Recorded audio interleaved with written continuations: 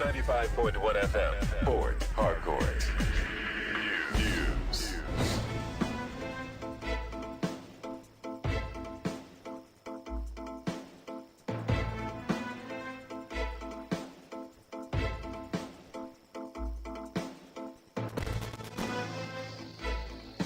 A very good evening to you. This is World News in a Premium Talk Radio, Today 95.1 FM, Port Harcourt time. Rona Agbara. First, the headlines. Rivers Senator Ipalibo Vani Gohari rejects APC disqualification report. Rivers High Court fixes June 3 for judgment in state PDP leadership dispute. On the foreign scene, Iran sets up new authority to manage Strait of Hormuz amid shipping restrictions. Details shortly. The senator representing Rivers West Senatorial District in the National Assembly, Senator Ipalibo Bani Gohari, has rejected her disqualification report by the Screening Committee of the All Progressives Congress APC. Bani Gohari, who is a serving senator in the 10th Assembly, made the position known while addressing her supporters during the APC senatorial primary election, where she insisted that she met all the requirements set out by the party leadership. She expressed optimism that the APC leadership will take necessary steps to correct what she described as an error and urged her supporters to remain calm, insisting that the party leadership would act responsibly on the issue. The senator also commended her supporters for their solidarity and described President Bola Tinubu as a gender-sensitive leader, expressing hope that he would intervene during the primaries. My lovers across this wonderful land, I just came to tell them that they should be encouraged, they should remain calm, thanking them for their support, thanking them for their prayers, and telling them that God is in control. Everything will be all right. And by this, appealing also to our great national party, the All Progressive Congress, to look into this matter and to do the right thing, because I'm sure they are capable of putting the records right. So I don't want you to be agitated at all, but when the time comes, you will still do the needful. And I believe that our president is very gender-sensitive. In his speech before the primary, he has been advocating that women should be given a chance where they are qualified.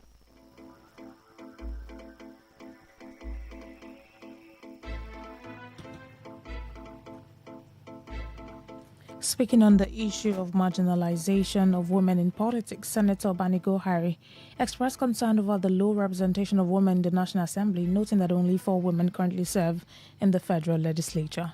They should look at this terms of equity, just fairness, and gender. We have only 4 women, the 10th Senate of the Federal Republic of Nigeria. And this is a time when we are seeking to add more. Those who are there already have a lot of legislative experience and representative experience, which they would have needed to build up on as they go into their second tenure, so that they would, in terms of bringing back the dividends of democracy, they would be much more effective than putting a greenhorn in.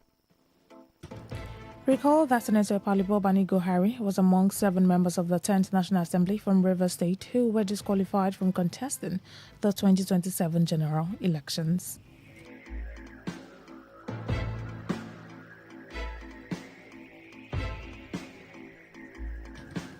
A chieftain of the People's Democratic Party (PDP) in Rivers State, Robinson Ewo, has said the Minister of the Federal Capital Territory, Nyesom Wike, remains the leader of the party in the state.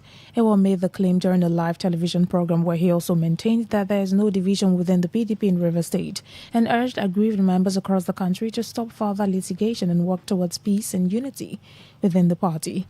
He further claimed that the governor of Oyo State, Seyi Makinde, was no longer a member of the PDP and had moved to the Allied People's Movement, APM, urging him to desist from actions capable of deepening crisis within the opposition party.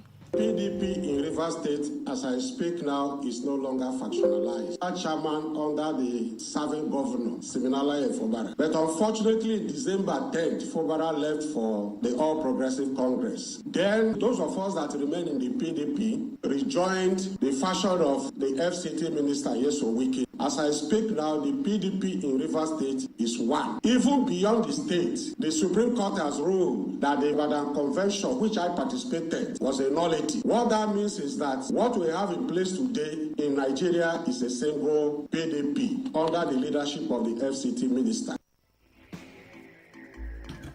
The former factional chairman of the PDP also disclosed that Governor Siminalayi Fubara's working committee of the party had collapsed its structure into that of the FCT minister. It was said the development signals a major political realignment in Rivers State, adding that loyal members of the party should remain united ahead of future political activities in the state and across the country.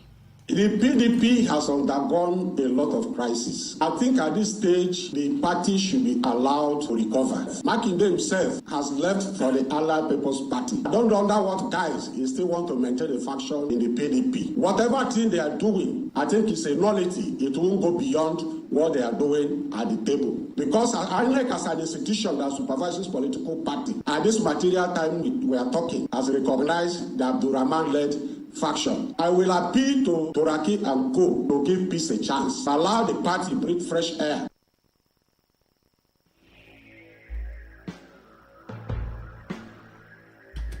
A Rivers State High Court sitting in Port Harcourt has fixed June 3, 2026 for judgment in a suit filed by the three aggrieved members of the People's Democratic Party (PDP) in Rivers State against the factional state chairman of the party, Aaron Chukwuemeka, the Rivers State Independent Electoral Commission, RISEC, and the PDP and the Rivers State government.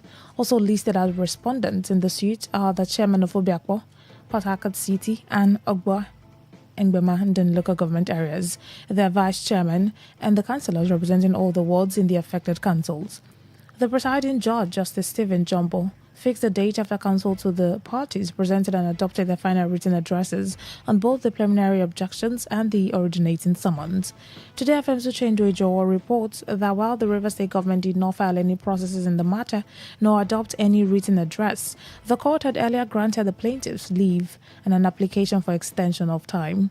The claimants, Enyi Uchechukwu, Wisdom Kalio, and Uche Amadi, are asking the court to determine whether the Aaron Chukwuemeka-led state executive of the PDP, whose congresses were earlier nullified by a Rivers State High Court judgment, can validly submit a list of candidates to RISEC for the recently concluded local government elections. The plaintiffs are also seeking the court's determination on whether the PDP validly presented candidates to the RISEC through Aaron Chukwuemeka to participate in the August 30, 2025 local government council elections.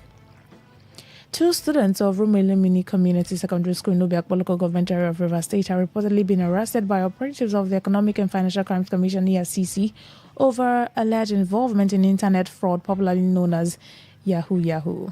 Today, FM correspondent reports that operatives of the anti-graft agency in Port Harcourt, acting on a tip-off and intelligence gathering, stormed the residence of the suspect at Nkpo village, where they reportedly jumped over the fence to gain access to the compound.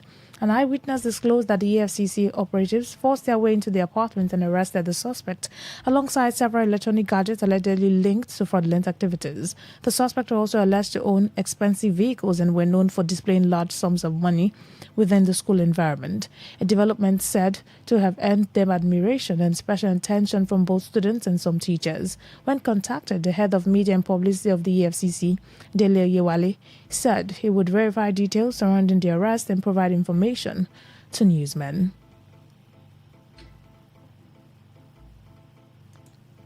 You're listening to the World News on Today95.1fm, Voice of the People. After the break, more news, foreign and sports stories. Please stay with us.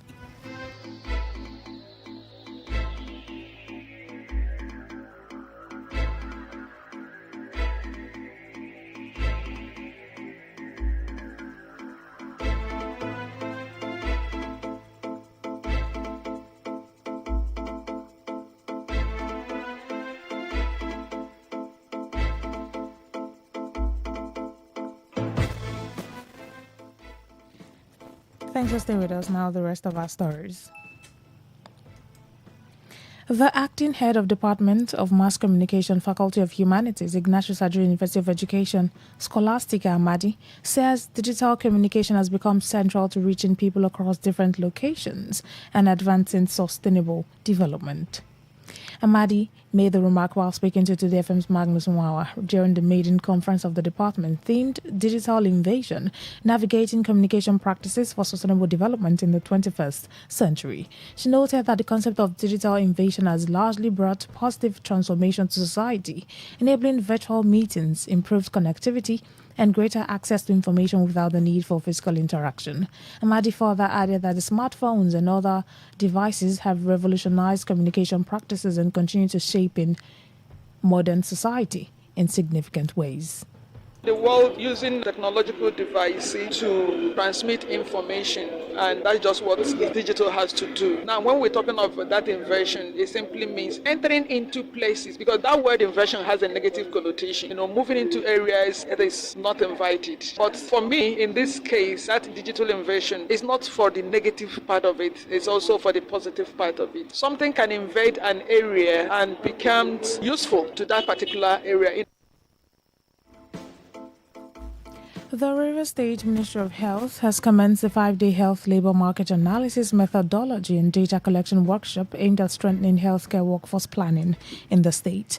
The workshop, which will run from the 18th to nutrition, productivity concerns, changing and challenging disease burdens, and growing financial constraints. Yet we also know that no health system burdens and growing financial constraints. Yet we also know that no health system can perform better than the strength of its workforce. Health workers remain the foundation of service delivery, emergency preparedness, maternal and child survival, disease surveillance, health security, and ultimately universal health coverage. Dr. Wanchuku explained that the health labor market analysis process would also provide accurate data needed to access the supply, demand, and financing and workforce gaps within the health sector. According to him, the exercise will help the government develop practical policies and strategies aimed at building a resilient and sustainable healthcare systems in River State, while urging participants to actively contribute during the workshop to ensure credible data and effective policy outcomes. Distinguished participants, Rivers State recognizes that effective health workforce planning cannot rely on assumptions, fragmented information, or isolated interventions. We must move deliberately towards evidence-based workforce planning driven by data, policy coherence, and strategic investment. This is why this health labor market analysis process is so important. The HLMA provides us with an opportunity to understand the true dynamics of our health workforce, assess supply, demand, need, and financing reality, identify critical policy and investment gaps, and develop practical strategies for building a resilient and sustainable health workforce for Rivers State. Also speaking, Assistant Director of Human Resources for Health at the Federal Ministry of Health and Social Welfare, John Okobia, stated and said the program is specifically designed to address the healthcare needs of River State. We have come to do this HLMA for River State. It is just going to be for River State specific. The policy that we are going to generate from here is not going to be a theoretical policy. It's going to be practical needs of the people of River State. Just had the GPRS mention that you are 9 million in population here. The 9 million people need help. So what we are going to do is to see how we can improve the health outcome of River State.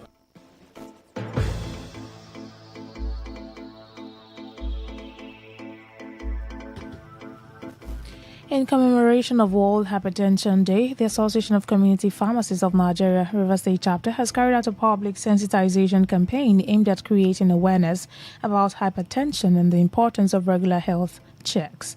As part of the outreach, residents were offered the free medical services including blood pressure and hypertension screening, while healthcare professionals also educated members of the public on the prevention and proper management of hypertension. Speaking to newsmen, the chairman of the Association of Community Pharmacists of Nigeria, River State's chapter, Nengi Lonston, who said the program aligns with this year's theme, Controlling Hypertension Together, noted that healthcare workers are collaborating to ensure that people know their blood pressure numbers, monitor them regularly, and remain consistent with treatment where necessary. In commemoration of the World Hypertension Day, which is on the 17th of May, we are here gathered in Roma Olomini Market to sensitize members of the public about hypertension. The theme of this year's World Hypertension Day is Controlling Hypertension Together. It emphasizes the fact that as a community, people that suffer hypertension and healthcare workers, we need to work together to control hypertension. And it starts by sensitizing the populace to know their numbers, check their numbers, and where possible, where they are already on treatment, to maintain their medicines.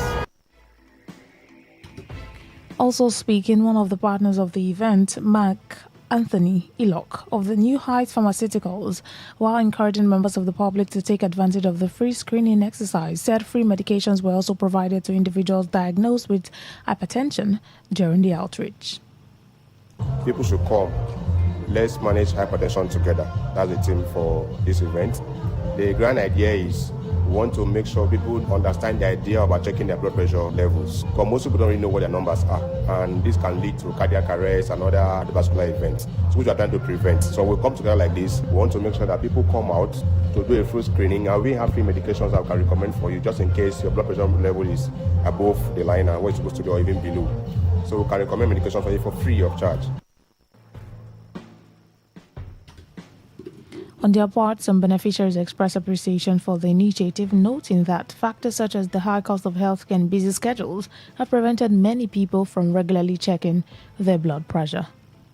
This in our head challenges, we don't even have time to go and take. Like me, I came to buy something in the market and I saw what they're doing and I ran. They're checking me already. The second hospital, I spent 1.8. The third one, and thank God, say I no one go hospital again. I buy drugs in the house to control it. But this one, I just come to market to buy some. Take test, sugar, and they check my BP. They do it free and they give me drugs. I did not pay money. Their treatments, high BP and low BP, and we like it. May God bless you people in Jesus' name. On the foreign scene, Iran has announced the formation of a new body, the Persian Gulf Strait Authority, PGSA, to manage operations in the Strait of Hormuz, a key global shipping route that Tehran has effectively restricted amid ongoing tensions with the United States and Israel. According to the Supreme National Security Council, the new authority would provide real-time updates on operations in the strait. The move comes after months of disruptions in the waterway following the outbreak of the conflict on February 28, which led Iran to significantly limit maritime traffic through the strait, a route that typically handles about a fifth of global oil and liquefied natural gas shipments. Iranian officials have previously indicated that transit conditions will not return to pre-war status, with reports suggesting that shipping firms are being issued regulations and toll arrangements. To end the news, here's a summary of the major stories. Rivers Senator Ipalibo Banigo Hari has rejected the APC's disqualification report. We told you that the Rivers State High Court has fixed June 3 for judgment in the state PDP-led leadership dispute. On the foreign scene, you also heard that Iran has set up a new authority to manage the Strait of Hormuz amid shipping restrictions. 1,000 News as edited by Stella Sasongo Korea. For comments and inquiries, please call 081-8389-2850 or send your emails to news@todayfmlive.com. You can read our stories on www.todayfmlive.com, on Facebook at Today95.1fm, on Instagram at TodayFM951, on X at TodayFM951. You can also join our YouTube live at Today95.1fm. I'm Rona Aguera. Thank you so much for listening. Good evening.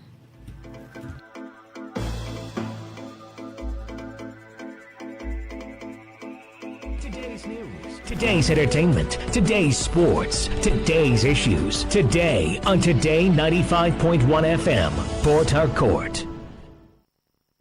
Say no to the ordinary. Embrace the extraordinary, because we are the voice of the people. Voice of the people. Today 95.1 FM. Today 95.1 FM.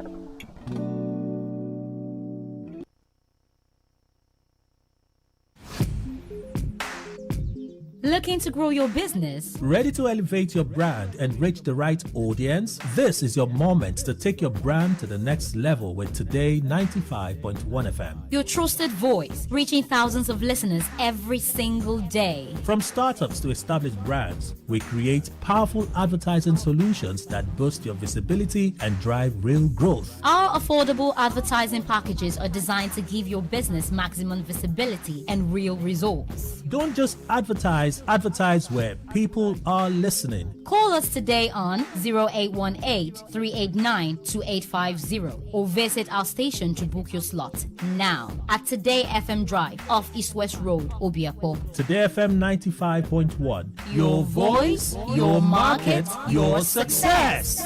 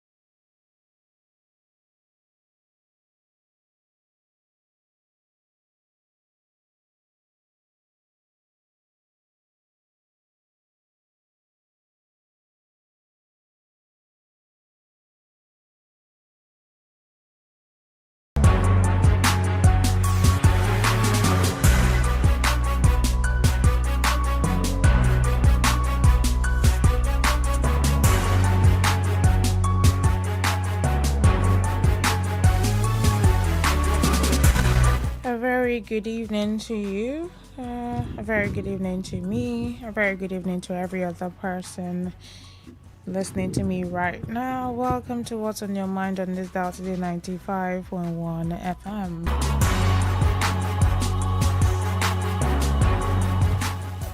Yes, this is What's on Your Mind, and we're beginning right away. We're not wasting any more time because I know that you have a lot on your mind that you want to tell me, and just so that I can have you say what's on your mind and every other person joining in the conversation, I have to open the phone lines right about now, and that's what I'm about to do. My name is Rona Agbara. So this is where you call and say, Rona, what's on my mind is this and that and that and that, and whatever the case may be.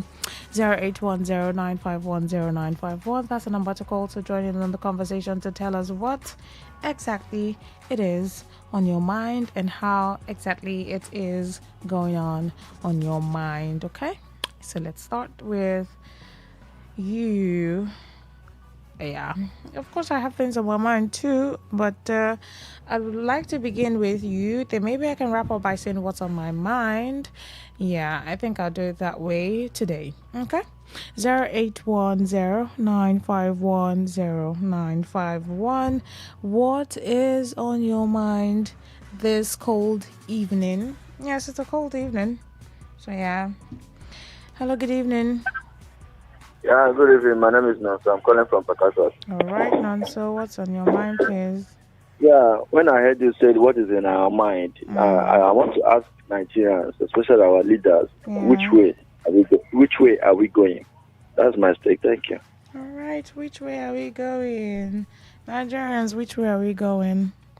This message here says, good evening, beautiful presenter. What is on my mind is about the increase of internet fraudsters known as Yahoo boys across Rivers State. I'm still calling on EFCC Rivers State Command to go after those lazy criminals destroying the image of Nigeria globally.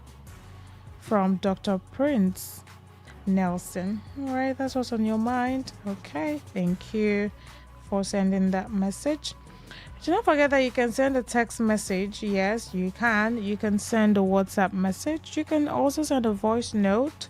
As long as your voice note is a minute, I'll surely play it. Okay? If you want to do that, please do that to 0701-933-9962. Text messages, that's a WhatsApp line too, or voice note. For calls, what's on your mind this cold evening? 0810-951-0951.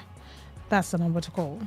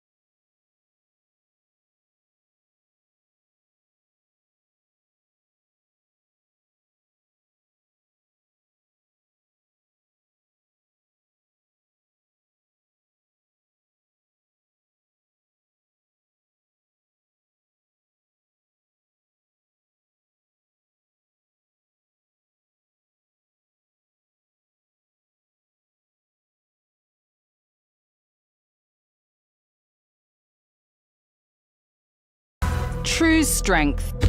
What defines it? The brilliance of a player, or when a team comes together to win. A solo beat, or the rhythm of many. The flair of one dancer or the art of a troupe. One distinct voice or the beauty of the symphony.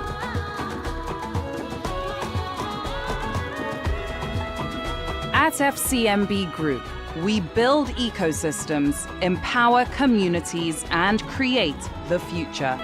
At FCMB Group, we build ecosystems, empower communities, and create the future. Because we believe it's not just one, but the power of the group that delivers the future we all deserve.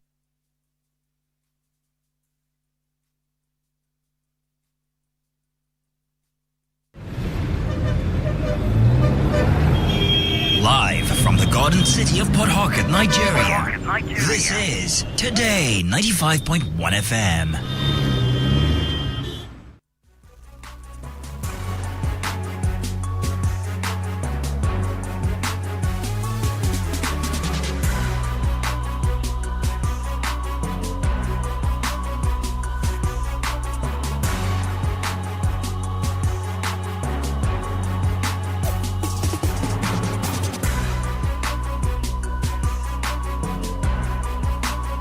All right, we're still here, and let's get back to the show, which is What's on Your Mind. Hello, good evening. What's on your mind, please? Hello, good evening. Good evening, welcome. What is on my mind is two issues.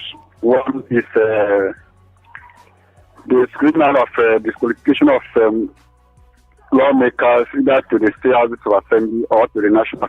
For those who are from the National Assembly have been disqualified, the screen out in APC screening exercise. I would say the leaders sow what they are reaping.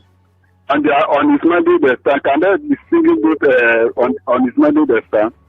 When they were worried to pass the electoral amendment act of not belonging to two political parties at the same time, they thought they were doing opposition, they were targeting opposition. What they were thinking against, what they were planning against opposition, I return back to them. Talk to them. All right, thank you. Hello? All right, thank you. This was on your mind. All right. 08109510951. What's on your mind this evening? Hello, good evening. Yeah, this is Mr. Zion from Port Harcourt. All Good right. evening to you. Go on, please. Yeah. What's on my mind? The level and rate at which the adulterated and poisonous food substance among us, and we feed on this thing, drink on them on daily basis, is a call for concern. So much fake products, adulterated products. I mean, even the soft drinks cannot be trusted.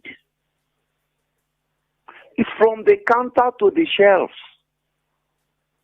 from the breweries to the local dry gin,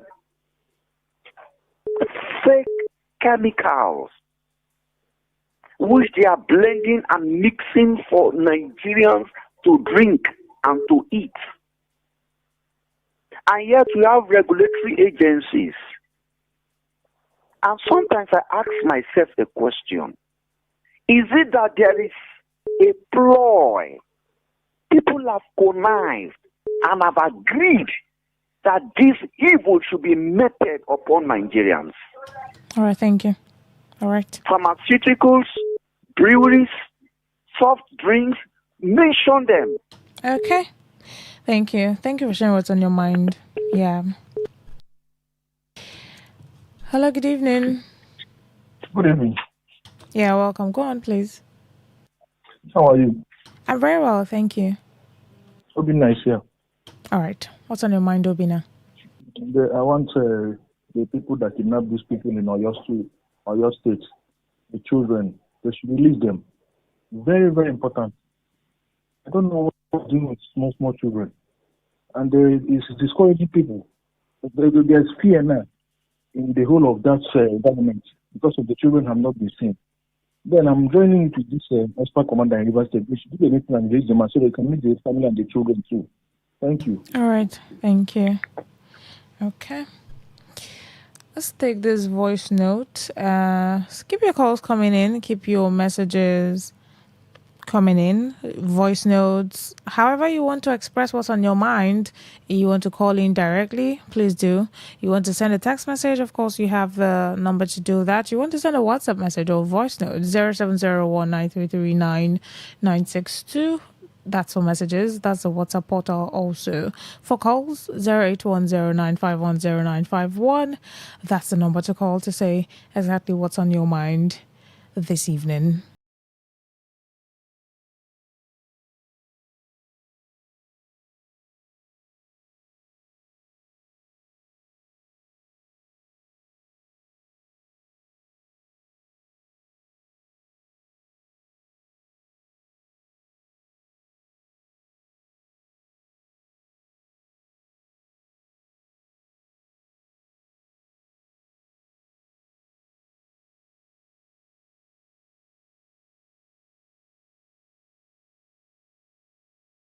Good evening to FM. I am Tammy in Port Harcourt.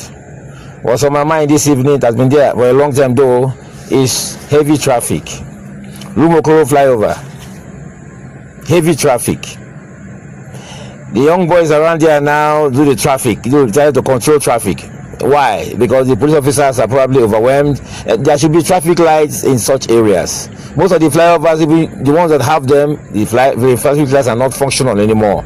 Something should be done to provide power to these traffic lights, and where they are not available, they should be installed. This is River State, for crying out loud. We don't deserve this. You go to work early in the morning, you meet heavy traffic. You come back in the evening, heavy traffic. You get home late, you wake up early. It's not good for our health. And the NTM Global Axis, whoever is handling the contract there should go and learn how to handle situations like that and give us something better. We deserve that, don't we? Thank you. All right, thank you.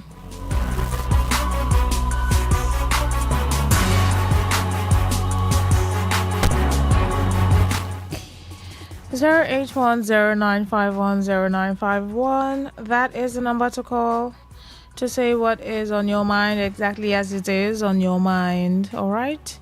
Yes, please. Let's take this call now. Hello, good evening. Hello. Hello, good evening. Good evening, Queen. This is Rona. Go on, please. Okay, Rona, good evening. Yeah, I'm Chino, calling from Ajip area of Port Harcourt. Okay.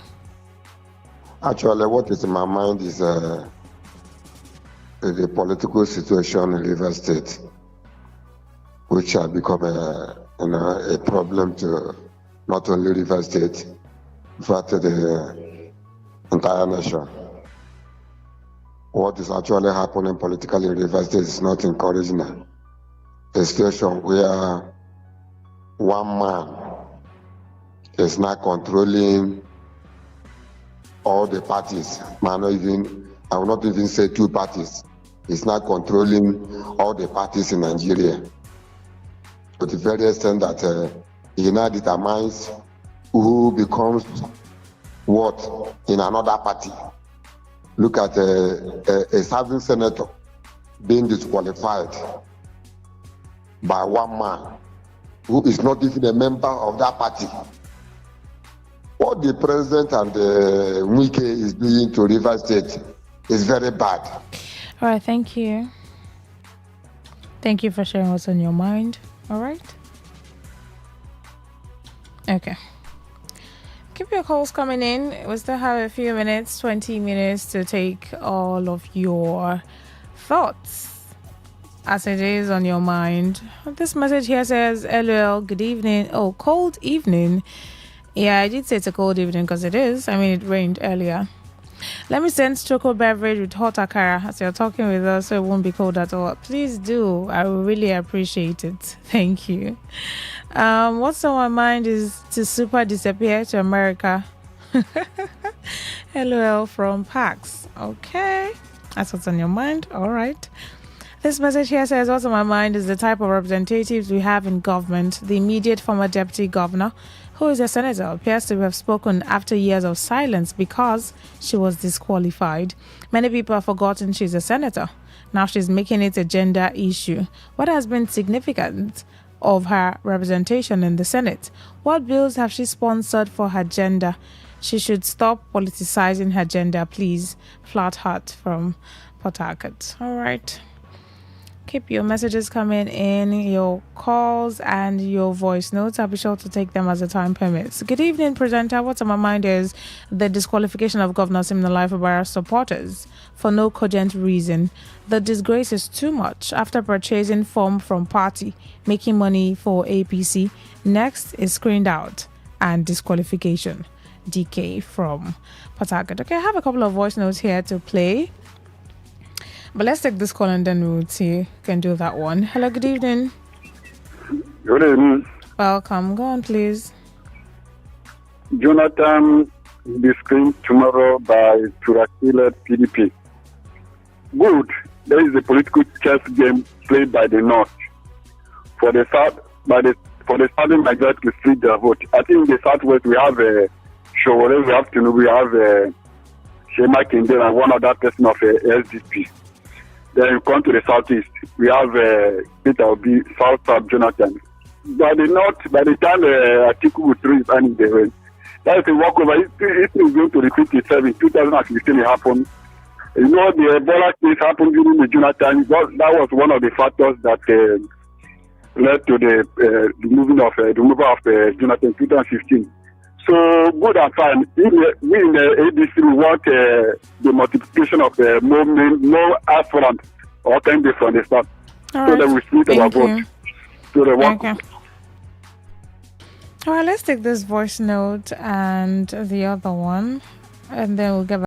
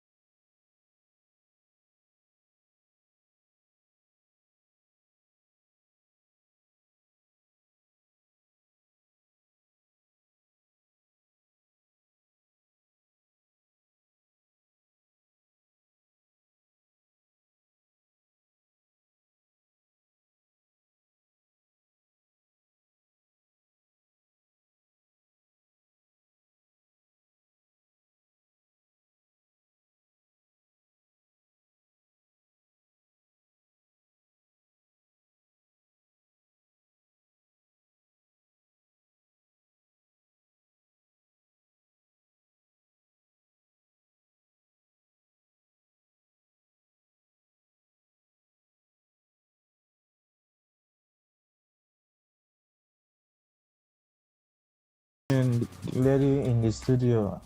My name is Ezekiel. So what's on my mind? This city boys movement. Is it Chief Priest or Wikubana? Okay, so Wikubana, I think so. That lost his primaries. I don't know what he was expecting, because I'm even surprised that he himself is surprised he lost the primaries. You know, these people, should I say higher, or these people brought you into their midst for you to campaign for them, help them gather some votes, and gather people in for the party. And now you want to go and contest, like you want to leave the job they gave you to go and contest election, so that you lost your focus on doing what they asked you to do. And now that you are lost, you are surprised. You should not even be surprised at all. You have reaffirmed your commitment to the party. Of course, that's what is expected to be done. That's what they expect you to do. No, that's what I expected. So I lost. You should take it in good faith and know that politics is not business. It's not any man's business. You go into the game, no matter who you are, you get on board. That is how it is. Thank you. All right. Keep your calls coming in. Keep your messages. Keep your voice notes. Let's just take them as much as we can, and we'll wrap up very shortly. Hello, good evening. Good evening, my sister. Welcome. Go on, please. How is your work today? Very well. Thank you for asking. Thank you very much. What if I eventually go from Odo Bakrekland? What is in my mind is this. I'm using this medium to tell the people to tell federal government of Nigeria led by Ahmed Tinubu, those children they kidnap in Oyo State and other places in North, they should try to release those children, because if you're a parent, your children, or let me say your child or your son is not with you, it cannot feel well, so that their parents can feel well. All right, thank you. Okay. All right. Hello, good evening. Good evening. Hello. Yeah, good evening. All right, try to dial again. Your call dropped. I'm sorry. Hello, good evening. Good evening. Go on, please. What's on your mind? Okay, what's on my mind is I want to know if voter registration is still going on or not. And another thing is this. Can you hear me? I can hear you. Go on. Okay. I want to know if voter registration is still going on or not. And another thing that is on my mind is that good luck, Ebele Jonathan, which some people are dragging him to come out and contest for president. Please, I'm begging that man to go and rest. You should not allow what happened to him before to repeat itself. So that is what is on my mind. All right, thank you. Thank you. Okay. The other question that you asked, voters registration is still going on. All right. Yeah, voters registration is still going on, and I mean, it started around 11th of May, and it's going to end around July. Yes, it's been moved, so you can still register. Okay. Thank you. Hello, good evening. Hello, good evening. My name is Goody, calling from Port Harcourt. All right, go on, please. What's on your mind? What is in my mind is this, about River State. You see, when we are facing all this thing in River State, it has been the same every place. And how they started, we do not know. I have this problem with people. When it favors you, will be happy. When it doesn't favor you, we cry foul. People have been rejoicing against the victory against others. Now the thing have turned. They are not happy. And the same thing will turn against those people who are rejoicing here now, next time. They may not be happy. The only thing, let us take it in good faith. That is politics. If you're a businessman, face your business. If you're a Christian, face your Christianity. And about good luck. You see, when we are talking about good luck, why are people disturbing themselves? Good luck will have choice to make. Either he decide you cannot be in your kitchen and you advise somebody you cannot even polish his shoe. Somebody you cannot even see one-on-one. The security agents cannot allow you. You will be in your private place and begin to say, make good luck, make it no go. Good luck will have his right to choose whether he will go or not. The only thing is that whoever that wins should take it up, whether Tinubu, Atiku, or B. I know why it is affecting us here is that if good luck will come out and other people come out, it is going to affect the vote of other people. Thank you. All right, thank you so much. 08109510951. What's on your mind this evening? This message here just said, hi, beautifuls, and there's no other message underneath. So I'm guessing you are about to send the other part of what's on your mind, or you just texting to say hi. If you just text us to say hi to you too. All right, this message here says, hi, Rena. What's on my mind is the abracadabra that is going on in the name of party primaries. The will of one man cannot be imposed on the people. This is a mockery of democracy, from Mr. Lucky. Keep your messages coming in, all right? Just keep them coming in. We still have up until 7 before we wrap up what's on your mind, so that you don't start sending what's on your mind during area talk or eyewitness reports. So bring them now that the time is allocated for it, so that I can take all of them up until 7. Hello, good evening. Hello. Good evening, welcome. Good evening, Ronald. Good evening. Good evening to you. What's on your mind, please? Yeah, what's in my mind? I like the Dr. Goodluck. All right. I like the screaming tomorrow. My dear, I support that Goodluck to go that screaming. I support that. I'm going to take this Nigeria to better place. That's my own mind. All right. Okay. Okay. Hello, good evening. Hello, yeah, good evening. Welcome. This is Onowu from Eneka. What's on your mind, please? Yeah, what's on my mind? I have two things on my mind. One is this ring road that this Julius Berger, they are working. In the Eneka session, there is a particular place opposite one filling station called Mufingo filling station. They abandoned that place, and that place is causing a lot of trouble. And they have done from the other side to Eneka and from this other side to Rupoko flyover.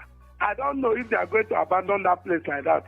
I'm not seeing any sign of them coming to put even gutter in the remaining place of that particular place and to even tie the road.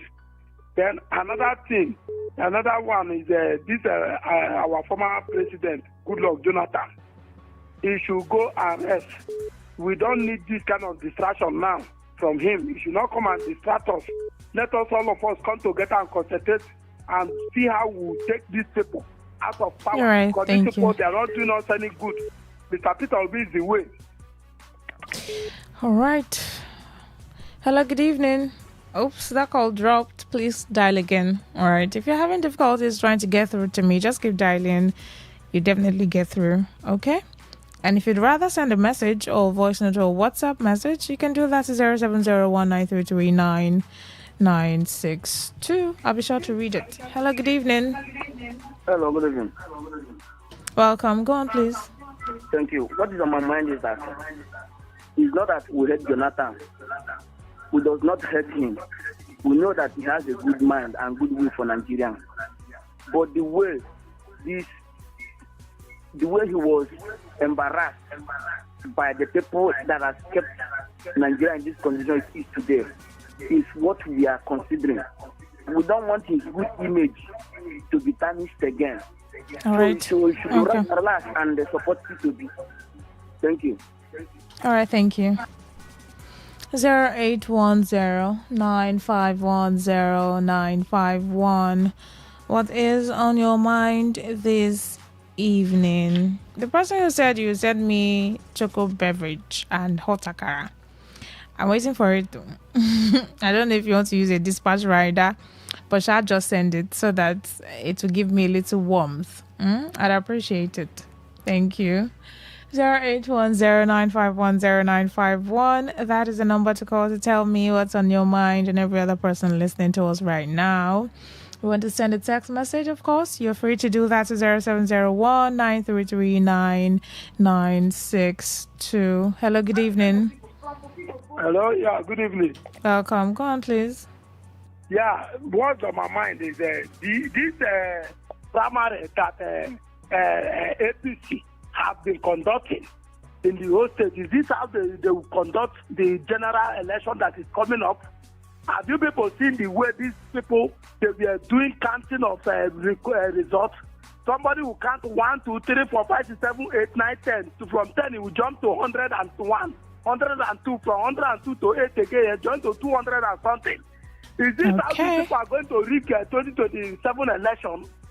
Because if it is going to happen like this, the drama is not going to be funny.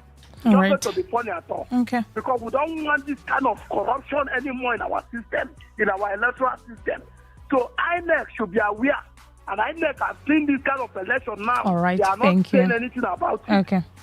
Yeah, they should better start doing something about it. Please listen to this infomercial. Good people people of this beautiful land, I am happy to remind you that our able and everlasting God is still existing and is vigorously alive. When you call him, he will surely correct all inadequacies and bring the last glory back to your life. No problem without solution, so says the Lord. Oh yeah, make una follow me to where them go tell you what you go do to overcome the problem where they worry you. Either on marriage, on business, or to get job. If not long time sickness, just come make you come meet the God sent man at the 2 Olodumare at number 22 Obeto Kocha Street off NTA Lake Road, INTA Joshua, Igbo Oba Port Harcourt. Telephone 081-670-49592. Yes, you've heard it now. Come to Aditu Olodumare for special prayer, consultation, and counseling. No evil form to against your success shall prosper again. Aditu Olodumare, the place where the Spirit of God is vibrating. Good day, my people. I am Aditu Olodumare. You are welcome to this program. Dear listeners, the world is dynamic with many elements at play. The intricate understanding of our cosmic composition, spiritual influences, and physical bodies can help us to navigate this world better equipped. The knowledge of what you eat, what you wear, who are your associates is very important as it is connected to your star and destiny.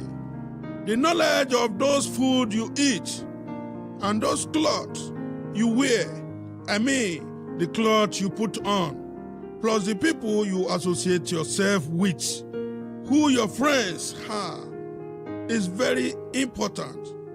Very, very important as it is connected. Friends are is very important. Very, very important as it is connected to your star and destiny. Have you been promised marriage and have been disappointed consistently? Have you been job searching and have never been successful at finding a job? Do you have job proposal for contract award business and have always failed to pick up a contract?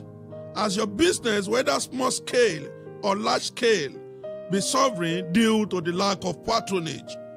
Have you been having bad dreams or nightmares? Dear listeners, the world is vast with elements unimaginable. An encounter is what you need to stand.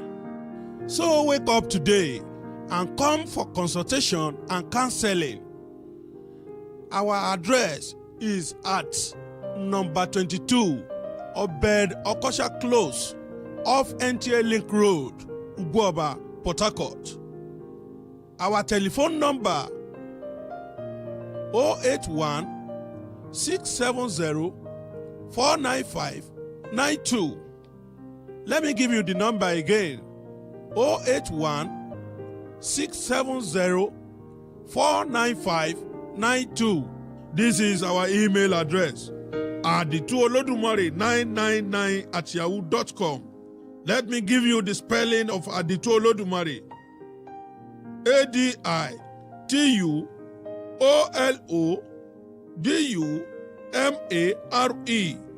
Aditu Olodumare999@yahoo.com. Put your problems behind you and your life will never be. Olodumare999@yahoo.com. Put your problems behind you and your life will never be the same again. I pray for you today that your glory be restored. I am Aditu Olodumare. Good people of this beautiful land, I am happy to remind you that our able and everlasting God is still existing and is vigorously alive. When you call him, he will surely correct all inadequacies and bring the last glory back to your life. No problem without solution, so says the Lord. Oh yeah, make una follow me to where them go tell you what you go do to overcome the problem where they worry you. Either on marriage, on business, or to get job. If not long time sickness, just come make you come meet the God sent man at the 2 Olodumare at number 22 Obeto Kocha Street off NTA Lake Road, INTA Joshua, Igbo Oba Port Harcourt. Telephone 081-670-495-92. Yes, you've heard it now. Come to Aditu Olodumare for special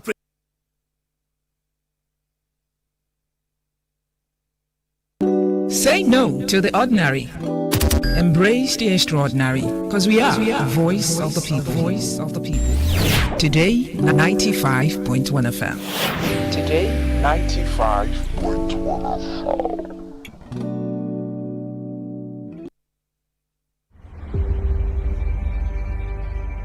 Maybe home is somebody's smile when they look at you for the first time. Maybe home is being a home to something you love and adore with all your heart, and that is what life, friendship, and love are all about.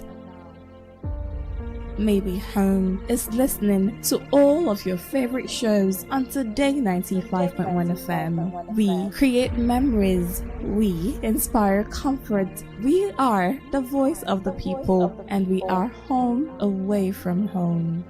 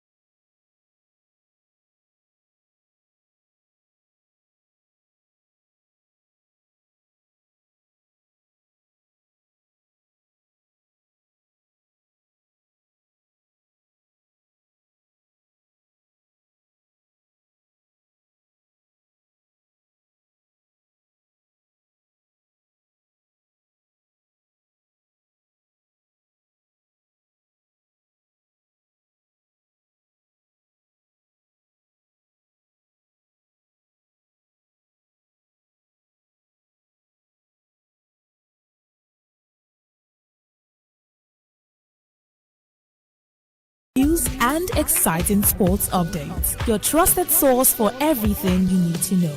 Today, 95.1 FM, the voice of the people.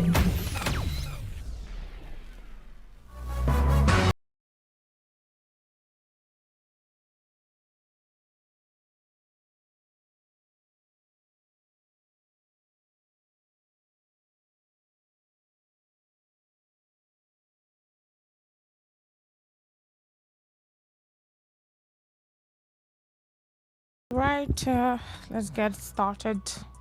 What's the business for the evening? Area Talk. Welcome to Area Talk on Today 95.1 FM. My name is Rona Abara. When it comes to education, when it comes to basically when it comes to education, there are just a lot of threats to education today.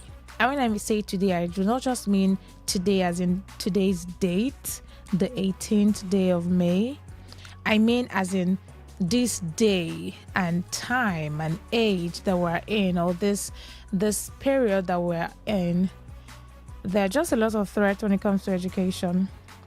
From it's almost like there are a lot of factors or forces. When I say forces now, I don't even mean spiritually. Forces, physical forces that are a threat to education today. From shortage of teachers, shortage of teaching materials,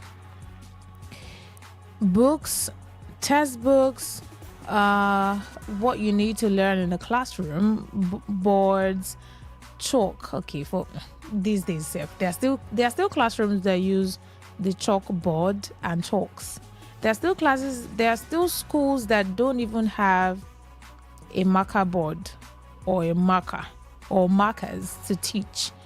There are still schools that have leaking roofs, broken walls, cracked walls, no chairs and table, conducive environment for learning, broken walls and fences, bush overtaking school premises, rusty chairs, no good facility in the school, no laboratories for learning, no library, no equipment needed for different subjects to teach, amongst others. These are like some of the forces, when I say forces that threaten education. But it's now as if, as much as we have all of these forces, we now have even a more greater force or a greater threat to education, which is insecurity. Because you would agree with me that yes, we are battling with all of these other factors I've mentioned, but insecurity has become the major threat to education today. I mean, don't you agree that insecurity has become one of the major threats? Because you go to school and as a parent, sending your child to school, you are afraid. Yes. Government schools, even private schools, the insecurity affects both public schools and private schools. You send your child to school with the aim or the intention, oh, my child, I want to give my child good education, so you send your children to school. But behind that sending your children to school, low-key, you are afraid. You're afraid because you don't want to hear news of your child went to school and didn't come back from school because the school was attacked. Or this school, some bandits came into the school to capture children. Parents are afraid. Education is under serious siege. Insecurity has become one of the major threats to education. Children are in school learning. They have other things that they are dealing with in school, but then there's now the constant fear today that you may be in school on Monday and be in the bush on Tuesday. And it's not even funny. You may be in school this week and the following week you are someplace. You are in an unknown location. That's how bad it is. If it's not this state today, it's the other state tomorrow. If it's not the other state tomorrow, it's yet another state having cases of school children abduction, teachers abducted, teachers kidnapped, bandits invaded a school, carried children, headmasters, head teachers, and so it's almost like, what should we now focus on? What is now the threat to education? It has gone beyond no teaching boards, no teaching materials, no textbooks, no teachers, no school chairs, no tables, no. It has gone beyond that now to insecurity in our school premises. The school is not even safe anymore. So you're learning, but you're afraid. How is the learning even going to be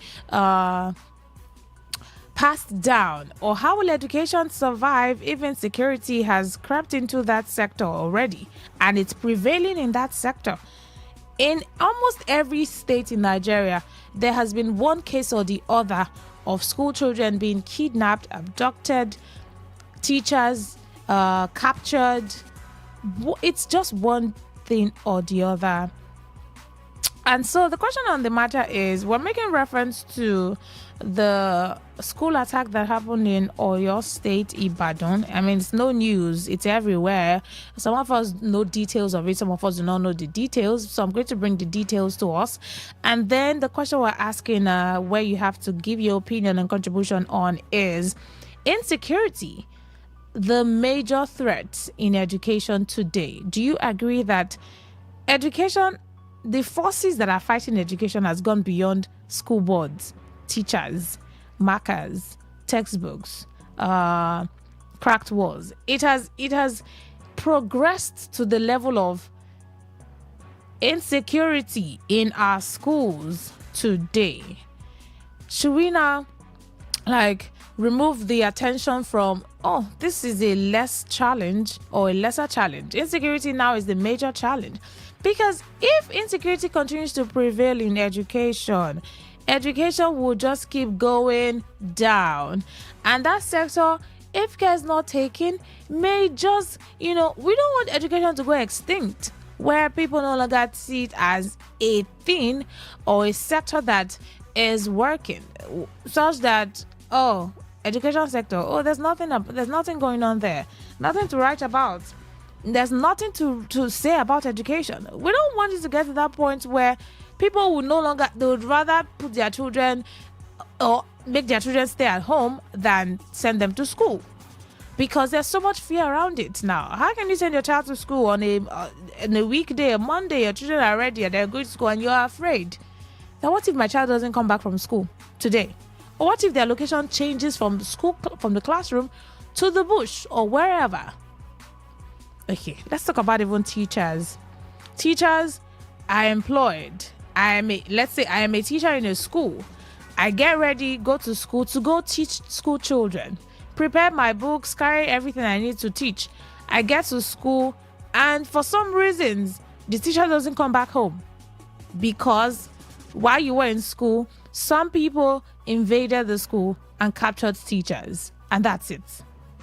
So your location is not even certain. You're going to school, but you're afraid that what if you get to school and your location changes from classroom to the bush, or to one village, or to one community that you have no knowledge of that place, or how you're going to get out of there. Okay, teachers done. Head teachers, headmasters, school management. You are in the school doing your administrative duty, overseeing the school, supervising what's going on in schools, in the classroom, amongst the teachers. And before you know it, your location changes from your office to the bush, because some people got into the school premises and carried the headmaster of the school or the principal of the school from the office to an unknown location. It's really crazy. It's really, really crazy. And it's a terrible thing that we are in that spot, or we're in this is where we're at right now. So at this point, it's safe to say that insecurity has become the major threat to education, amongst other things threatening education in the country and in our states today. Do you agree or do you not agree? Now let's make reference to the Oyo school attack and how that the Senate are calling that, demanding that those children should be released. It's almost like there's a hashtag, release the school children, release school teachers, release management, release this, release that. Everyone is asking for a release, because one day after another, there are cases or news of kidnappings in school, both in primary schools, secondary school, even in tertiary institutions. So it's not just education we're talking about now. It's not just only in the primary sector or primary education. It affects both primary schools. Today, you hear primary school children were abducted. The day after that, you hear secondary school, a community secondary school was invaded, and teachers and children or students were kidnapped. The day after that, you hear your university in so state, this university was abducted, bandits came in, students in the university were kidnapped, and it's just insecurity day after day in our education. So what can we do? Do you not agree that that's the major threat right now? And if it continues, who knows what education will become in Nigeria? Because some persons are even of the opinion right now, currently, that I'd rather let my child be home and safe with me than send my child to school, and I'm not sure of my child's safety. I cannot guarantee my child's whereabouts. My mind will always be up. If my child goes to school today, now, what if my child doesn't come back home from school? So let my child be in the house with me. But your child being in the house with you, that's already affecting the child, because education is like one of the best things you can give to your children if you can afford it. It's one of the rights that a child should have to education. But it's gotten to the point where you're not even sure of learning in safety. Let's read that report coming from that Oyo school attack, and then we'll have the conversation from your end, side by side, and what you think about it and how that insecurity has become the major threat to education. If you agree with me, you tell me. If you do not agree to that, if you think that, there are more threats, insecurity is not the major, teachers not having school materials, not having good school, conducive environment, these are the major threats. So please do well to call in and share your thoughts when the phone lines gets opened.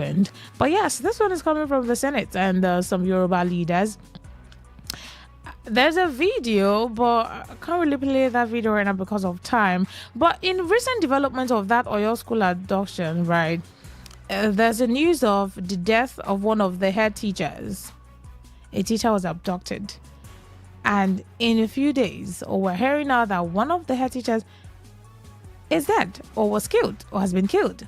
Now, teachers in some public schools in the Orire local government area for your state on Monday stage a peaceful protest, but we're not really focusing on that one. They're protesting because of the head teacher or the headmaster. Yeah, assistant headmaster actually. But let's read the Senate report about that one.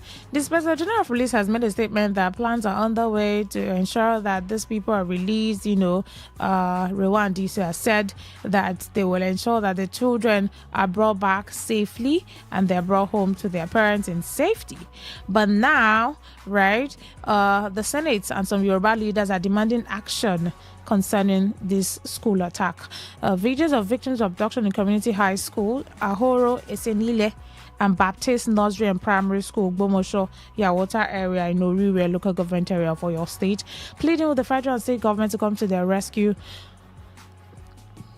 on Sunday, sparking outrage as the Senate and Yoruba leaders demand urgent action from the government to secure the release. Reports says that terrorists on motorbikes, imagine, motorbikes, terrorists, attacked the Baptist Nursery and Primary School, Yawota, Community Grammar School, Ahoro Senile, and LA Primary School, all in Orire local government area of Oyo State. So not just one, not two, three schools, not just one school was attacked. So you can imagine the number of children, the pupils that were abducted, and teachers from this school to the other school to the other school. The one, the community grammar school, the other one, the primary school at Yawota, and yet another primary school.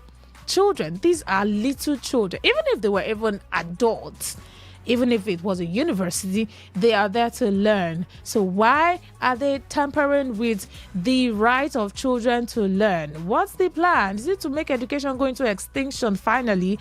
Because if insecurity continues to prevail, people will no longer rate education as they should, and the value of education will drop if the safety of people who are there to learn is not guaranteed. Now, this happened 9:30 a.m. That's like in the morning. Children are already in school, say maybe after the assembly or whatever, how they do their process. Learning is about to begin, and their location changes from the classroom to wherever. The armed hoodlums abducted pupils, students, and staff members, including Alamu. The police also confirmed the killing of an assistant headmaster identified as Mr. Adesina during the attack. So they attacked people, they attacked the school and carried pupils and teachers. And while they were doing that, they killed an assistant headmaster. Probably he was trying to maybe safeguard the pupils or try to resist or one thing or the other that transpired in that attack. He was killed. An Okada rider was also reportedly shot after resisting attempts by the attackers to seize his motorcycle. So they came in motorcycles to do their evil act and deed, and they were also trying to get another motorcycle from an Okada rider. Okada rider going about his day, doing his business, comes out of his house to go, for his daily bread, for his daily 2K, and he meets his death. An assistant headmaster goes to school to do his duties, oversee and supervise the school, and meets his death.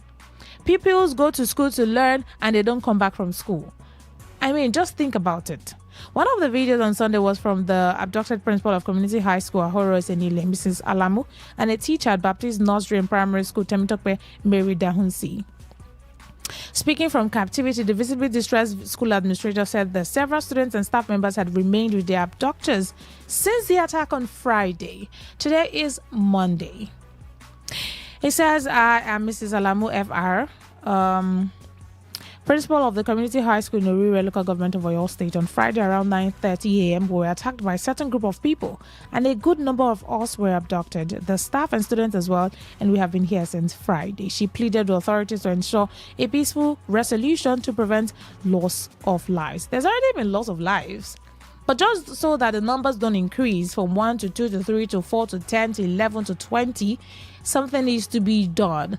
But meanwhile, while we're anticipating and hoping and expecting that their release comes on and, they give the report to the news and we, be in the know of the development, it's also something to worry about how that this is the level that we're in when it comes to education. Really?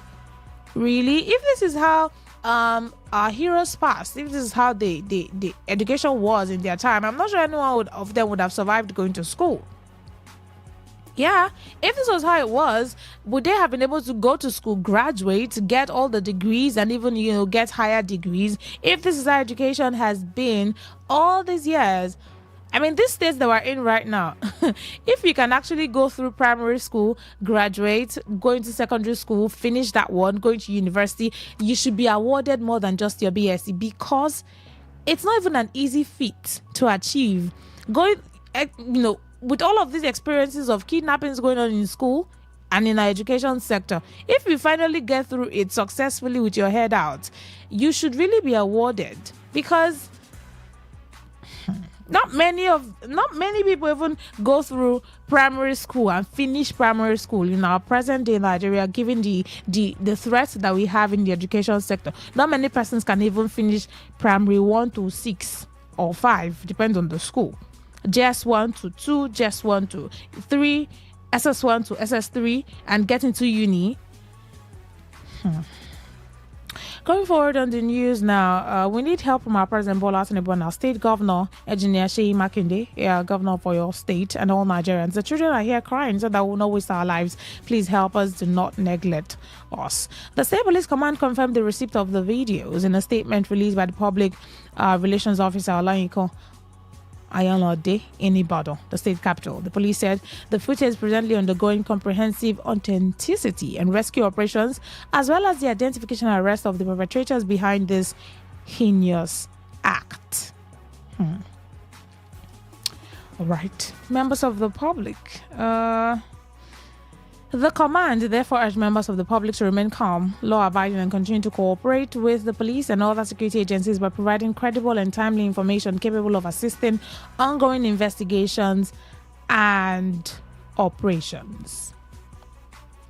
Anyone with useful information capable of aiding the ongoing investigation, rescue operations, and arrest of the perpetrators is encouraged to promptly relay the same to the appropriate authorities or nearest security agency for immediate action, the statement read. Now let's get to the part of the Senate and their demand. The leader of the Senate, Obayemi Bamidele, on Sunday condemned the abduction of 87 students and teachers in Oyo State, describing the attack as a threat to Nigeria's future. Yes, the education is like the future, and children are the leaders of tomorrow. I mean, children are not the leaders of tomorrow again. Has it changed?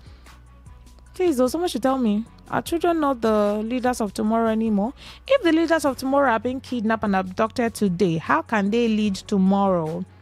If a child that's in school is kidnapped today, how can that child grow, be educated, and be a leader tomorrow? That's the future that is being affected, and education is under a threat. If you agree, you let me know your opinion. If you do not agree, you think there are more or there's a bigger threat than insecurity in education, please do well to call me when I open the phone lines, all right? Bamdele, who is also the Vice Chairman of the Senate Committee in the review of the 1999 Constitution, said the incidents further underscore the urgency of establishing state police to strengthen country security architecture. While the Oyo school incident happened on Friday, Boko Haram insurgents reportedly attacked another school, primary and junior secondary school in Uba, local government area of Borno State, abducting 42 students. So we're talking about the 87 in Oyo State. They are doing another one in Borno State, 42. A total number of how many now? How many children are in that school if a whole number of 87 students were kidnapped?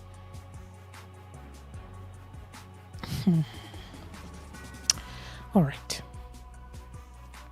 Now, according to the 10th National Assembly, is already at an advanced stage in the ongoing constitutional amendment process aimed at paving the way.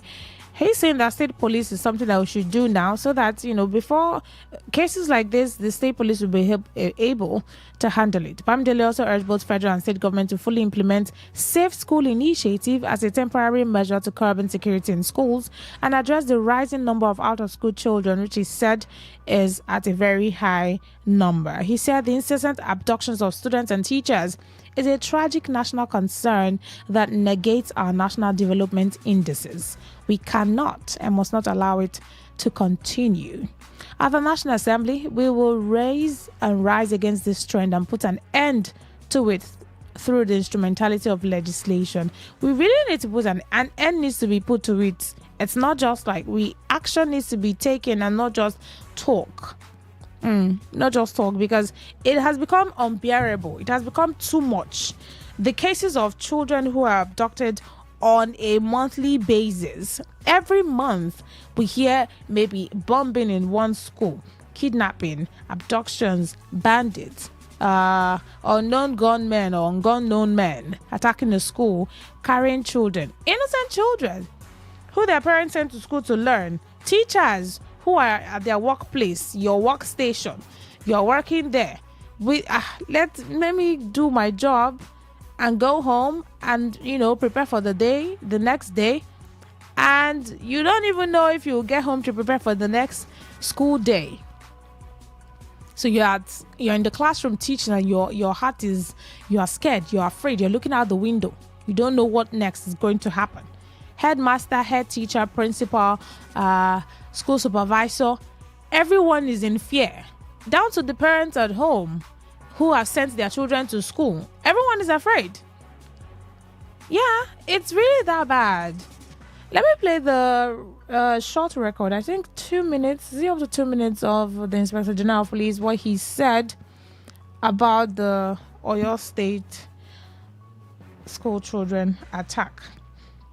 So would there be a hashtag for it, bring back Oyo school children? It's not even about the hashtags. It's action that needs to take place, and how that our education system or the education sector needs serious rescue. Serious operation rescue. Not just the school children, so that really education can become safe, our schools can become safe again. Because the school is supposed to be a place of learning, a safe space for learning.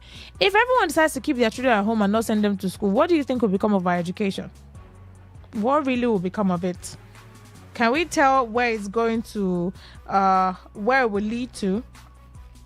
Or what will be the outcome of that? If everyone says, I beg, the school is not safe anymore, let's just keep our children at home, teachers will be out of job.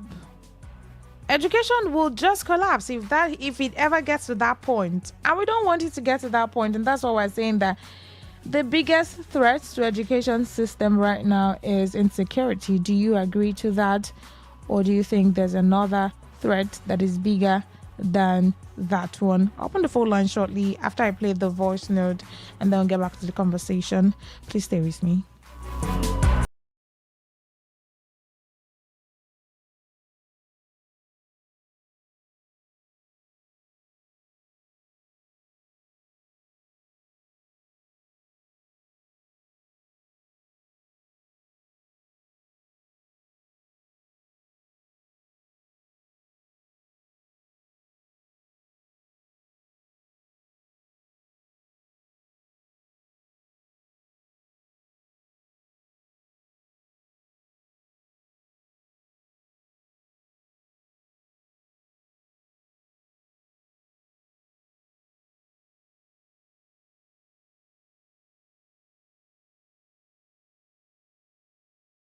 he was shot in the process too.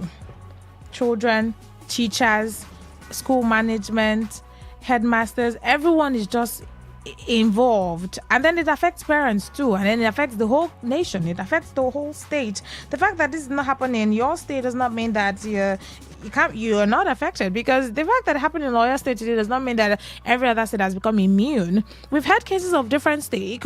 Tomorrow it could be another state, it could be River State, it could be any other state. So it really affects every one of us. Let's play the recording and then we'll get back to calls, or we'll open the phone lines shortly. Please stay with me. Let's do this together. Security agencies are intensifying efforts to safely rescue victims. Operatives have been trying their best, following them around. A lot of things they have been doing, what they've been able to achieve, I may not be able to say it openly here. So far, so good. Effort is on to ensure that we bring the children back. The latest. All right. Effort is on to ensure I'll bring the children back, but I want to know what you think about education and insecurity. Do you think that is the biggest threat that we're faced with in the education sector right now, amongst other things? Hello, good evening. Hello, good evening. Welcome. My name is Goody, calling from Port Harcourt. All right, go on, please.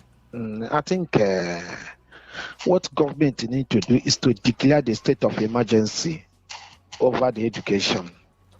And because during Obasanjo, we had such insecurity. During Yaradua, they were coming down. Every situation calmed down. The only one that troubled Yaradua was the militants. And he gave them amnesty, and everywhere calmed down. Then during Goodluck, it enabled Goodluck to enter. During Goodluck, the thing started again. They were kidnapping Chibok girls and everything. After Goodluck, we had Buhari.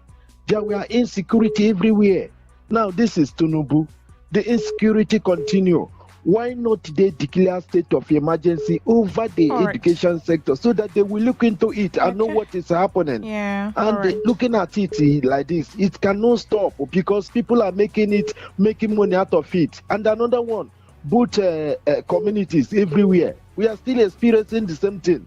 Let them declare state of emergency. Go to Port Harcourt. All right, thank you. All right, let's take this call. Hello, good evening.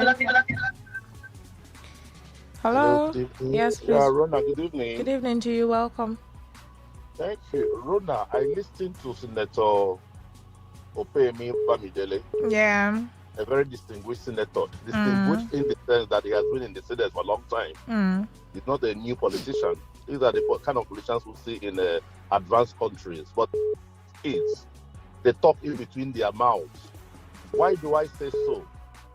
Can they shut down Senate? Can they shut down National Assembly? You remember what Smart Adeyemi said? You remember Senator Smart Adeyemi, what the comments he made last time? So what is the Bamidele doing there? Are they not aware? Is it because he has affected Oyo State? Has he not been seeing it go on in the north?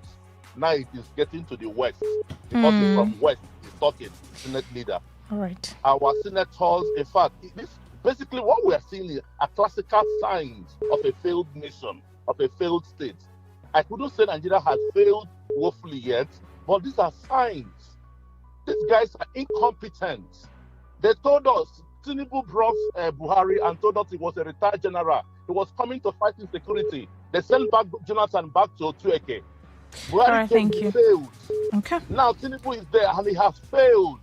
What is all this? What is happening in Nigeria? Can Senate shut down? Can National Assembly shut down? Reason because they have all failed to say the truth. All right, thank you. Say the truth to power. Thank you. Thank you for your All opinion. this, they are just pretenders.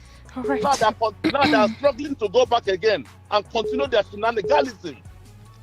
All right, thank you. All this. Thank you. Nothing he's saying for me is he's just paying lip service. All right. Thank you. Thank you for your opinion. It's really crazy. Hello, good evening. Yeah, good evening. Welcome. Yes, Madam Rona, I greet you especially. I greet you too. Thank you. As you can see, you saw the primary that APC they did.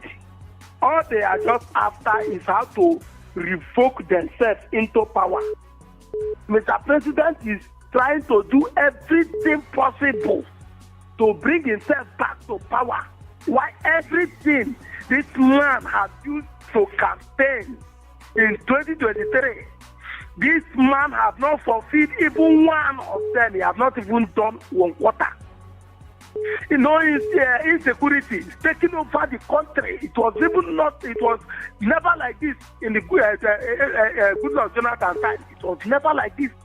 The whole thing is getting worse and worse every day. Now, very soon, people can be sleeping in their house. People will just come and knock and kidnap you. It's really terrible. We scare you out. Really terrible. The stage that we are going to. And you will still see some people who start telling you that the kind of policy that Mr. President has put in place is a good one. The country is stable. The country is doing well. Thank you. I don't know if they are not living in the same country with us. I'm just so ashamed of some persons when they come out to speak.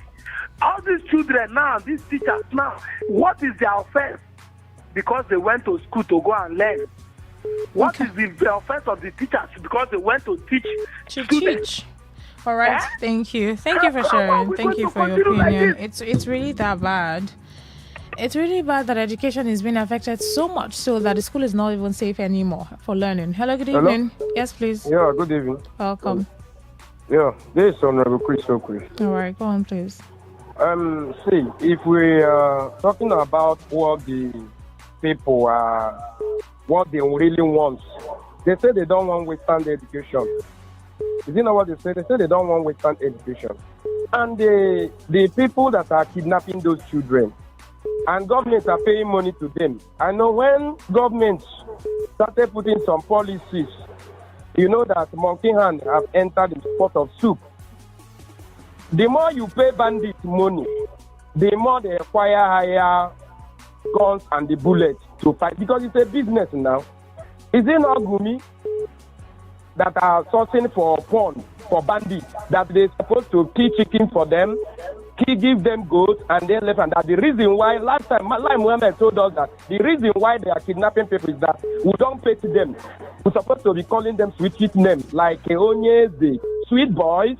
That's the reason why they are angry. And the Gumi is coming back today to tell us that the government is supposed to have fun for bandits and the Boko Haram. Right. What a country. There was a country, I don't know. Okay. Let's get your opinion and thoughts on the matter. 08109510951. Hello, good evening. Good evening. Yes, please. Welcome. Yeah, my name is Paul. I'm calling from Rumigbo. Okay, go on, please. It's very, very unfortunate that we have gotten to this point, and it will be worse if care is not taken. It will be worse. We're heading to anarchy in this country. Okay. We are waiting for politicians to do everything for us. I don't think it will work like that, because these people, their heart is hardened. Because so many of them did some certain things. Yeah, I'm close to many of them. That is why I give myself very distant with politicians. Okay. Allegedly. Some of them kill, some of them use their... Thank you. You shared your opinion, right, about the education and insecurity. Hello, good evening. Well, good evening. My name is Honorable Gladwell from Bogoma City. Okay. I totally condemn what happened between the two states. It's really a sad one.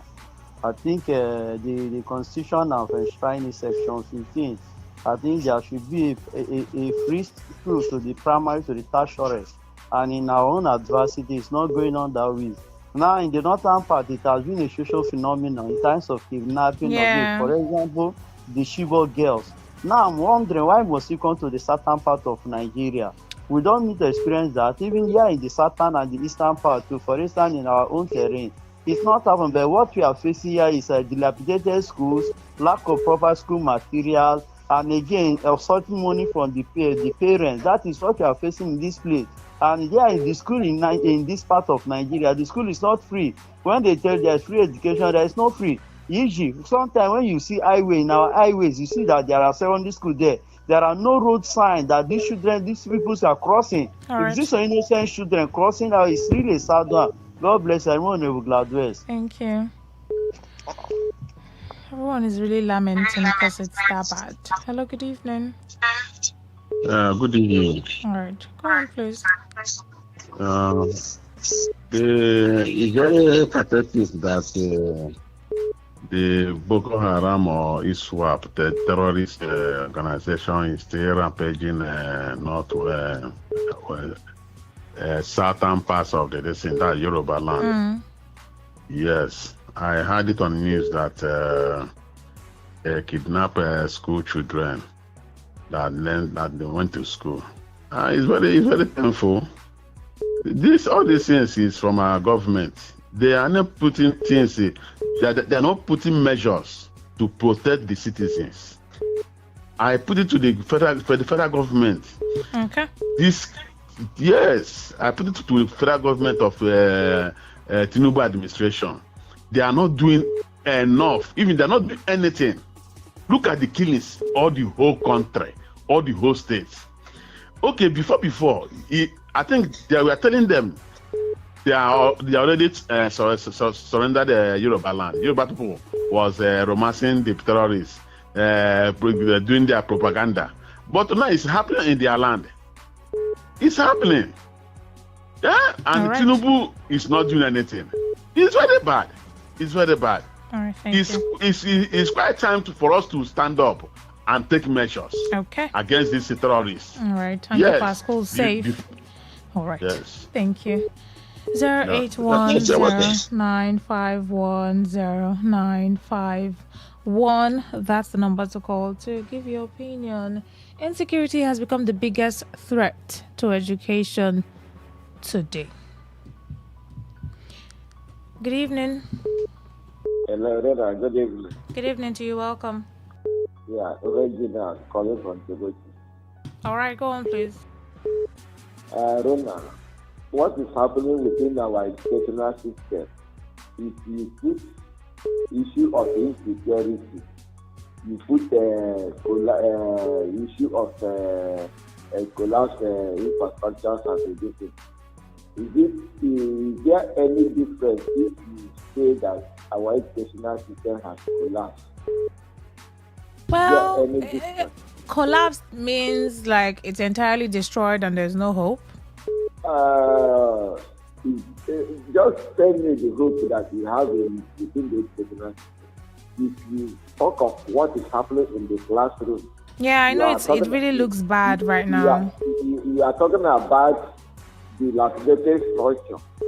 You are talking about lack of manpower. You are talking about insecurity. You are talking about the welfare of the children and the teachers. So, what do you have there? If you are talking about total collapse, for me, our educational system has collapsed. Right. Completely collapsed. It's unfortunate, but we are seeing. Thank you for sharing your opinion. All right. Hello. Good evening. Hello. Good evening. Welcome. Good evening. Go on, please. Yes. Plus, I'm calling from England. All right. Thank you. You see, my sister, the system has said woefully that somebody will send her child to the school to college. And to do that, now, that every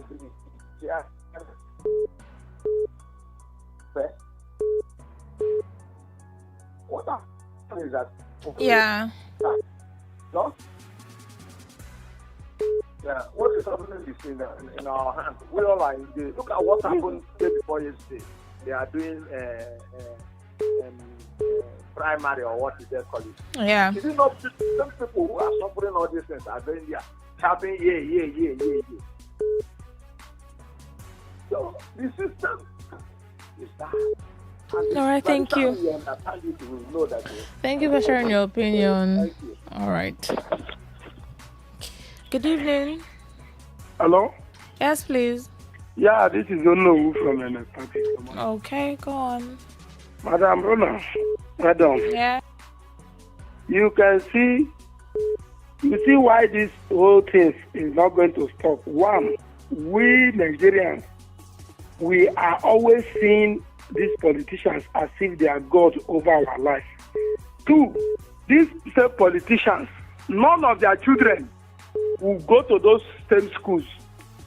If we have made it mandatory, the same way South Africa is taking our people out, then everybody come back home and make sure we fit our country. You will see that things will get better. Until we take that decision and forget about singing praises, singing different songs, following your oppressors, things is not going to change in this country. Because thank you. if it is happened to any of these politicians' children, by now you will see that chief of army staff and chief of defense staff, everybody, all their nyas will be on fire. They will not even sleep in their house and drink water in peace. But because it's happening to ordinary man, these same people is the same people that they will still come and give them 2,000 naira tomorrow, that they should vote in insecurity. They will start voting insecurity again. Okay, thank you. Thank you for sharing your opinion. These our politicians have Thank you. I have to take more calls. All right. Thank you. I've gotten your opinion. Thank you. Noted. Let's take more calls. Hello, good evening.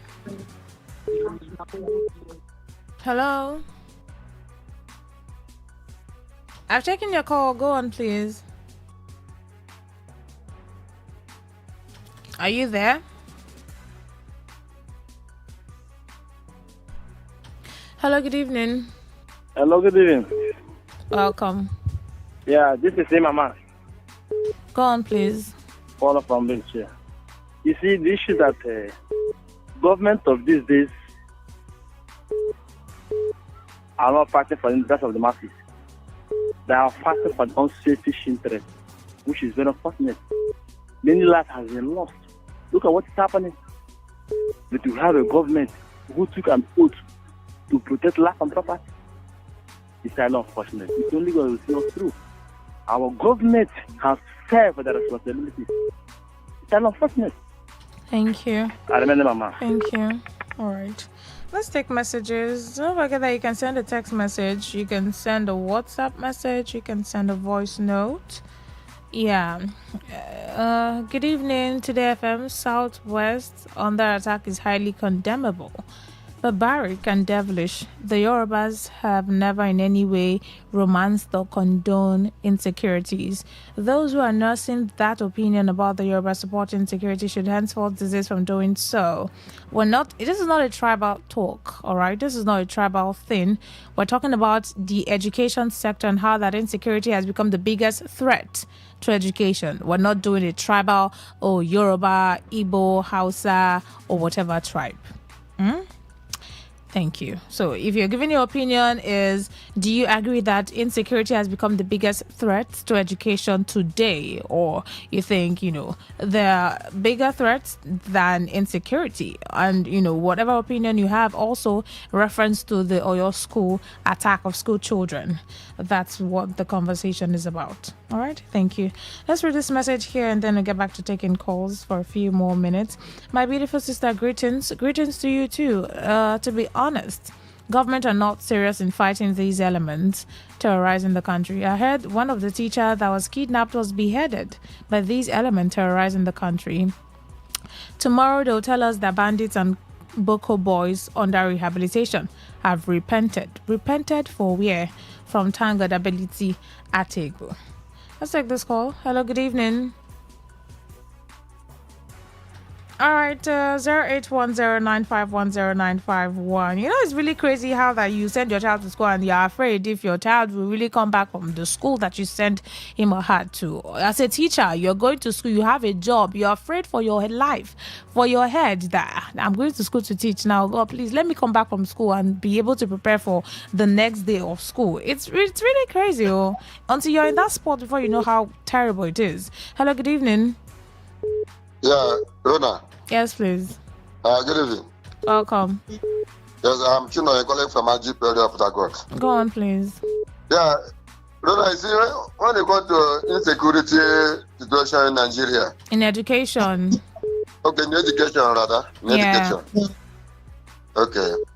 See, our leaders are not serious about how insecurity is affecting our education sector. You see, right from River State to national level. But when it comes to anything pertaining election, they are ready to budget billions. When it comes to election matter, they don't play with that one. But when it comes to what touches life of Nigerians, what touches our life, they can't even budget half of what they budget for when it comes to election.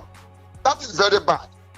They don't care for our life. How much talk less of our kids in primary schools, in schools where insecurity is ravaging every day. That is very unfortunate. Thank you. All right, thank you. Very unfortunate indeed. 08109510951. Hello, good evening. Yes, I've taken your call. Go on, please. Hello? Hello? Yes, go on. Good evening. Can hear you. I'm Matthew calling from NT. All right. Brother, the thing is so pathetic, honestly, because our are not doing the right thing. If you look at this thing now, children who are meant to go to school, probably some of them, these are government school. Most of them, their parents are not wealthy enough. Where will this money come? How many states are ready to pay the money to those people? To those who plan those things and those who aid those things, to those who see those things, only God will judge. And those who refuse to see it and refuse to say anything, only God will judge them. We continue to pray. Nigeria will get better and we'll get the right leaders to govern this country. Thank you. God bless you and God bless Nigeria. Bless you too. Hello, good evening. Hello, good evening. Hello? Good evening. Yes, please. It's Tinda calling from China. Okay, go on. Please, I want to ask two questions. Go on. I said I want to ask two questions. Yeah, go on. Those more than 94 people, where did they pass? And these boys, they said the kidnappers came with bikes. Yeah. The students entered with the bike. Did they carry one of the children? I don't even know how they packed them. 87 of them. 87 of them. That means they came with 87 bikes. Like from let me say, the forest is like this Amagwa Airport forest. They drove from there to a place like Maitere, a school at Maitere, and carried the 87 people. Who knows? Maybe they let them out walking out of the school. Because bikes and the number of children and teachers were abducted, it doesn't even measure up. No, this one is a very big calculated scam. Let me tell you. Hello? Yeah, I can hear you. So I said, Tinubu shouldn't even answer these people because this is a game plan. They just want to collect money. You can't carry 87 people. Who will feed those people on bike? Maybe they carried 87 bikes from, let me say, airport, Amagwa, that have forest. The distance is like from Amagwa to Maitere. So, in essence, you mean that it didn't happen or it was different from how they say it was? Hello? So what are you saying in essence? That I said the story is a scam. That they were not really abducted? No, it's arranged adoption now. It is arranged adoption. Even some of the parents, their children, it's a calculated movement. They want the government to come and pay because they said the last time. Okay, no. All right. Let's take this final call and then wrap up here. Hello, good evening. Hello. I'm checking your call. Go on.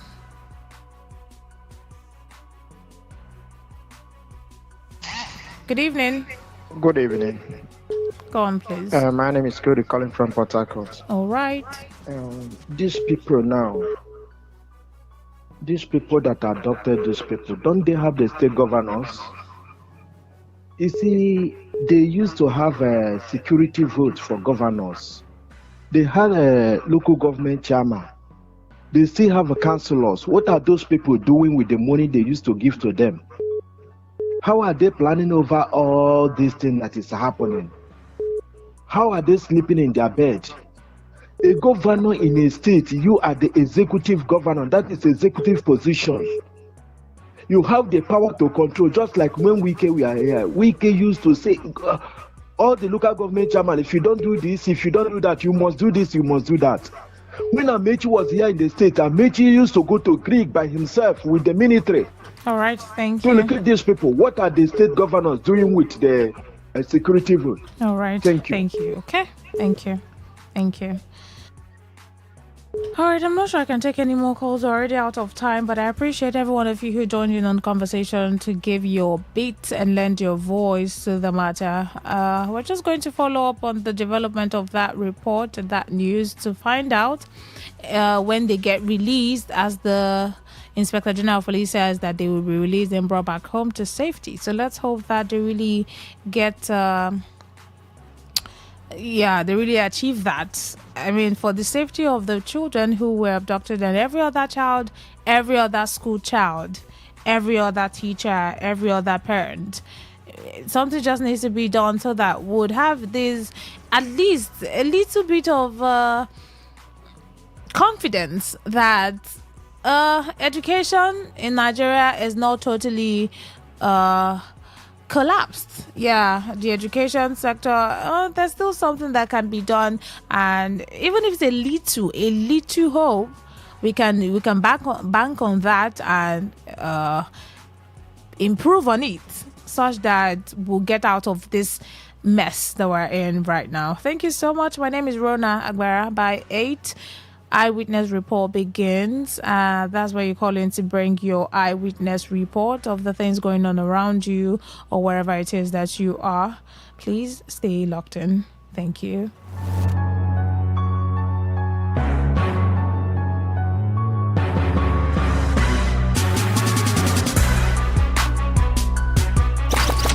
Hit the road, fill your drive. Ignite the vibe, stay locked. Today 95.1 FM, radio on the go. What if the internet had a voice? What if we knew exactly what you love to listen to? What if we understood your vibe, your voice, your opinion? Today 95.1 FM. Today 95.1 FM. We are the voice of the people.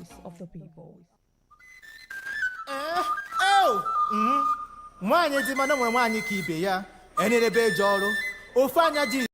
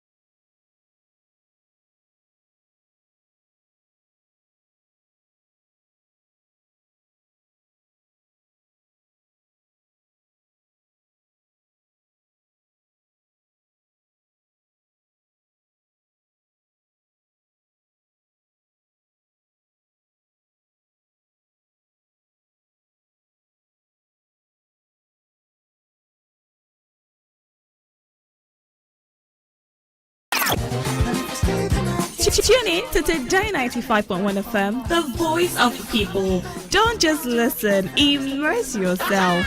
That is 100% true.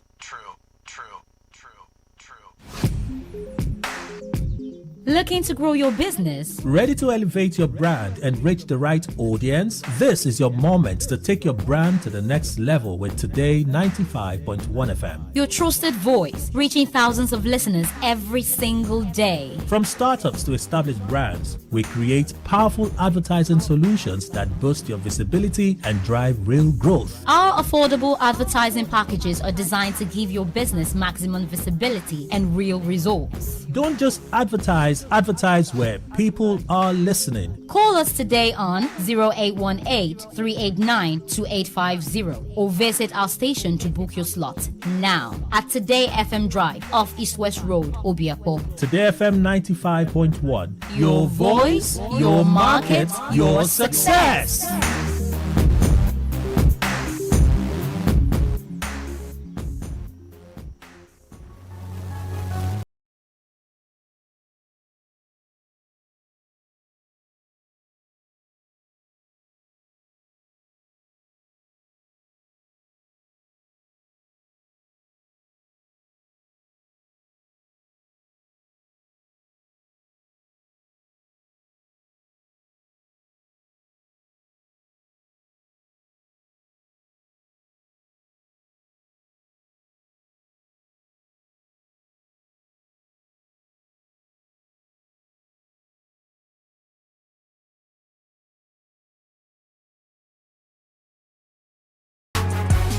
Eyewitness report.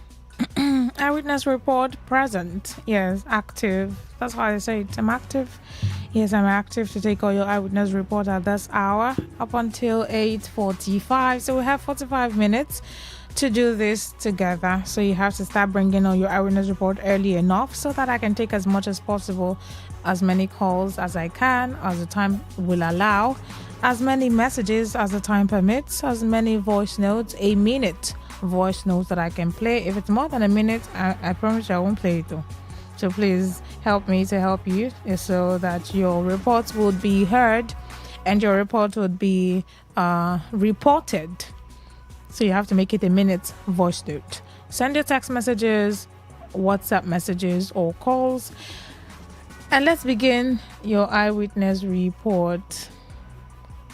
Yeah. 08109510951. I think let me begin the report. So when I was coming from Aba Road earlier this evening, along that Eliozu, because they both followed that area, there was a car that was bad. I don't know what happened to the vehicle. It wasn't an accident though. The vehicle just stopped working. I think it just packed up there. So that caused a bit of a traffic. Yes, that caused a bit of a traffic there. And for some minutes, we were just stuck at that Elias Road. I was already getting agitated. Like, what's going on? I need to move. Like, can you move your car? I didn't even know that the car was stuck at that. Was just stopped. I was wondering, like, what's causing this hold up? Just when we got to that part, when we eventually moved past the traffic, that was so that someone's car just parked up there. This one, I'm saying that to say this. I know that sometimes you cannot really predict how your vehicle, the state of your vehicle, when it would or wouldn't pack up. But please, if you run a vehicle, whether a commercial driver or even a personal car, ensure to put your vehicle in order, your car in order. Don't carry a car that's already giving you signs that is going to close, or there's a fault in this, or there's a fault in that. You know that something is going on with this car. You still take it out on the road, causing discomfort and inconvenience to other people. Because for the few minutes that we were in that traffic, it was because of that car that stopped in the middle of the road. So probably that car already gave signs that. I understand that sometimes your vehicle could be in good condition and it just acts up. But if you run if you're a commercial driver or your personal car, check your car very well before you bring it out on the road. Don't be using your own to cause inconvenience for other people. That's my report. Hello, good evening. Yeah, is it Chima? This is Rona Agbara. Rona Agbara. Yes, please. Yeah, good evening. Good evening, welcome. Thank you very much. Chigoze calling from a better Okay, go on, your report. Yeah. Is it eyewitness report? Exactly.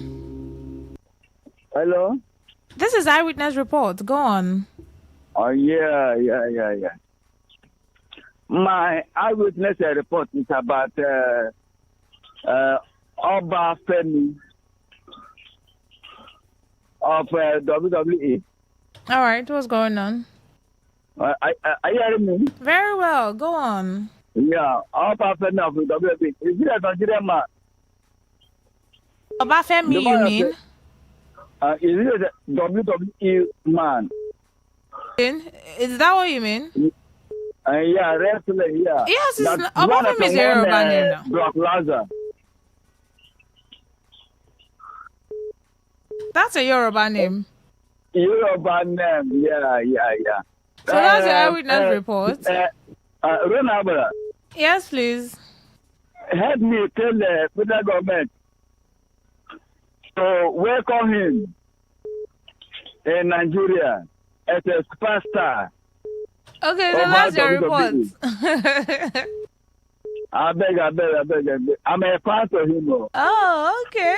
All right. Yeah. All right, now I've heard you. Thank you. Thank you. We're even serious right now. All right. Okay, let's take more calls. Hello, good evening. Good evening. My name is Honorable Gladwell, calling from Buguma City. All right. My eyewitness report. One of the secondary school, the junior secondary school in outside Toru, Buguma, precisely, King College of Commerce. It has gates. Did you know that if the people went to that school and they went late, they drove them out of the school? I wonder, is that the kind of discipline as a teacher? Won't you give them punishment, lock them? And we are talking about out of two children in our society. Yeah. The people who come, you drove them out, but they came late. I'm asking, is that, in fact, I'm calling on the administration, the school board to take note of it. Don't drive any people out of the school. Because some of them, they are not going to their mother's home. If it is a girl child, we should go to the house. We should go to the house. The best way we should go and stay somewhere. I'm not happy about it. That is a school in my community, Right, King College of you. Commerce. Thank you, Okay. Honorable Gladwell. Thank you.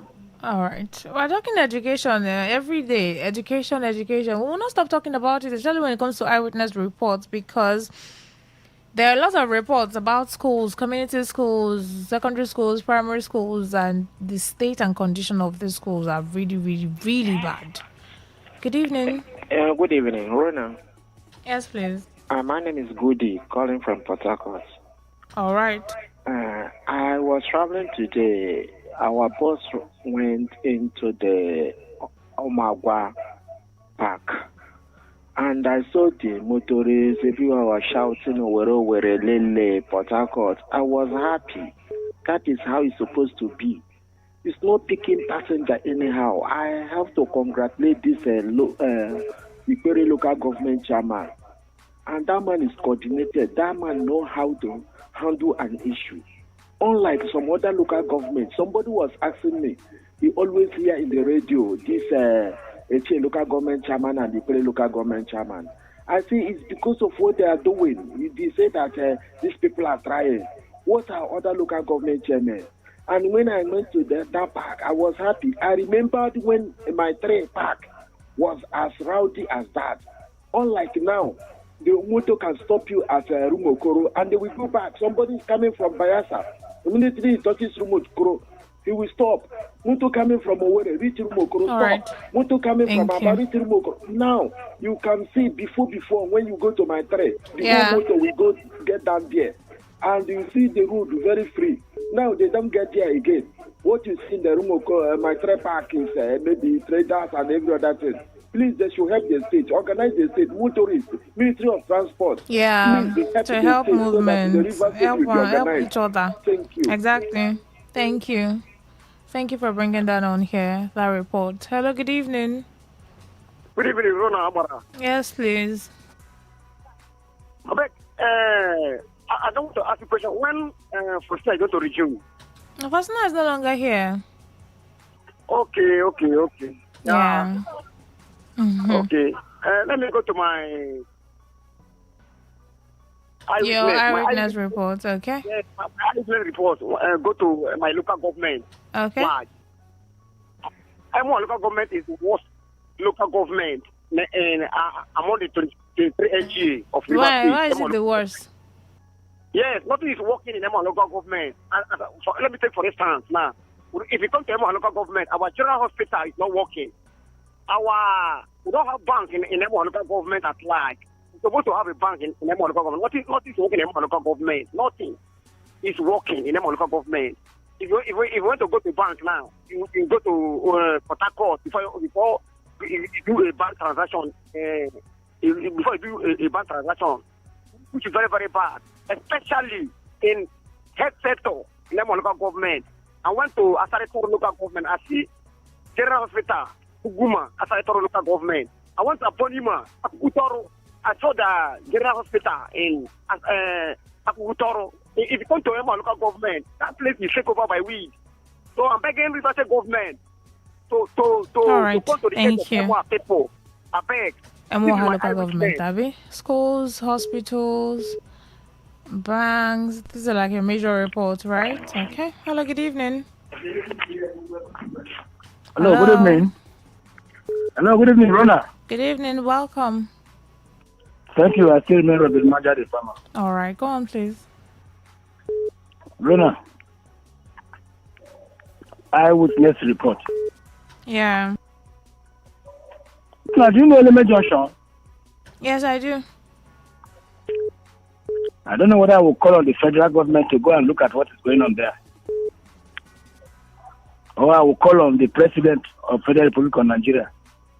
Or I will call on the governor of River State. Or Isoga, the FCC minister. Governance is dead in River State. Go to Element Junction.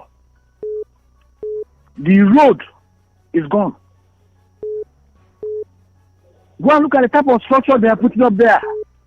Block works. Where is the Ministry of Urban Development? Port Harcourt is being defaced. If you pass through Urban Road, under the bridges, you see louts. Building nests, tents under the bridges. What is happening? How about the road the governor promised from Abua, just Shahoda to allow Abua? About a lot. Rona. All right. Allow state grab. Okay. All right. Your land, yeah, that's part of your report. And then the Eleme Junction. Road is that okay. The part where you said that people building tents and houses around there, if you should call on the state or the federal, but yes, the government should be involved altogether. Whichever one has the capacity to ensure that that road is better should do so. 0810951091. Let's take this message, and after the message, we can come back to calls.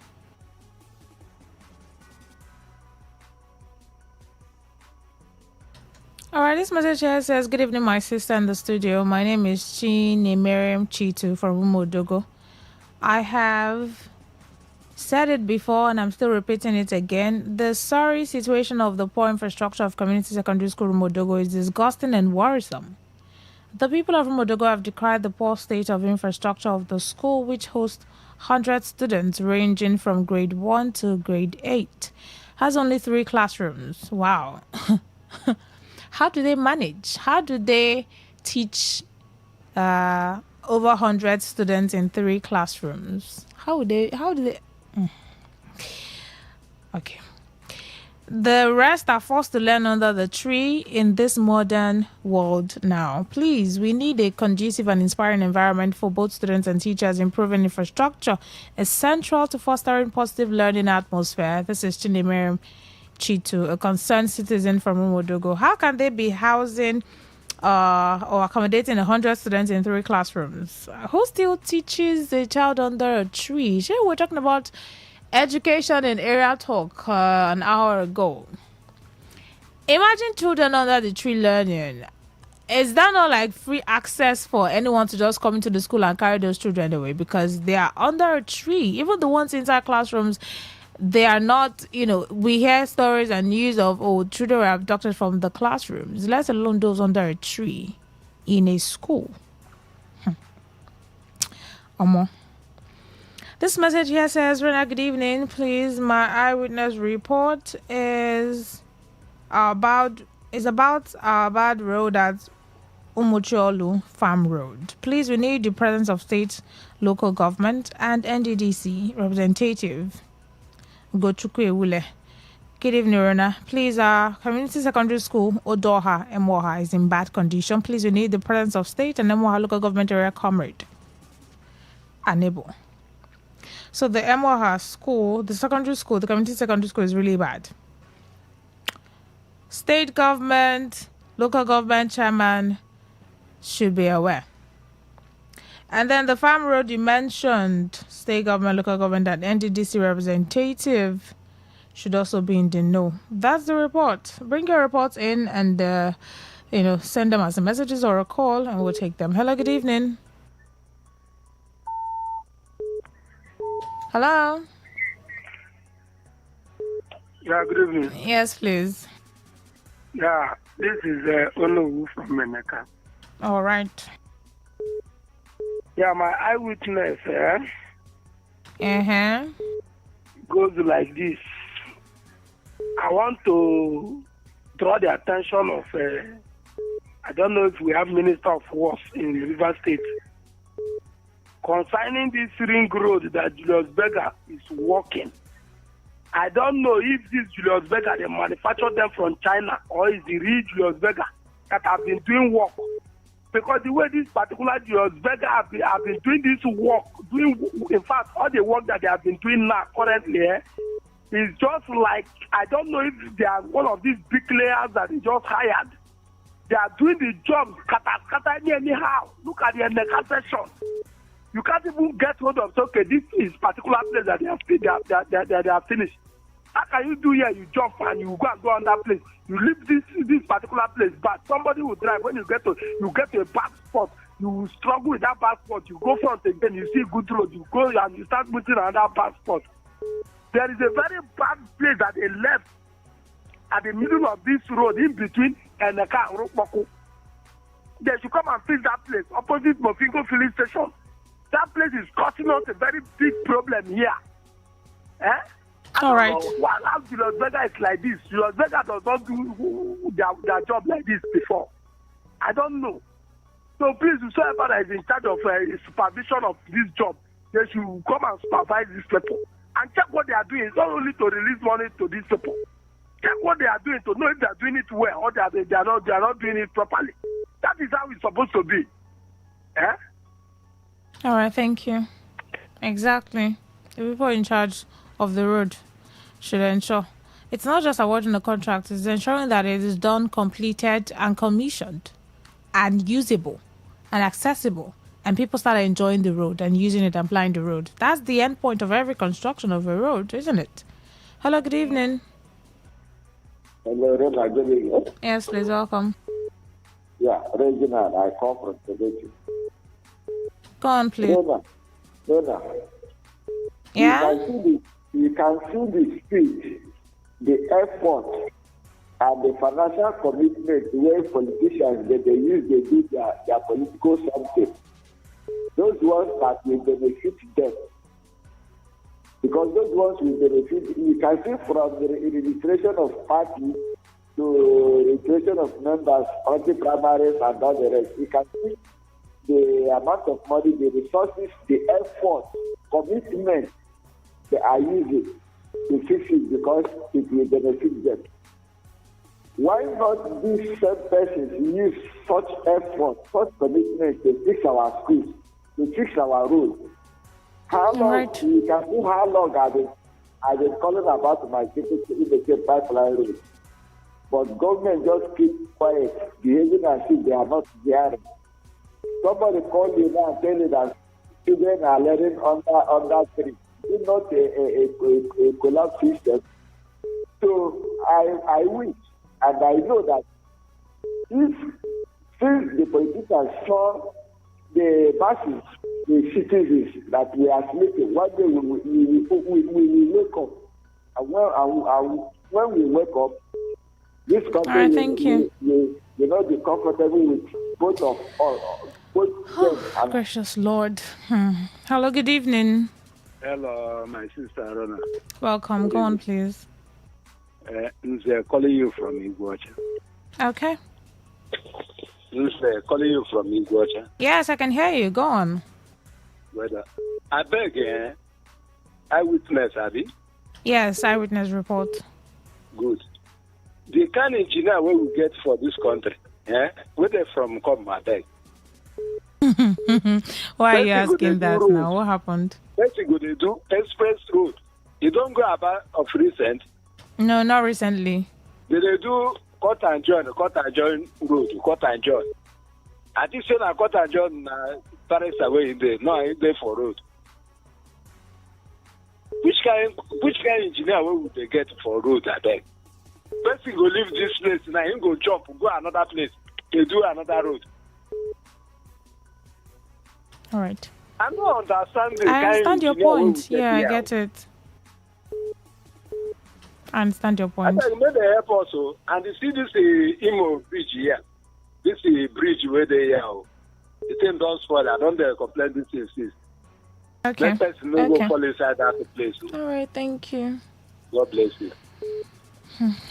And so I was asking the kind of engineers that we have, because road construction at this point is sometimes some roads are constructed halfway, some are not even completed, some tractors will be parked and they don't continue the work, some are stalled, stalling the completion of the construction. And if there are no good roads, we'll keep crying good roads, bad road. We want a bad road to be fixed so that it can become a good road. We want a road that is not even accessible at all to be constructed so that it can become a good road. We'll keep talking about road because that's part of infrastructure now and development. Hello, good evening. Yes, my sister. Good evening. Welcome. Thank you. Peter from Oyibo. Go on, please. I have reported sometimes when I traveled to my place in Abua, this new road, this in Abua road, the road, very nice road, but very slow. Even the day I passed, I didn't see people walking. Nobody was walking. I didn't see even their trucks. I didn't see anything.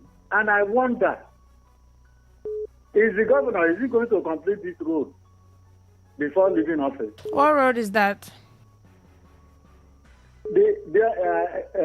Ndele, Abua Road. Okay. That road, yes, to Udwell. Yeah. To Udwell, to Bayelsa, yes, very nice road. If that road is concluded, it's just like what I said the other time. The two sister states of Bayelsa and Rivers, let them come together and do that road. Link up to Bayelsa. If I am going to Bayelsa today, I don't think what will even take me to Indiana. Nothing will take me to Indiana. All right. In the next, in 1 hour, 20 minutes, I am in Bayelsa. I am in Bayelsa. And that is the way to go. I beg. All right, thank you. Tell the governor. Call the governor now. Use your phone. Call the governor. Tell the governor that this is what I am saying. That he should complete that road. Please. We love him more. should not mind distractions, all that is happening. Everything in this world is just temporal. Nobody takes anything to anywhere. Thank you, my sister. All right, thank you. Thank you for bringing the report on here. Let's take this message and do a short commercial, and then time permits us to come back to Eyewitness Report. All right? All right, this message here says, is this an Eyewitness Report now? Or what do I call this one now? Let's see. I'm trying to really see the... All right. Oh, there's a voice note attached to it. So maybe I'll just play the voice note instead.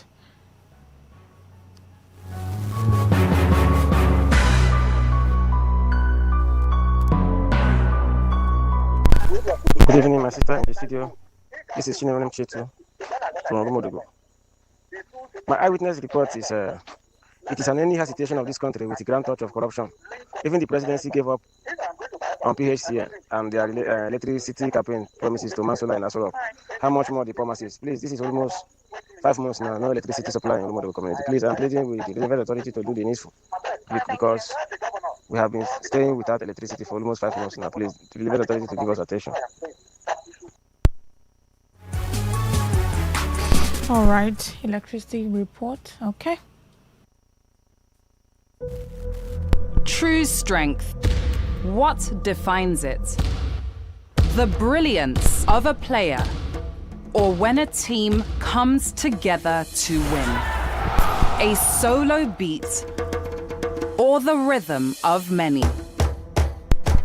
The flair of one dancer, or the art of a troupe. One distinct voice, or the beauty of the symphony.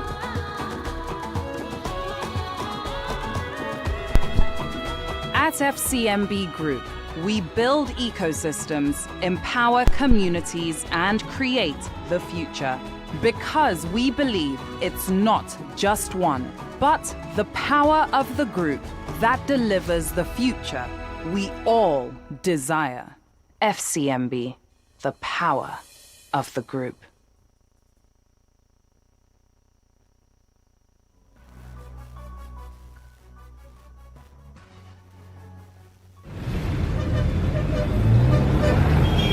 Live from the Garden City of Port Harcourt, Nigeria. This is Today 95.1 FM.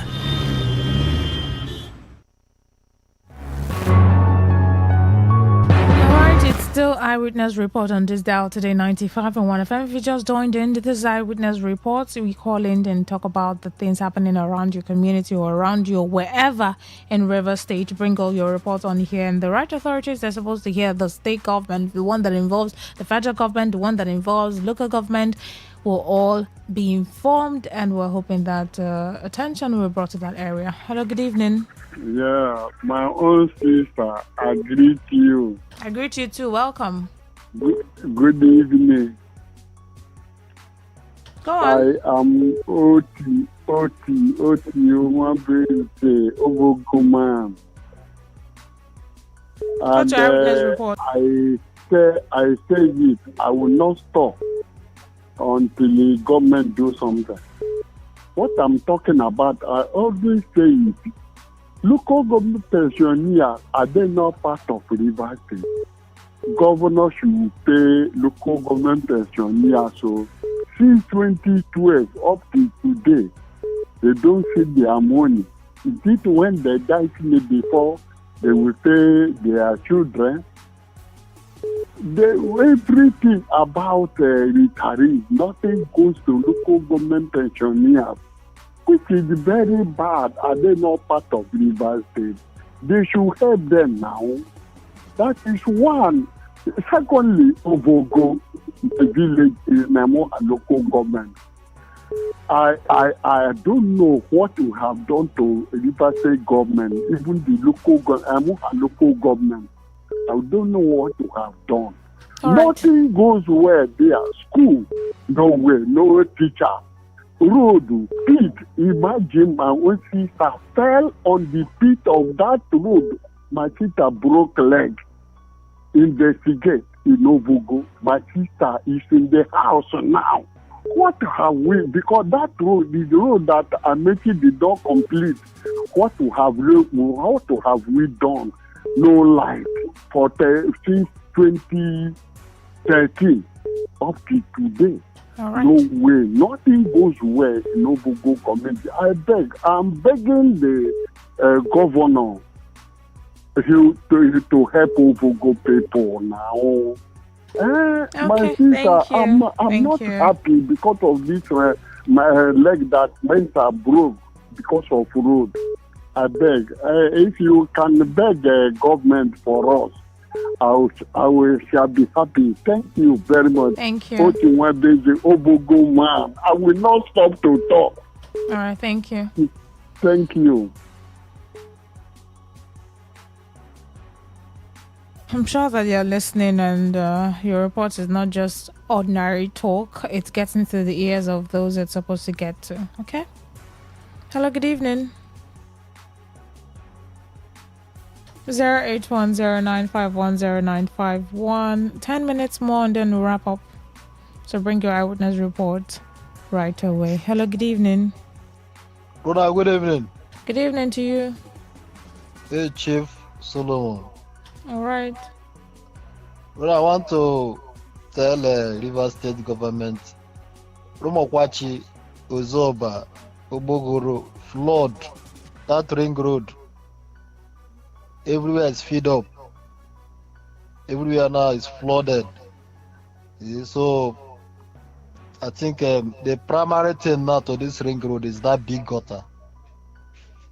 So, that's the primary solution of this ring road now from Uzoba to Rumolumene is that gutter, that big drillage. They abandon one. They should add it into this ring road agreement. Let their work start. Let it be the primary, because without there is no how they can walk on top such river. It's a river. It's no more a flood. You see. So since all the days, Ebogore has been protesting for that drillage. We are like ignoring, but now they understand the meaning of that drillage now. Uzoba and Rumokwachi, they have understand. All right. So they should come and do something there. Number 2, I want to remind Ministry of Health. This health center, Bogoro Health Center here, they said they want to start there. They are supposed to start it this May, 1st of May. Up till now, the people living there, we have quit them out, and we are still expecting them to come and resume, to come and start work, doing something. Everywhere remain so dormant. You see, they are just like pending everything. So all right. They should come and arrange that health center. Keep Obogoro in order. Both that drillage and the health center. They should come and do something. They just ignore Obogoro like that. No project. No thing is going really on. Work on it. Especially the health center issue. Thank you. Thank you for bringing that report. Thank you. Right. Okay, electricity, roads, school, health center. These are just like the lots of the reports that we have, and until we get the results that we want, we'll keep talking about it until the person who called and said there was no light calls back to say there's light now. That's the satisfaction we get, and that's what we want.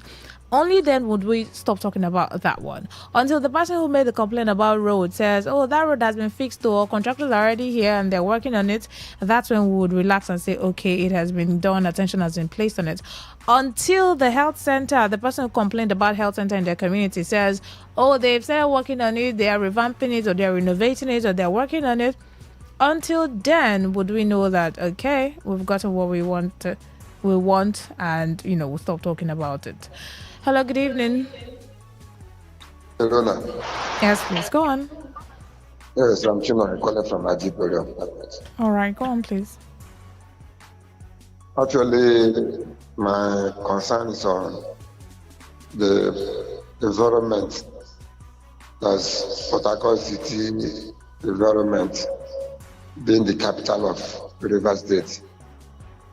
Once it rains, if you look at the environment, so dirty, water will push out,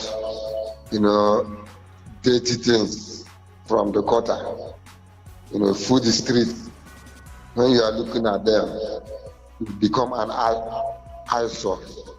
Especially this thing that women use to do their hair. I don't know the name. They don't.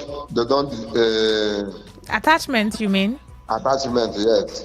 Attachment. After they use it, they don't dispose it properly. If it is to burn it, they burn it. If you see it after rain, it become an eyesore. And different type of things, different type of refuge you will see in the street of Port Harcourt once it rains, and it doesn't make the city look nice at all. I don't know when our government will take environment serious in this state. All these things were not happening like this during Amechi and even Ojili period. But today, Port Harcourt City has become nonsense, very dirty. It worries my mind so much. Thank you. All right, thank you. We talked about waste management. So was it the other time I was on? And how that, as much as we want Roma to do their best and ensure that these deaths are evacuated properly, we should also ensure that we're not contributing to the heap of dump in the state. So do your bits, do the ones you can. Don't block the drainages, the gutters, and dispose refuse anyhow or carelessly. If there are designated places where you should drop your refuse, go there, drop the refuse there, and the people who are supposed to come get it will come evacuate it. Don't just throw it anywhere or just create a new dump site on your own. Let's take one more call and then we'll wrap up the show. 08109510951. What is your eyewitness report this evening?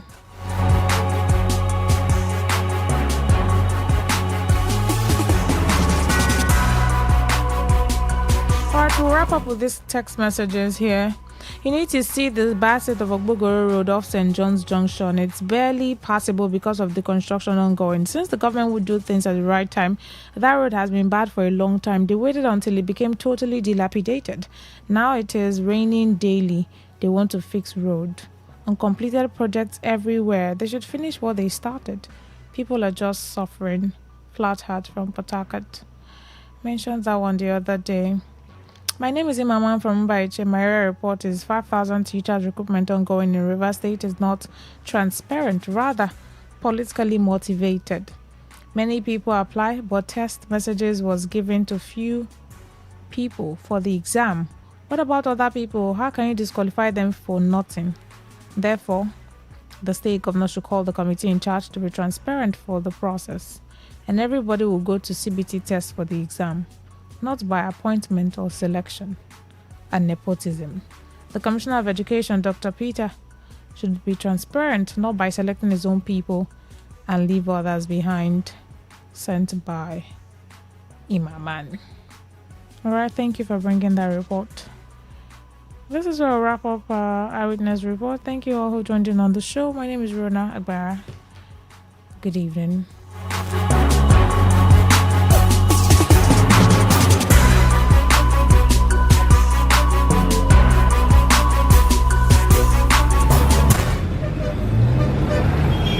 Live from the Garden City of Port Harcourt, Nigeria. This is Today 95.1 FM.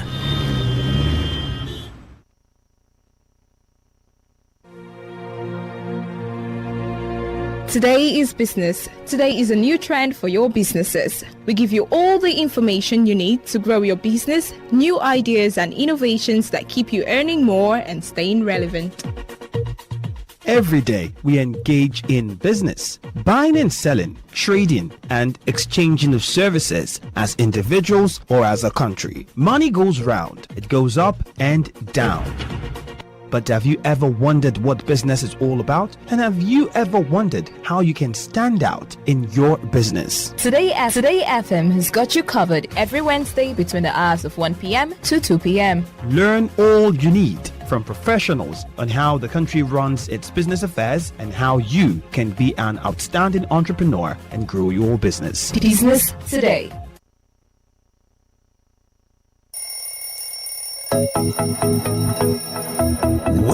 Wake up to today's quest, where breakfast on the radio is full course. We start with some motivation to ignite the spark in you for a great day. Then a full interactive sports show on Sport Attack 6:30 a.m. Unbeatable and concise news reports on the world news at 7 a.m. And our newspaper review segment now 7:30 a.m. Oh yes, 7:30 a.m. The scoops and the commentaries from our esteemed panelists. Today's quest 6 a.m. to 11 a.m. on Today 95.1 FM Port Harcourt. Miss it, you miss out.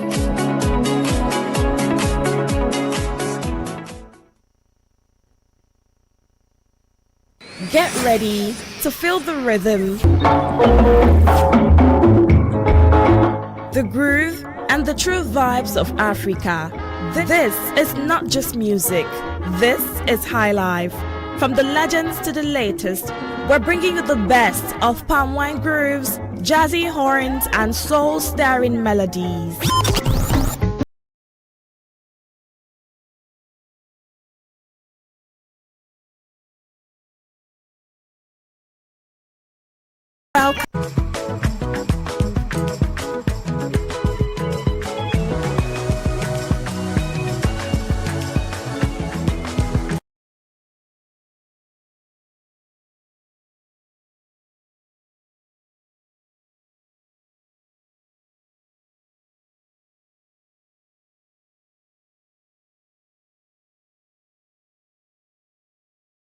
And what is remaining is what they call the Super Cs, and it is to determine the champion of the season. It is Global Sports Update, and we have with us a young man who talks women football, breathes women football, sleeps women football, eats women football. Samuel Amadu is his name. He joins us when we come back from this very short break.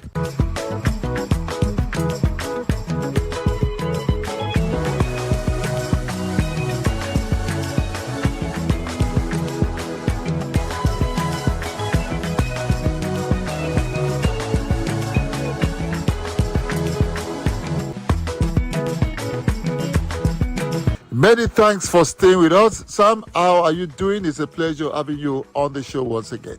Yeah, it's a pleasure. It's wonderful being on the Global Sports Updates with you, Godwin. And thanks for having me. Always enjoy discussing women's football. Sam, a lot of persons are waiting to listen to you talk about the Nigerian Women Football League. That's the professional arm of the Women's League. Talk us through how this season was for you. It has come to a befitting end. I'm talking about the regular season, and we're getting ready for the Super Six. I must admit it's been a very storied and also remarkable season. One that we could deem one of the most competitive and longest league season since 2019. And you could imagine since the creation of the Super Six, that was in 2021. We've never had it this long in a regular season, and having to play so many matches in the course of the season, with 19 teams involved, with 18 match days, playing 162 matches. It's been an incredible one. No hiccup at any points, and no issue of indemnity of referees not being played and what have you. Unlike what we had previous seasons, most importantly the recent one. So I think it's been a very incredible season, and like you know already, the season has ended. From start to finish, we saw an incredible and competitive spirit from all the teams. And the good thing is the league management, headed by Modupe Shabi, really dealt with every issues at every point, and had to put up a hitch-free, a very smooth campaign. Despite the longest season in a while, we had little or no hiccups. And 6 teams got qualified for the Super Six in Bayelsa Queens, Edo Queens, Rivers Angels in Group A. From Group B, we had Robo Queens returning to the Super Six, Abia Angels qualifying. Abia Angels were qualifying for the first time in their history, and while we had Nassau Amazon joining the Super Six. For the relegation places, we saw 3 of the 4 promoted teams dropping to the championship yet again. In the likes of, in Group B, we have Confluence Queens, Oshun Babes, and Sunshine Queens relegating from Group B. In Group A, we have Niger Rattles and Paysetter Queens relegating from Group A, joining Casmog Ladies that were initially relegated before the start of the season due to failing to complete their registration processes. So it was a very storied season, incredible one, and one we are really excited and proud to see that came to success with such a huge free administrative supervision. Sam, I was surprised that Remo Stars ladies failed to make the Super Six. As someone who follows the Women's League, can you tell us what happened to these girls from Ikene? I mean, last season they were right there, but this time they're not going to be in the Super Six. Well, for Remo Star ladies, I think they came up a bit short, probably losing a couple of quality players. Notably, their goalkeeper were also a major factor in their qualification last season, having quality players. Notably, their goalkeeper were also a major factor in their qualification last season, having enjoyed the highest number of clean sheet the league season. That is the Ghanaian goalkeeper, who had rather moved to Edo Queens for this new season. So I think it's losing some quality hands that really stood out for them a season ago. And besides the fact that other teams in the group too were very, very more determined. You look at teams like Robo Queens, Abia Angels, who came a bit short last season despite making a massive recruitment of 18 signings. But this season, definitely they look to have upped the ante by looking to grab the opportunity by the throat. So I think it's a combination of losing some quality legs and also other teams raising the bar to ensure that, yes, they don't have a repeat of what happened last season. Samuel Amedo, which teams would you say excelled this season and the teams that disappointed at the end of it all? Well, for teams that excel, I think you mustn't ignore the regulars, the giants of the league, the powerhouses in Edo Queens, Rivers Angels, Bayelsa Queens, Nassau Amazons, joined by Robo Queens, Abia Angels, who also did marvelously well. They were just 1 point short of qualification last season, but this time they took it by the storm and did qualify for the first time in their history. So Nassau Amazons, Abia Angels, Robo Queens, Rivers Angels, Bayelsa Queens, and Edo Queens. While for the teams, for me, that underperformed, I won't ignore the likes of Sunshine Queens and Edo Queens. While for the teams, for me, that underperformed, I won't ignore the likes of Sunshine Queens, who got promoted. Confluence Queens were relegating for the first time in their history.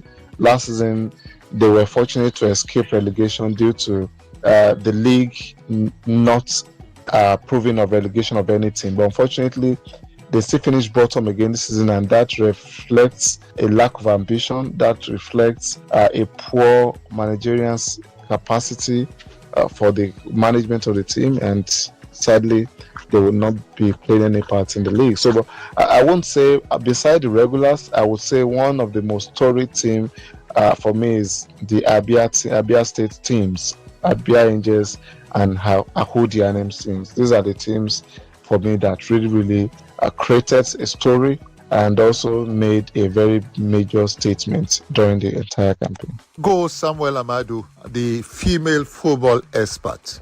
The Super Six is here. I'll make you an autopause. Look at your crystal ball.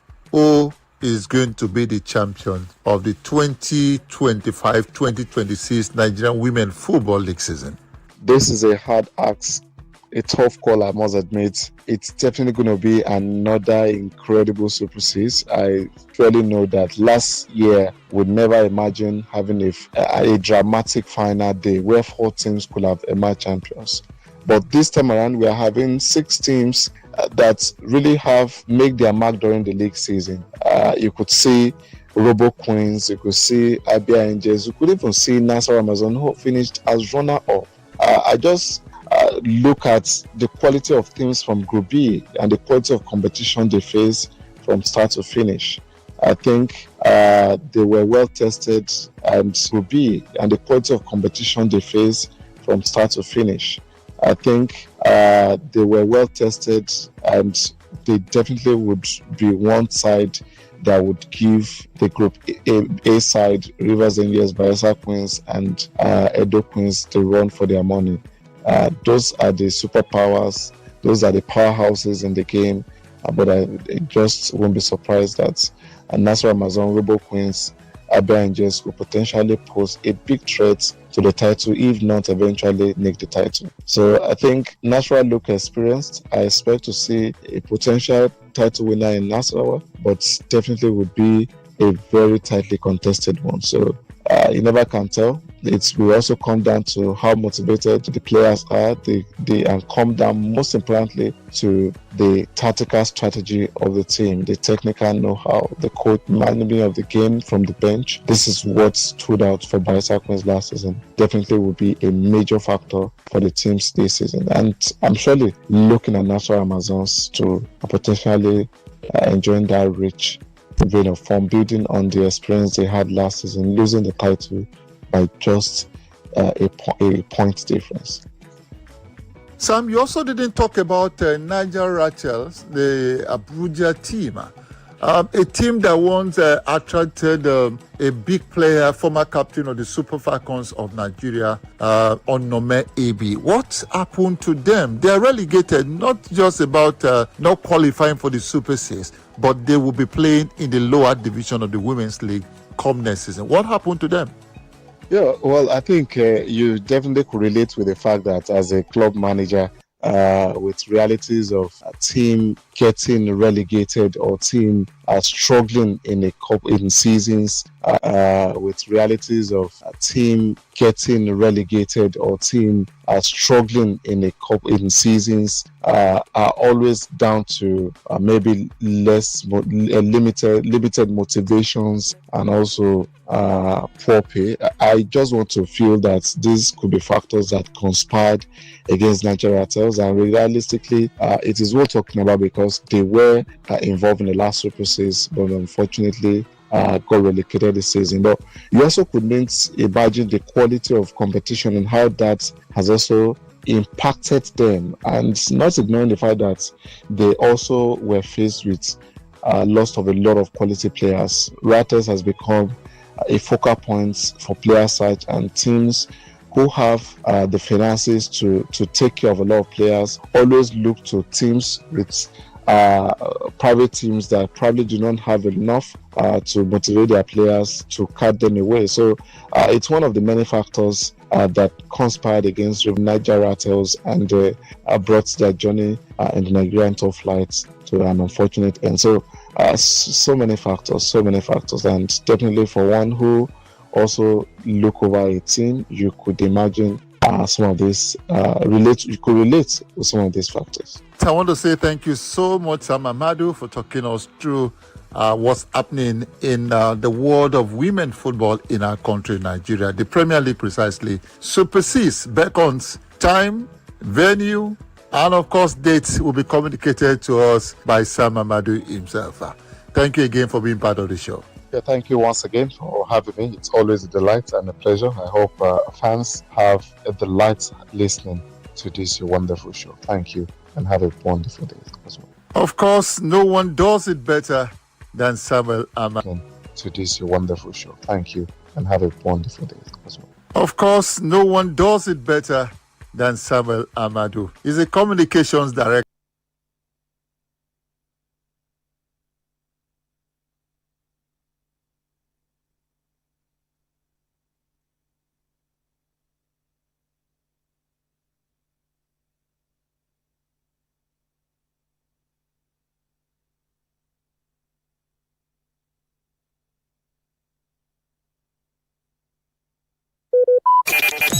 Talk radio. I listen to a lot of talk radio. 95.1 FM.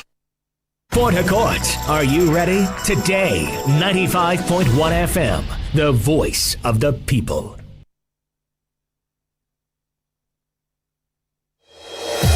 Catch the latest news, real talk, real stories, all on Today 95.1 FM, where you belong.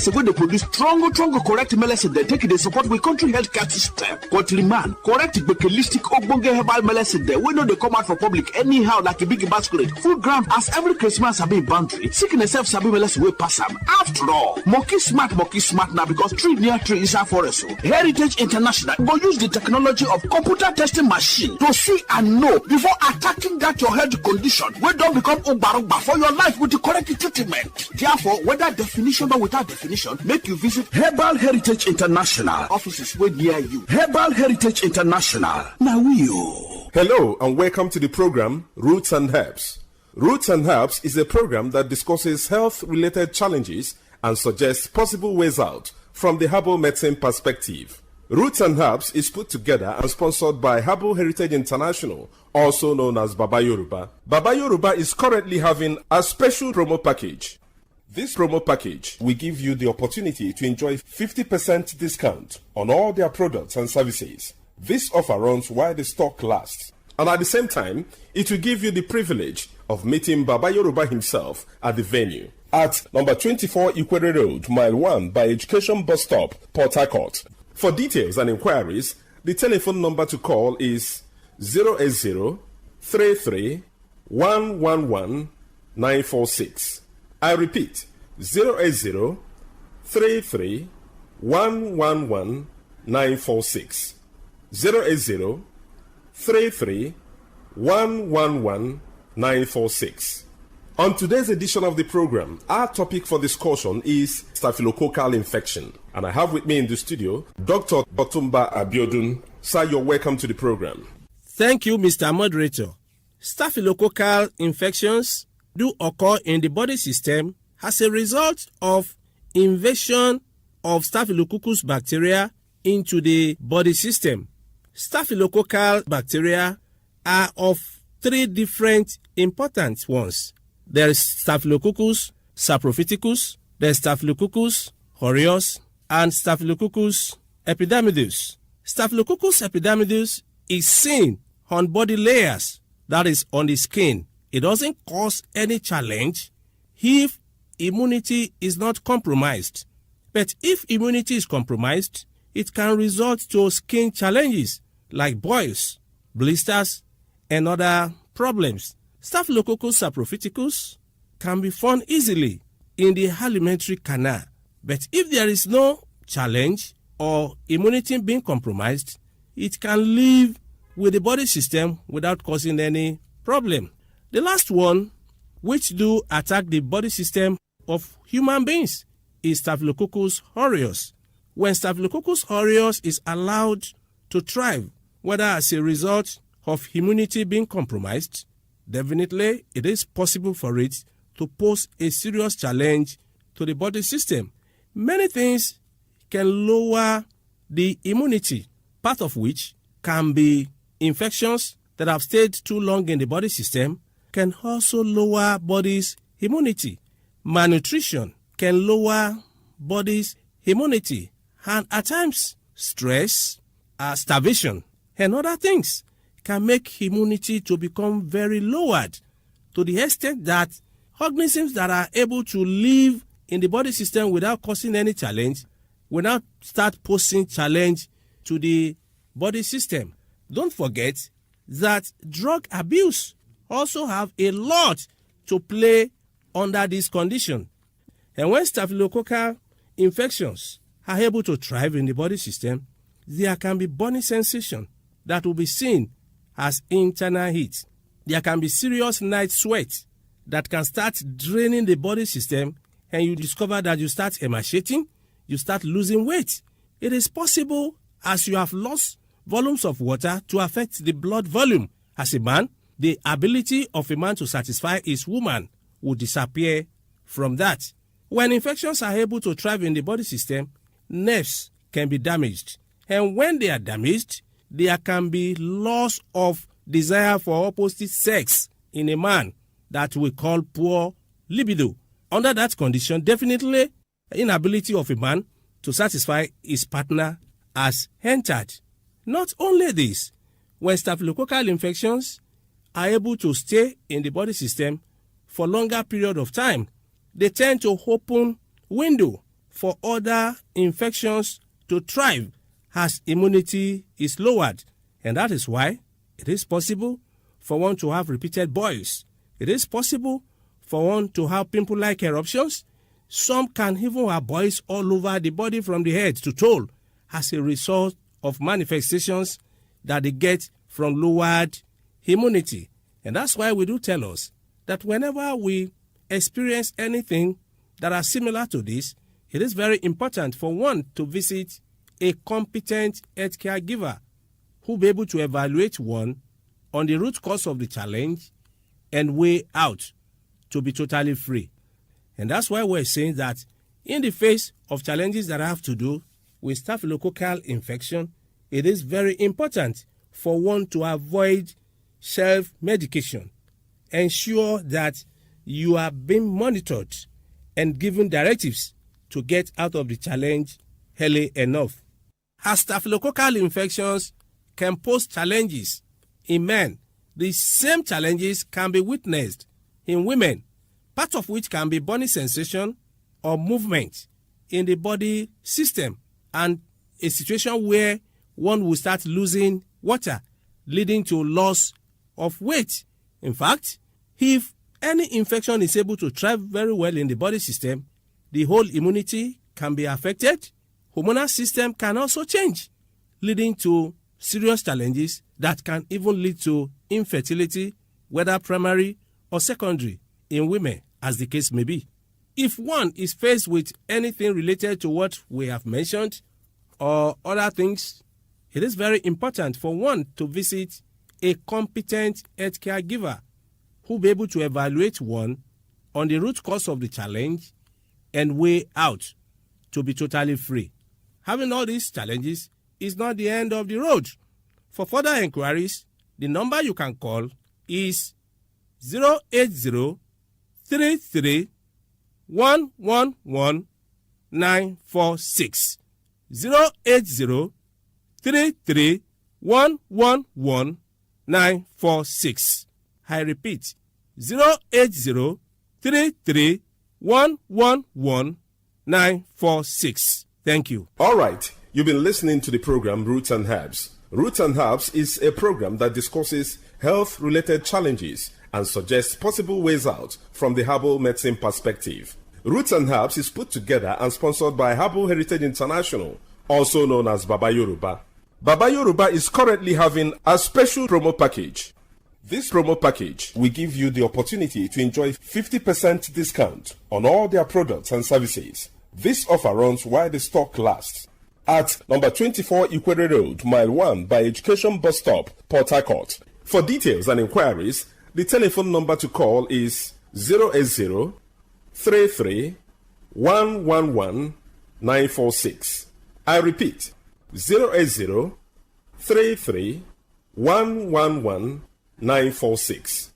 080 33 111 946. Let's take our sponsor's message. Don't go away. We shall be right back. Herbal Heritage International, the Gokoroko for herbal medicine where they produce strong, correct medicine. They take it, they support with country health care system. Country man, correct bekelistic ogbonge herbal medicine. They we know they come out for public anyhow like a big basket. Full ground as every Christmas have been boundary. Sickness self sabi medicine will pass them. After all, monkey smart now because tree near tree is a forest. Heritage International go use the technology of computer testing machine to see and know before attacking that your health condition. We don't become umbarumba for your life with the correct treatment. Therefore, whether definition or without definition, make you visit Herbal Heritage International offices way near you. Herbal Heritage International. Now You're welcome back to Roots and Herbs. Roots and Herbs is a program that discusses health-related challenges and suggests possible ways out from the herbal medicine perspective. Baba Yoruba is currently having a special promo package. This promo package will give you the opportunity to enjoy 50% discount on all their products and services. This offer runs while the stock lasts. Number 24 Equator Road, Mile 1 by Education Bus Stop, Port Harcourt. For details and inquiries, the telephone number to call is 080 33 111 946. I repeat, 080 33 111 946. 080 33 111 946. Until we come your way again, remain blessed.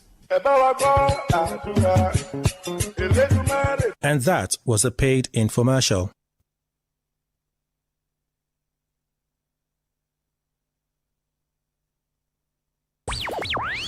Tune in for a journey beyond the ordinary. Fasten your seatbelts. We are not just a station, we are the station. Today, 95.1 FM, the voice of the people.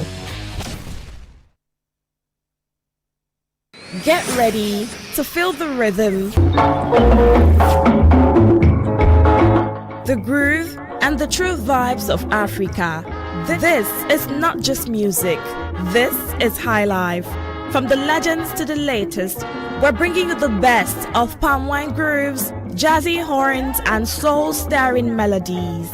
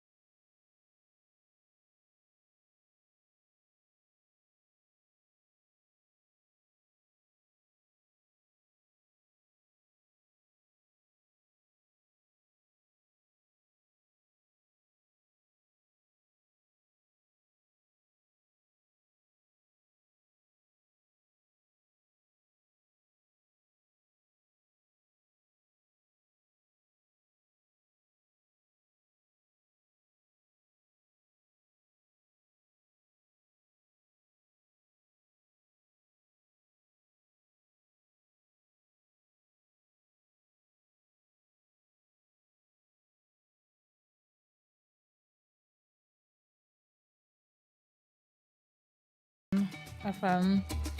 We're not going to waste time because we're already like 20 minutes into the hour and we'll just have 40 minutes to do all of the things we can do, talk, do a short break, and have the conversation with you. So we're just going to dive right into it. And this one is a case of what I call, this is me calling it that.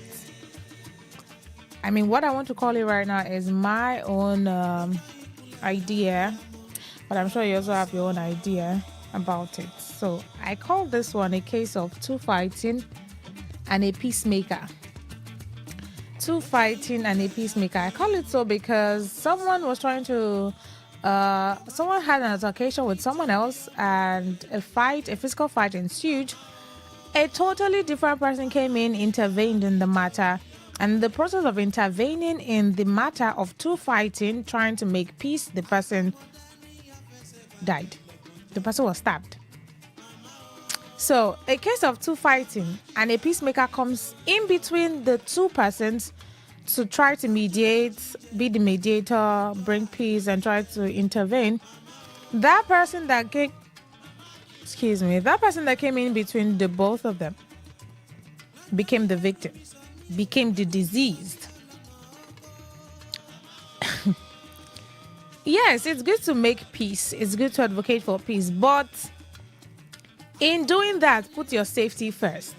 As I am like this, if I see two people fighting, the best I can do or the best I will do is call the police, or if there are vigilantes around, call us back. Call people that I know can tame the situation and handle it. I will not carry myself like this. I gotta enter or go into the middle of two people fighting because I am trying to, don't fight, hold this, but I won't do that. Because if anything goes wrong, I'm in the middle.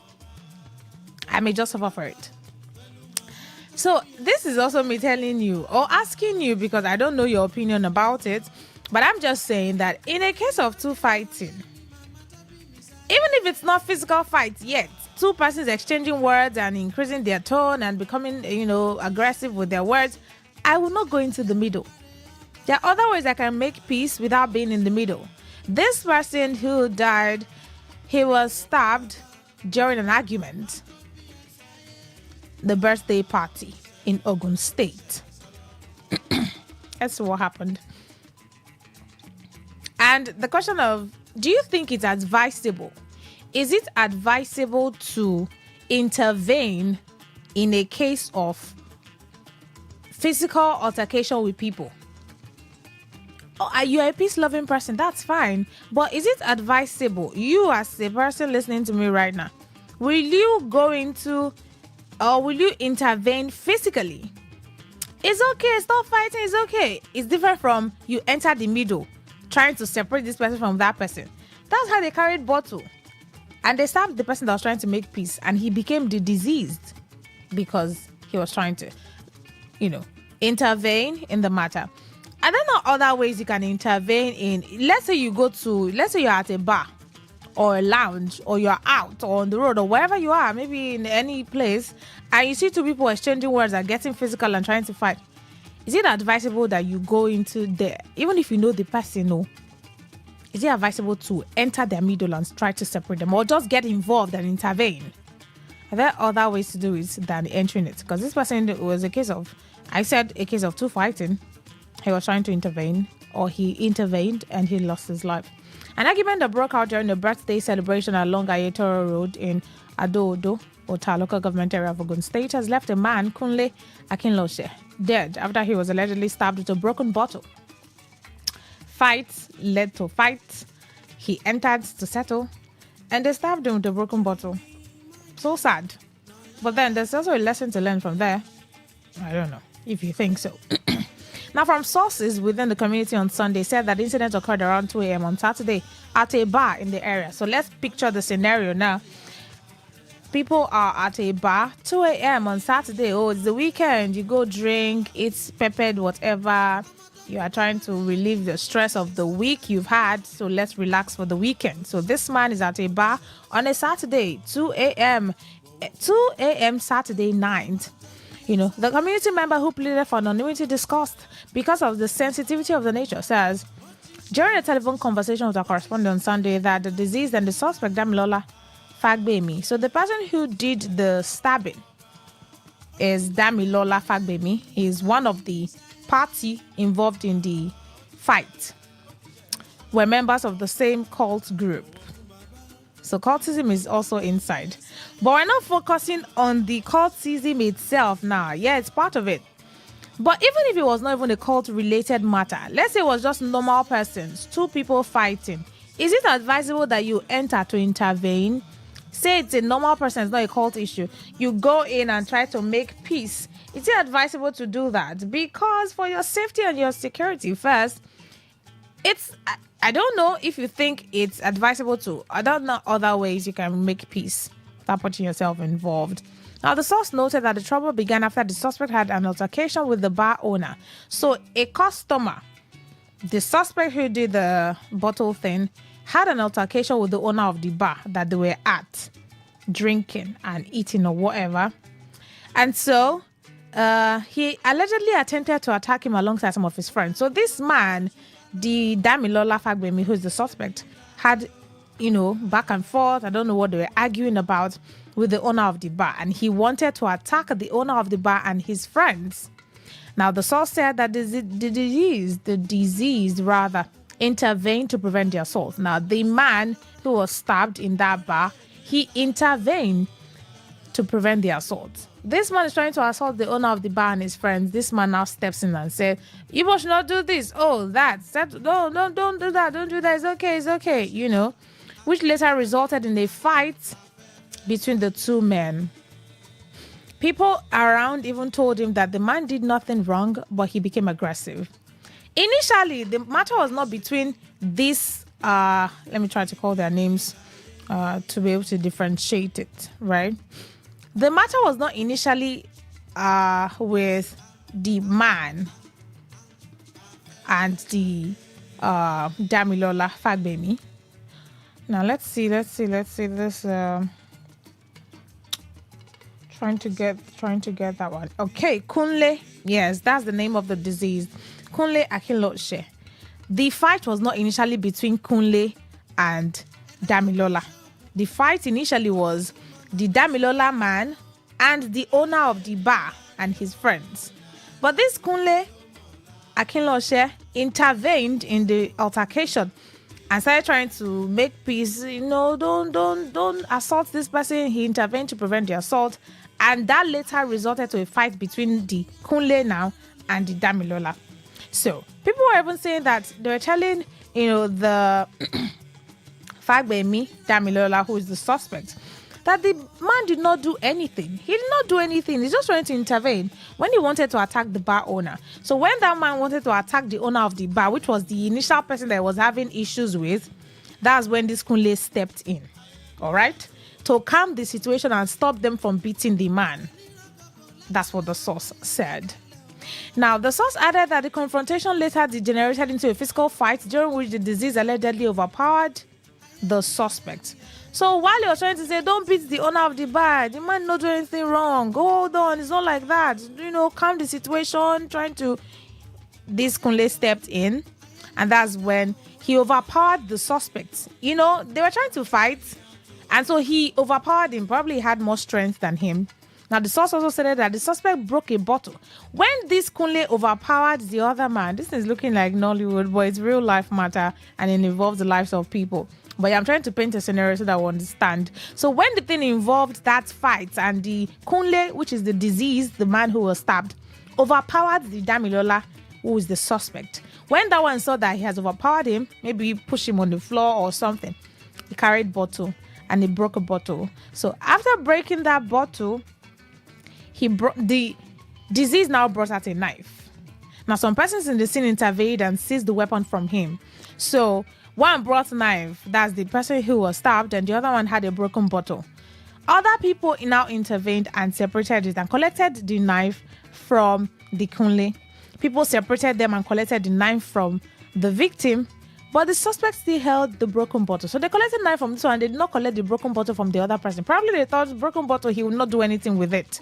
The victim probably thought that the fight had ended. So they thought everything had settled, though. The Kunle went back to his seat or wherever he was doing. Suddenly, the Damilola who had a broken bottle came back and stabbed him with the bottle on his arm, stabbed him on his hand, and they were trying to quickly, it was a really deep one. Some of the sources also said that it turns out that the injury was very deep, and so they tried to assist. The man ran into another bar with the injury. They tried to assist him with a piece of cloth to tie the bleeding hand. Bottle injury now, you may just hit it and it goes deeper than you think, And so the disease succumbed to his injuries while waiting for a motorcycle to transport him to the hospital. So they had wrapped the hand at the bar. They collected pieces of clothes and wrapped it. But he was bleeding profusely and they were waiting for a motorcycle. Eventually, they got a motorcycle, and when they were waiting for a motorcycle, they eventually got one. But most riders did not want to carry him because of the blood. To tell you how serious that bleeding was, most of the riders didn't want to carry him. But eventually, they got a motorcycle and he entered. But it was already too late because the bleeding was so much, he slumped and started shaking and he died before getting to the hospital. Terrible. He died before getting to the hospital. Now, yes, we know that the suspect members of the same cult group, that the victim, according to further reports on the matter, they were part of a cult group or something. Yeah. But my own issue on this matter is, even if it was not a cult-related matter, let's say you're in a public space and you see two people having altercations and fighting, or not even physical fight, they are talking, exchanging words and becoming violent or aggressive or abusive, you as a person, is it advisable to put yourself, because you want to make peace and intervene and calm the situation, is it advisable to enter the middle of that thing and separate it? Because we've had cases of, there's a market fight, or people were fighting in the market. A total stranger, or even maybe you know the person, you just enter. It's okay, stop fighting. No, it's okay, you carry this on, calm down. You're trying to make peace. And let's say that one of the people fighting is a violent person and was trying to harm the other person. You in the middle may just take the fall for it. You may just take the fall.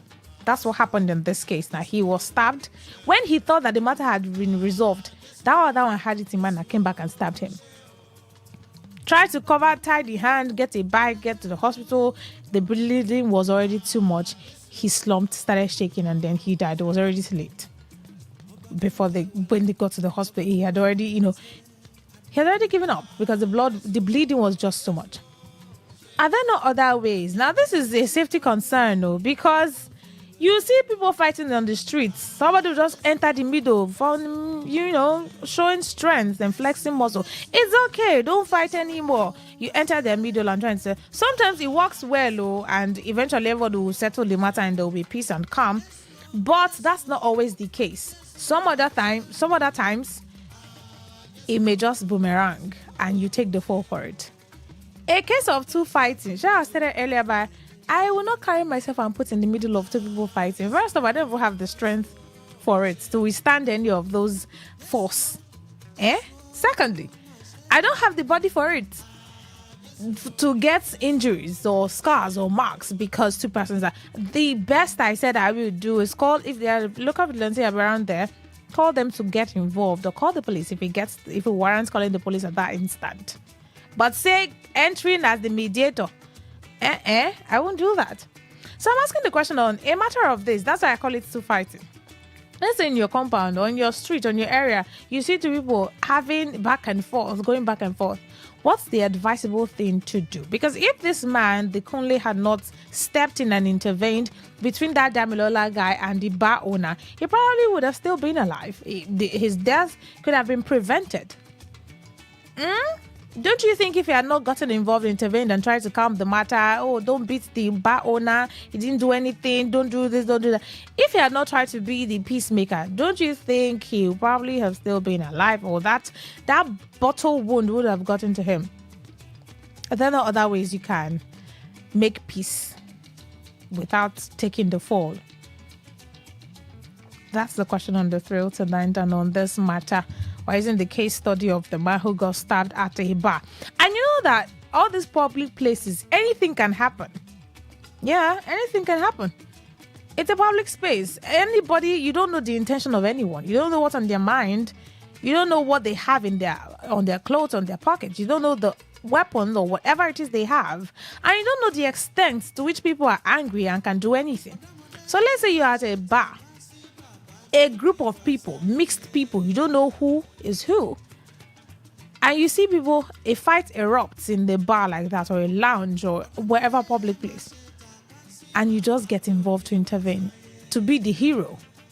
And you become the hero, settle the matter, and then you take the fall. So is that the advisable thing or the most sensible thing to do?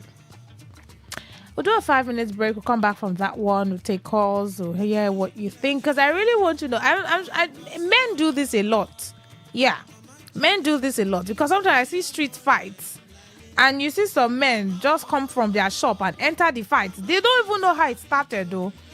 But just so that you want to... I don't know if it's a show off of strength or if it's that idea of I am a man so I can settle anything. I can be in charge. Or if it's the feeling of I want peace, I don't want this noise, so let me settle it and quench the fire. If that's the reason why a lot of people do this, men especially. And yeah, women also do this when there are fights and women just enter, carry your wrapper, tie your wrapper, enter and start trying to settle the matter. But it's mostly common with men because a fight just erupts and you see men from different places coming in and entering, trying to separate the people. So what if while you're trying to separate, someone just stabs you? Or while you're trying to separate, someone just, throws something on your head? What would you say? And if it gets to a very fatal case where the person doesn't survive, what will be the outcome of everything? Would the peace they're trying to create, would it eventually come and stay? Are there not other advisable ways and more sensible ways to help to bring peace or calm to whatever situation than getting in the middle? Let's do this 5 minutes break, and then after that one, we'll just have you join in on the conversation. Please stay with me.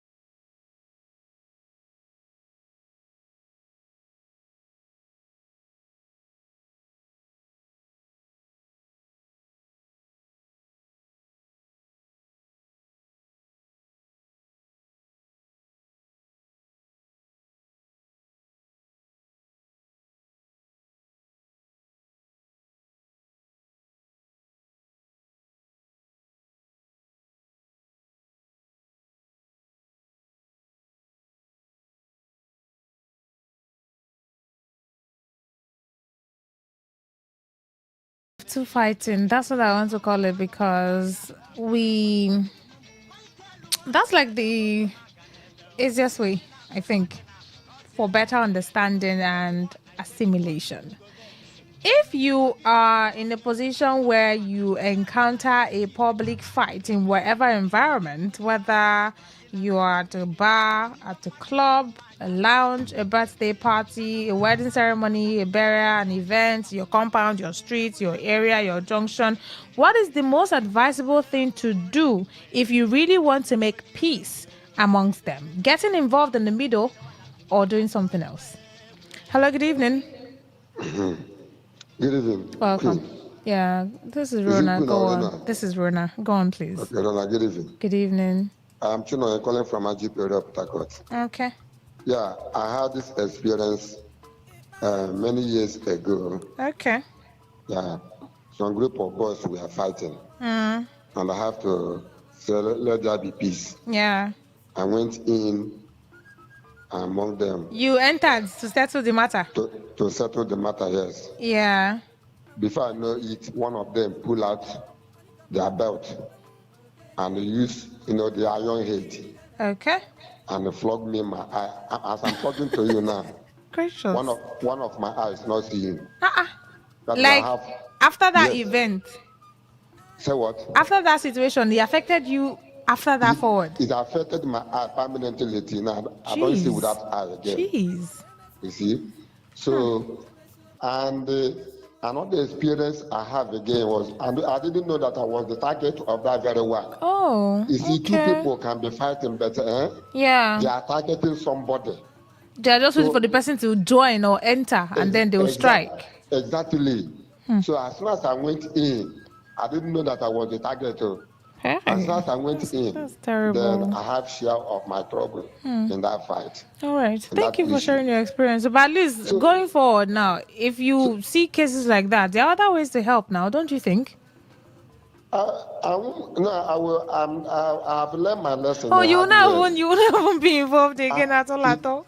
Yes, I've learned my lesson in hard way. But you see why people, if two people are fighting maybe along the road, and the shop is very close there, so why people will come out and they separate the fight? Because if one of them, okay, all right. I think that call dropped at some point, but thank you for sharing your experience, though. Hello, good evening. Yeah, good evening. Welcome, Rona. Yeah. This is Honorable Chris O'Chris. Okay. There is one adage that say, they don't use rush for fights. Okay. Because if you don't take time, now there where your enemy go, do you something. If I see fight now, what I will normally do, I will just look as a short man. I look for a hit people first. What is going on? What is going on? Okay, you start asking from afar what's going on. This man. No, I will not put my head though. Okay. Because it's better to be safe than sorry. Once you see fight, is by you use your wisdom now. And sometimes this fight is not where you direct your hand to that it will get to. Yeah, I've seen somebody that they throw punch, he landed on his mouth. Okay. And so to me, I make use of my adage. Okay. Because also just abakurog. All right, thank you. Understand the language, they understand. All right, thank you. Now, I'm not saying that when you see maybe any people are trying to go against themselves, that you should just walk away like a passerby. But don't you think there are other advisable ways to still bring peace than getting directly involved? Because this young man lost his life in trying to intervene in an altercation between one man and the owner of the bar, and the end was not a good one. Let's take this message and then we'll get back to calls. This message here says, interestingly, your story suggests that no one should get involved in separating any of such rancors. It's difficult to say because no one can be careful enough. Now, I'm not saying that you should not try to settle or bring peace, but I'm asking that, is it advisable to enter the middle of a fight to settle it? There are no other ways than getting in the middle. If you have the strength for it and you want to, that's on you though. But sometimes it doesn't always turn out well. Now it reminds me of the story. He says it reminds me of the story of people who dived into a river on several occasions to save those drowning and also lost their lives in the process. An art of heroism. Diving into a river to save a drowning person is not the same as getting in the middle of two fighting. A person drowning in the river is not a case of two people throwing blows or punches or something. That's someone, trying to get saved or asking or calling for help for their life. The person is drowning. He says that I'm currently watching a movie titled From, where a girl was about to kill a young boy. Her own brother steps in to stop her and she accidentally slits his throat, which leads to his death. The one who hides and lives to tell the story of the men who fought themselves and died is the true hero. Jay from Ajip. All right, let's take this call. 08109510951. That's the number to call to join in the conversation. Do you think it's most advisable to enter a case of two fighting and try to separate them and be the hero or the peacemaker, in your opinion? Call me to tell me what you think. I know that a lot of men have had experiences of two fighting and they entered. Some of them had stories to tell. Some of them had permanent damage for entering that fight. Some persons lived to tell the story. Some persons did not. Some persons had scars. Some persons did not, they got away with it. They didn't even have any scar or any bruise or whatever. So to every man his own. But the question I'm asking is it advisable to, in a bid to make peace, you enter a case of two fighting or three fighting or four fighting or a group of people fighting and you just enter? No matter how strong you are, when it comes to physical fights like that, it's not as if they are just exchanging words. So they are throwing things or they are trying to use punches and, things. It's really risky. Hello, good evening. Good evening. Welcome. Okay, I want to contribute. It's not advisable, honestly. All right. Okay. When I was in Lagos at the Igondo Estate, yeah, a boyfriend and a girlfriend, both of them were fighting over an issue. Do you know that somebody from the yard came out to separate them? And at the end, that person was the one stabbed. Hey. The girl broke bottle to stab on the boy. The boy dodged. He went on the guy's chest. You see? The boy died there. Another one, a 35-year-old man and a court boy, was fighting with somebody in the yard. This man, everybody respects him. He's a very responsible somebody. Yeah. This man came out to stop the fight. Oh. At the end, he was stabbed and he died there. Okay. I've witnessed 2 occasions. Yeah. So when such things are happening, I either call police or I look for stronger people to call so help. That they can separate them. Don't put yourself in the middle. All right. It's not always advisable. Thank you. Thank you. Next year on the line. All right. Thank you for sharing that experience. I have not had a personal experience of entering to fighting because I don't even get involved. First off, I started by saying that I don't even have the strength for it. How do I even separate two people that are fighting? How do I start? Where do I start from? That's one. Secondly, I don't have the body for it. I don't want scars or a life transforming mark or injury that I would live to say this was what happened. So the best I think I will do, if there are vigilantes around, call them to come and settle the matter or whatever it is going on there than to get involved because I want to create peace. Hello, good evening. Good evening. Welcome. Go on. Hello? Person where they fight. Yeah. Go separate them.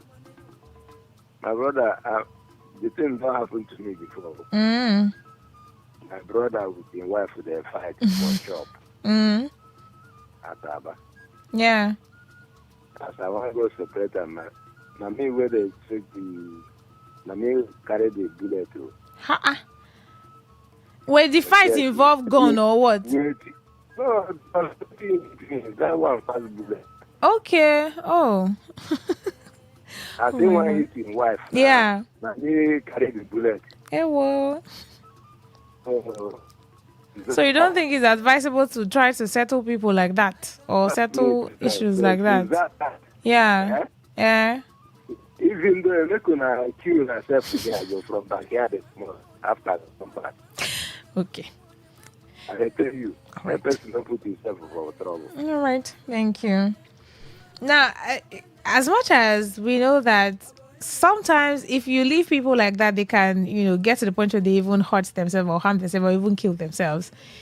If you are so interested and this thing is really becoming serious, so just so that there will be peace in the environment or the area, wherever it's going to, call people that can really do the job. Security agencies can do it. Vigilante people can come and intervene in the matter, and there's a way they will come. Their presence would bring a little decorum. But let's say it's a place of you are in a bar. If you cannot call the police, just go home. If you cannot call the police, don't try to. Hello, good evening. Hello, my sister Rona. Welcome. Evening. Yes, good evening. The topic you're in is a very serious one. It is. My name is George. I'm calling from Oregon. All right. When you see such situation, what you do that and you will apply wisdom. Okay. You don't just dive into the middle of the two people because anything can happen. Yeah. So when you apply wisdom and they are not responding to that wisdom you apply, what you have to do is to call police for police to arrest them. All right. That is the situation. If you put yourself into that fight, definitely the fight. Sorry, may just become your name. Yes. All right. So that's why in such situation you have to apply wisdom. And the two again, you look at those people that are doing that, whether they are cultists or what. Yeah. Before you also it's apply true wisdom. Too. Look at what they're even using to do the fight, though. Good. So that's why we need to be very, very careful. All right. Thank you. Then George from Oregon. All right. Thank you. Because this one was, they were having exchange of words from there. It started becoming a physical one. One person wants to beat another person. You enter. One person now carried a bottle. Another person carried knife. And that's how it happened. They collected the knife from the person and they thought that the situation had calmed down and it was already okay. But the heart of man, who can know it? Nobody. So when they thought that the case was already settled and calm, this other person still had the grievance in his heart or his mind and carried the bottle and stabbed the other person that was trying to bring peace. So I'm saying that it could have been avoided. It probably would have gotten to that point if he had not intervened and then tried to, because he also carried a weapon. He carried a knife to threaten the other person so that he would, because he overpowered him. Oh, show of strength. You overpowered him, and maybe out of that anger that, you overpowered him, he decided to break a bottle. Yes, and okay, since I cannot use my hand blow to blow, I'll use a bottle now. And then that's what now happened. And the other person now, carried the fall or went down for it. Hello, good evening. You're my last caller. When people say you call police, are you living in America? In Nigeria, where police will see people fight and police run away. You don't mean it. Oh. When you go to the police to go and make a report, do you have the transport money to give them to come and settle fight? So at that point now, what should someone do? Get into it and try to settle it? Let them fight. The winner will take its cost. If it kills, if the police come and arrest them that time, it's none of your business. Hey. So what if it's someone that you know now? Well, thank you. Thank you for sharing your opinion. What if it's someone that you know? And that's why it's just good to, there are other ways to try to help or settle the matter. But what I'm saying is, for your safety, for your well-being, know how you get into things that do not directly involve you, and stay away from fights. Because a lot of persons have had very serious forever damages on their body parts. Eyes, ears, head, leg, hands. This person was stabbed on his hand and they tried to cover it and get him to the hospital. But before he could get to the hospital, he had bled so much, he slumped, was shaking, and then he passed out. And that was the end. That's the end of that one. Like, case closed at this point already. Yes, the perpetrator or the victim, the suspect rather, they would arrest him and do all the procedures or whatever. But a life has been lost and that person's chapter is closed. So for your safety and for the safety of the people who care about you, be wise when you're trying to make peace so that you don't become the sacrificial lamb for the settlement. All right. Thank you so much for joining on the show, sharing your experiences and giving your opinions. My name is Rona Agbara. The world news comes up shortly. Good evening.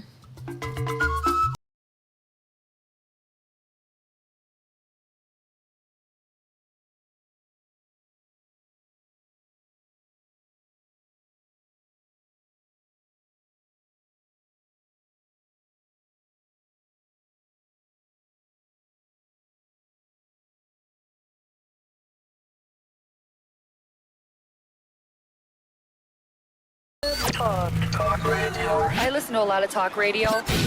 95.1 FM.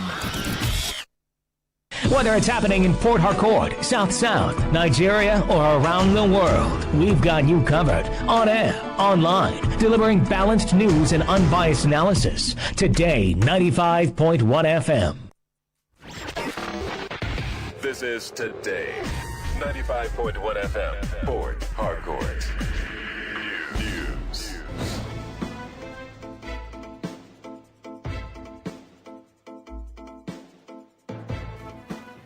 Very good evening to you. This is the World News in Premium Talk Radio Today 95.1 FM Port Harcourt. I'm Rona Agbara. First the headlines.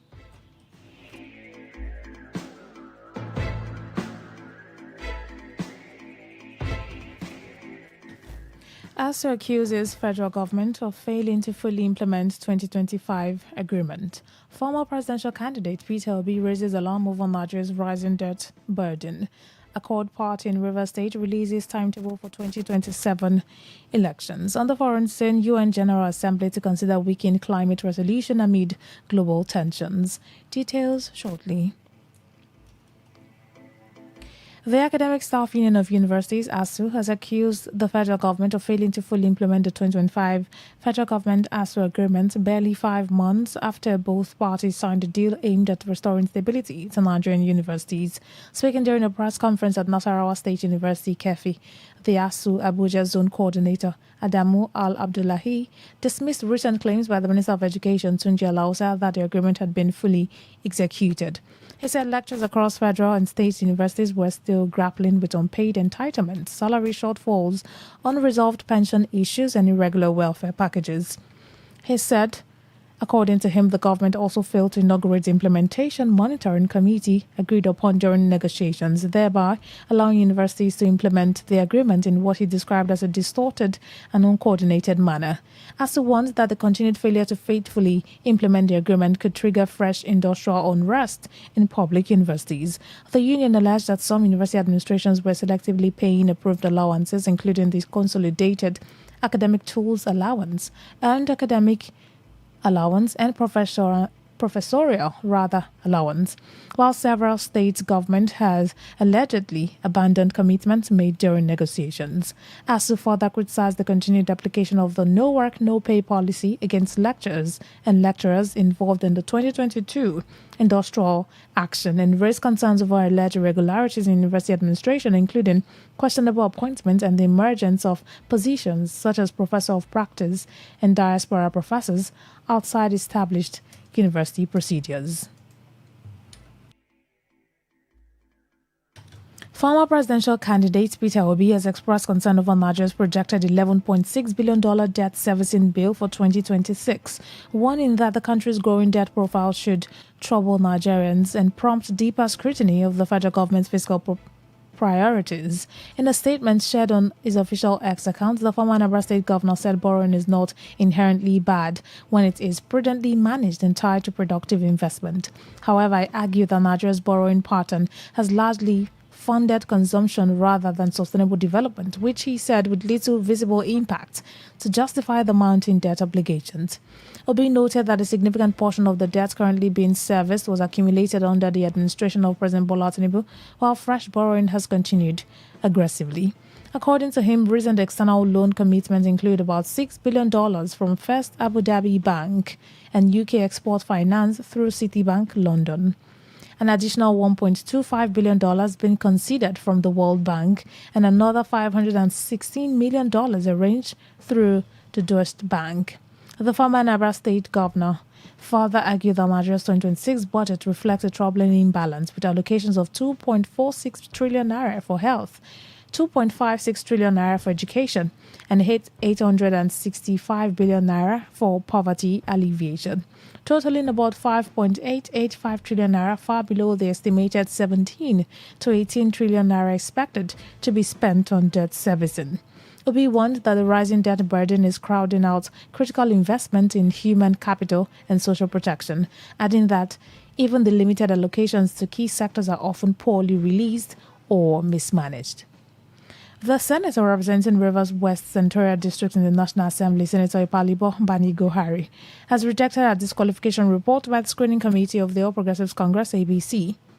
Bani-Gohari, who is a serving senator in the 10th Assembly, made the position known while addressing her supporters during the APC Centoria primary election, where she insisted that she met all the requirements set out by the party leadership. She expressed optimism that the APC leadership would take necessary steps to correct what she described as an error and urged her supporters to remain calm, insisting that the party leadership would act responsibly on the issue. The senator also commended her supporters for their solidarity and described President Bola Tinubu as a gender-sensitive leader, expressing hope that he would intervene to correct what she called the wrong done during the primaries. Lovers across this wonderful land. I just came to tell them that they should be encouraged, they should remain calm, thanking them for their support, thanking them for their prayers, and telling them that God is in control. Everything will be all right. And by this, appealing also to a great national party, the All Progressive Congress, to look into this matter and to do the right thing, because I'm sure they are capable of putting the records right. So I don't want you to be agitated at all, but when the time comes, you will still do the needful. And I believe that our president is very gender-sensitive. His speech before the primary, he has been advocating that women should be given a chance where they are qualified.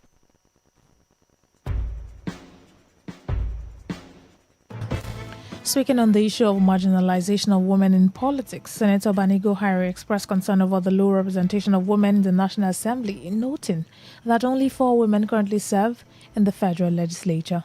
They should look at this sense of equity, just fairness, and gender. We have only 4 women, the 10th Senate of the Federal Republic of Nigeria. And this is a time when we are seeking to add more. Those who are there already have a lot of legislative experience and representative experience, which they would have needed to build up on as they go into their second tenure, so that they would, in terms of bringing back the dividends of democracy, they would be much more effective than putting a greenhorn in.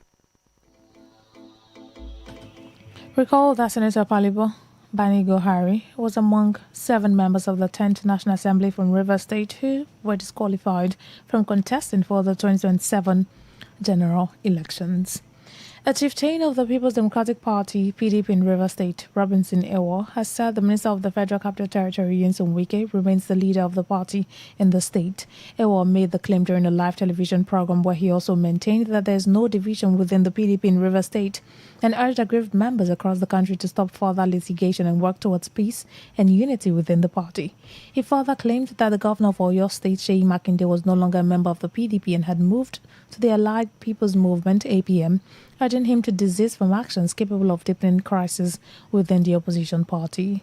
PDP in Rivers State, as I speak now, is no longer factionalized. Our chairman under the serving governor, Siminalayi Fubara. But unfortunately, December 10th, Fubara left for the All Progressive Congress. Then those of us that remain in the PDP rejoined the faction of the FCT minister, Nyesom Wike. As I speak now, the PDP in Rivers State is one. Even beyond the state, the Supreme Court has ruled that the Ibadan Convention, which I participated, was a nullity. What that means is that what we have in place today in Nigeria is a single PDP under the leadership of the FCT minister. The former factional chairman of the PDP also disclosed that the Governor Siminalayi Fubara's working committee in the party had collapsed its structure into that of the FCT minister. Ewo said the development signals a major political realignment in Rivers State, adding that loyal members of the party should remain united ahead of future political activities in the state and across the country. The PDP has undergone a lot of crisis. I think at this stage, the party should be allowed to recover. Makinde himself has left for the Allied People's Party. I don't know under what guise he still want to maintain a faction in the PDP. Whatever thing they are doing, I think it's a nullity. It won't go beyond what they are doing at the table. Because INEC as an institution that supervises political party, at this material time we are talking, has recognized the Abdurrahman-led faction. I will appeal to Turaki and Co. to give peace a chance. Allow the party to breathe fresh air.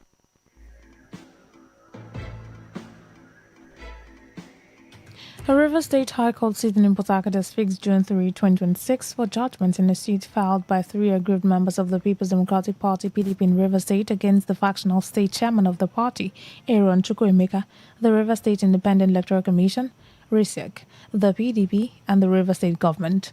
Also listed as respondents in the suit are the chairman of the Obiakpo, Port Harcourt City, and Ogba Ngbemandun local government areas, the vice chairman, and councillors representing all the wards in the affected councils. The presiding judge, Justice Stephen Jumbo, fixed the date of the council to the parties presented and adopted their final written addresses on both the preliminary objections and the originating summons. Today, FM Suchendu Jowa reports that while the River State government did not file any processes in the matter nor adopt any written addresses, the court had earlier granted the plaintiffs leave and an application for extension of time. The claimant, Enyi Uchechukwu, Wisdom Kalyu, and Uche Amadi, are asking the court to determine whether the Aaron Chukwuemeka-led state executive of the PDP, whose congresses were earlier nullified by River State High Court's judgment, can validly submit a list of candidates to RISEC for the recently concluded local government elections. The plaintiffs are also seeking the court's determination on whether the PDP validly presented candidates to RISEC through Aaron Chukwuemeka to participate in the August 30, 2025 local government council elections. Ahead of the 2027 general elections in River State, the Accord Party has announced the commencement of its internal election timetable, including the sale of expression of interest and nomination forms. According to a statement by the state's chairman, Nana Oyekwere, the sale of the form is scheduled to begin and conclude on Thursday, May 21, 2026. The statement added that screening of the aspirants will commence on Friday, May 22, 2026, while primaries for the State House of Assembly and governorship positions will hold on Tuesday, May 26, 2026. Primaries for the House of Representatives and Senate are scheduled for May 29, 2026, while the presidential primary is slated for May 30, 2026. The party, while assuring members of a free, credible and fair process, urged aspirants and stakeholders to comply with the guidelines, noting that the timetable aligns with the national directives issued by the party leadership. You're listening to the World News on Today 95.1 FM, Voice of the People. After the break, more news, foreign and sports stories. Please stay with us. Every day, every hour, when the big stories break, depend on our 24-hour news team to bring you the latest. Today, 95.1 FM. Thanks for staying with us now, the rest of our stories. The acting head of Department of Mass Communication, Faculty of Humanities, Ignatius Adjei University of Education, Scholastica Amadi, says digital communication has become central to reaching people across different locations and advancing sustainable development. Amadi made the remark while speaking to Today FM's Magnus Nwawa during the maiden conference of the department themed Digital Invasion and Navigating Communication Practices for Sustainable Development in the 21st Century. She noted that the concept of the invasion had largely brought positive transformation to society, enabling virtual meetings, improved connectivity and greater access to information without the need for physical interaction.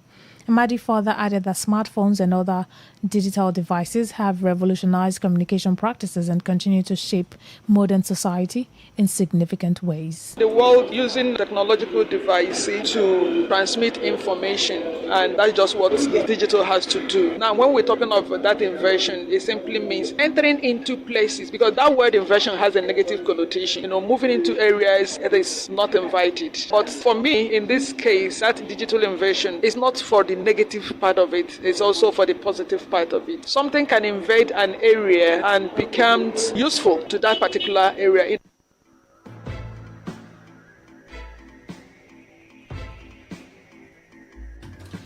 The River State Ministry of Health has commenced a 5-day health labor market analysis methodology and state data collection workshop aimed at strengthening healthcare workforce planning in the state. The workshop, which will run from the 18th to the 22nd of May 2026, has been held at the Nigerian Medical Association NMA Hall in Port Harcourt in collaboration with the Federal Ministry of Health, the Clinton Health Access Initiative (CHAI), and the World Health Organization (WHO) and other development partners. Speaking at the opening ceremony, Acting Permanent Secretary of the Ministry of Health, Dr. Vincent Wachukwu, said the workshop comes at a critical time when the health sector is facing challenges including shortage of skilled health workers, uneven distribution of personnel, migration, and financial constraints, stressing that no health system can function effectively without a strong and well-equipped workforce. This workshop comes at a very critical moment, not only to Rivers State, but for Nigeria's health sector. Across the country and indeed globally, health systems are increasingly confronted with major workforce challenges, such as shortages of skilled health workers, inequitable distribution, migration and attrition, productivity concerns, changing and challenging disease burdens, and growing financial constraints. Yet, we also know that no health system can perform better than the strength of its workforce. Health workers remain the foundation of service delivery, emergency preparedness, maternal and child survival, disease surveillance, health security, and ultimately universal health coverage.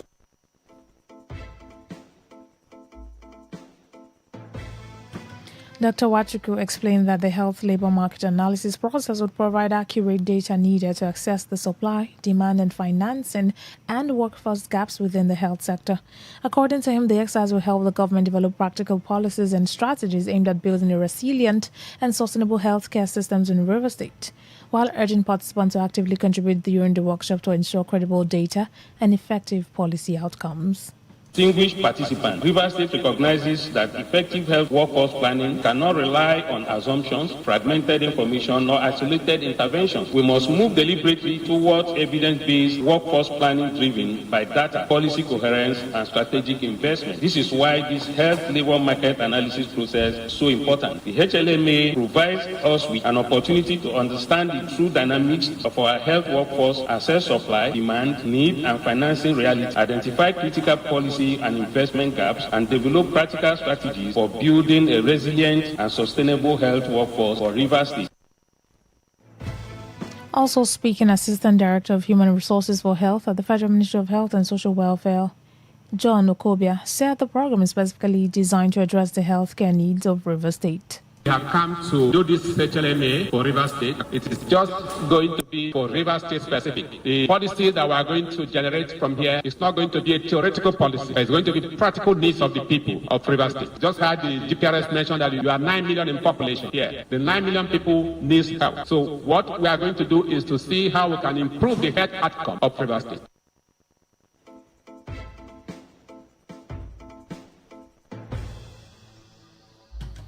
In commemoration of the World Hypertension Day, the Association of Community Pharmacists of Nigeria Rivers State Chapter has carried out a public sensitization campaign aimed at creating awareness about hypertension and the importance of regular health checks.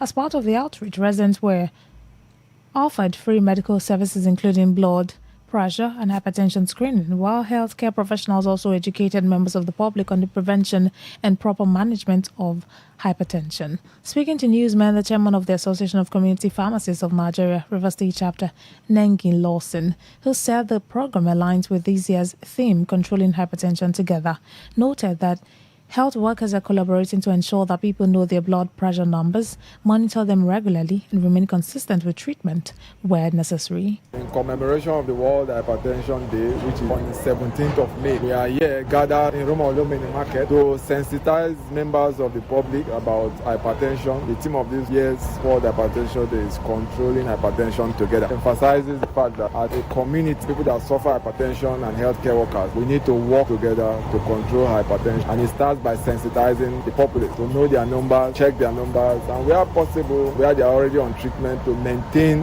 their medicines.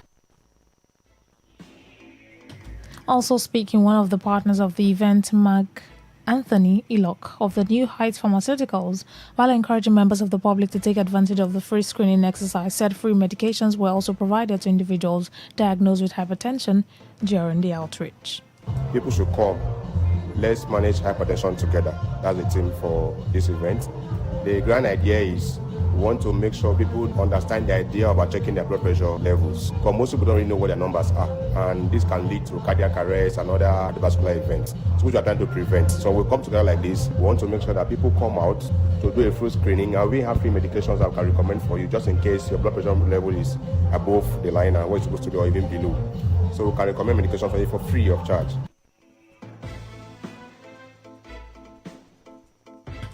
On their part, some beneficiaries expressed appreciation for the initiative, noting that factors such as the high cost of healthcare and busy schedules have prevented many people from regularly checking their blood pressure. This in our head, and then we don't even have time to go and take. Like me, I came to buy something in the market, and I saw what they're doing, and I ran. They're checking me already. The second hospital, I spent 1.8. The third one, I tell God, say I don't want to go hospital again. I buy drugs in the house, control it. But this one, I just come to market to buy some. Take test, sugar, and they check my BP. They do it free, and they give me drugs. I did not pay money. Their treatments, high BP and low BP, and we like it. May God bless you people in Jesus' name.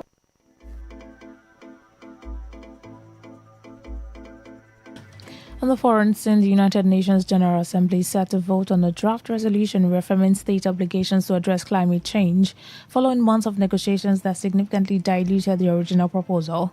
The move stems from a 2024 initiative led by Vanuatu, which prompted an advisory opinion from the International Court of Justice (ICJ), clarifying that countries are legally required under the international law to act on climate change, with potential implications for reparations to vulnerable nations if they fail to comply.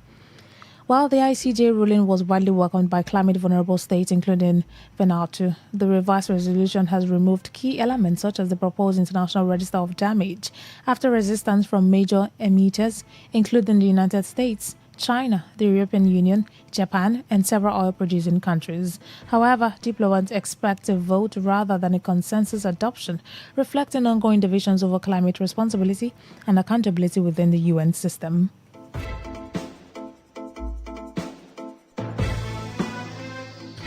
And in sports, Real Madrid captain Dani Carvajal is set to leave the Spanish Giants at the end of the season.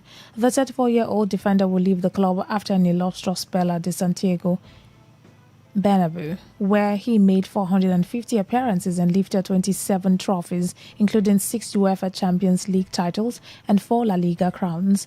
In an emotional statement, Madrid described Carvajal as one of the greatest legends of its club in world football, while club president Florentino Perez hailed him as a symbol of Real Madrid and its academy. Carvajal, a product of Madrid's famed La Fabrica Academy, briefly joined Bayer Leverkusen in 2012. Before returning to the Spanish capital a year later to establish himself as one of the club's most decorated players. The experienced fullback had hoped to represent Spain national football team at this summer's World Cup, but recurring injuries during the difficult campaign have reportedly ruled him out of coach Luis de la Fuente's plans.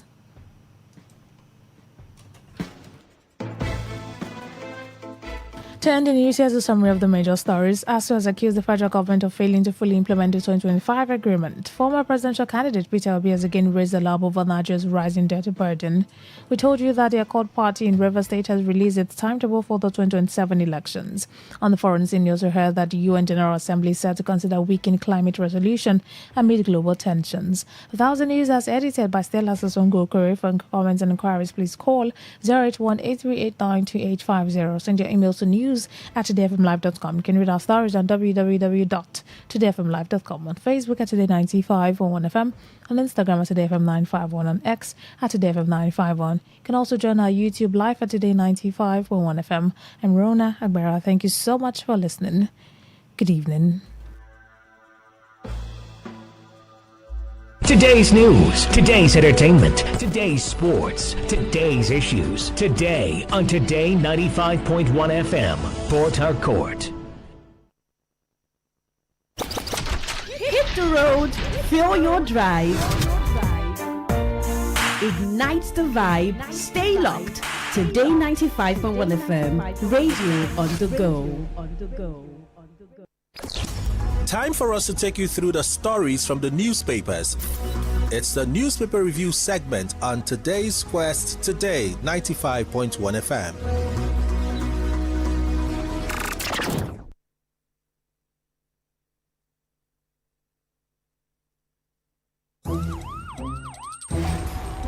It all begins with breaking news. Now make no mistake, this is a difficult mission, and it will remain difficult for some time. Then it keeps trending. Events, issues, personalities, all struggling to gain attention. But in the race for deadlines, the intrigues, power play, undercurrents are often missed or underreported. Insecurity here is basically a product of poverty. But not anymore. As the platform on radio steps in to fill the missing links on events, issues, and personalities in the news. We are not afraid of anybody. The platform on radio serves only the hottest topics and trending issues. Only on Today 95.1 FM. 95.1 FM. Port Harcourt. Weekdays, 4 p.m. Get on the platform on radio and be served.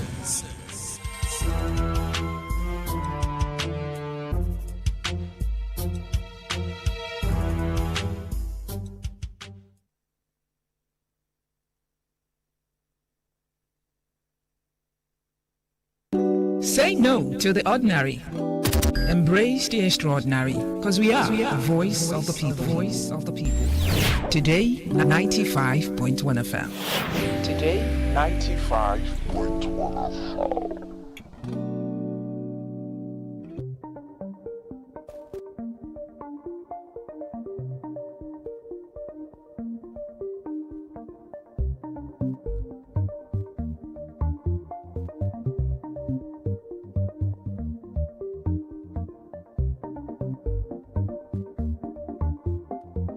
A very good evening to you. This is Today 95.1 FM, Port the voice of the people. It's time again for a rundown of the foreign news stories that made the headlines on the wall today. I'm Rona Agbara. First, the headlines.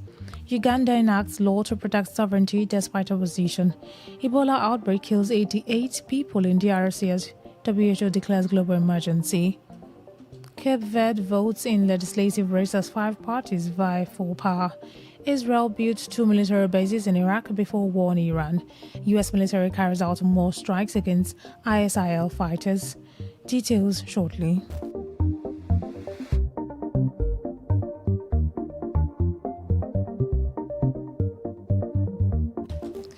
Uganda's President Yoweri Kaguta Museveni has signed into law forbidding foreign interference in the country's despite warnings from different concerned parties. Museveni has always accused mainly the opposition and other NGOs of receiving funding from abroad with the intent to destabilize the East African nation. The Protection of the Sovereignty Bill passed by the Parliament earlier this month intends to criminalize the promotion of foreign interests at the expense of Uganda's interests. The law, which carries a maximum imprisonment of 10 years, also bans anyone from implementing or developing policies without government approval. A fast-moving Ebola outbreak of the Bundibugyo strain has killed more than 80 people in the Democratic Republic of Congo and reached the major city of Goma, prompting the World Health Organization to declare an international health emergency amid fears the real scale of the crisis is far larger than reported. Professor Jean-Jacques Muyembe, head of the National Institute of Biomedical Research, confirmed that the epicenter lies in the Mogwablu Health Center zone, with infections quickly moving to Bunia, Ruwampara, and now Goma. According to him, the epicenter must be the Mongwablu Health Zone, and yesterday there was a case in Goma describing a woman infected by a husband who died in Bunia. Health officials said the outbreak is unfolding in a densely populated, conflict-affected region, complicating containment.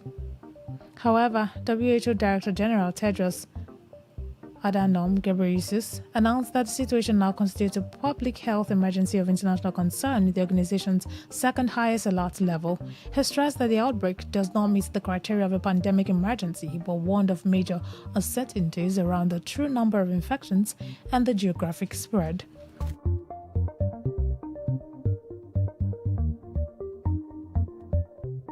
Drone strikes by Mali's army have killed at least 10 civilians as they prepare to celebrate a wedding in the central region of SAN. In another escalation of the conflict since armed groups launched a widespread coordinated assault, the village turned into immense sorrow. Nigerian industrialist Ali Dangote visited Ethiopia over the weekend as part of efforts to deepen the group's investment in the country, including the development of a large-scale urea fertilizer plant in Godi. The Ethiopian government and Dangote Group had initially agreed on a $2.5 billion deal for the project, which is expected to produce 3 million metric tons of urea annually. The government says the plant is central to its goal of making Ethiopia self-sufficient in fertilizer production while also positioning the country as a major regional exporter. Ethiopian Prime Minister Abiy Ahmed described food security as a strategic intervention as Ethiopia and Dangote Group move ahead with plans for a major fertilizer plant in the country's Somali region. Abiy also said the project reflects a shared vision between Ethiopia and the Dangote Group.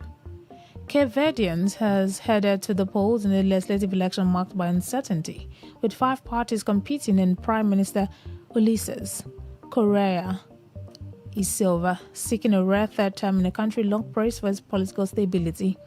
At the polling stations in Mindelo and Praia, many voters voiced hopes for change or at least for more accountability.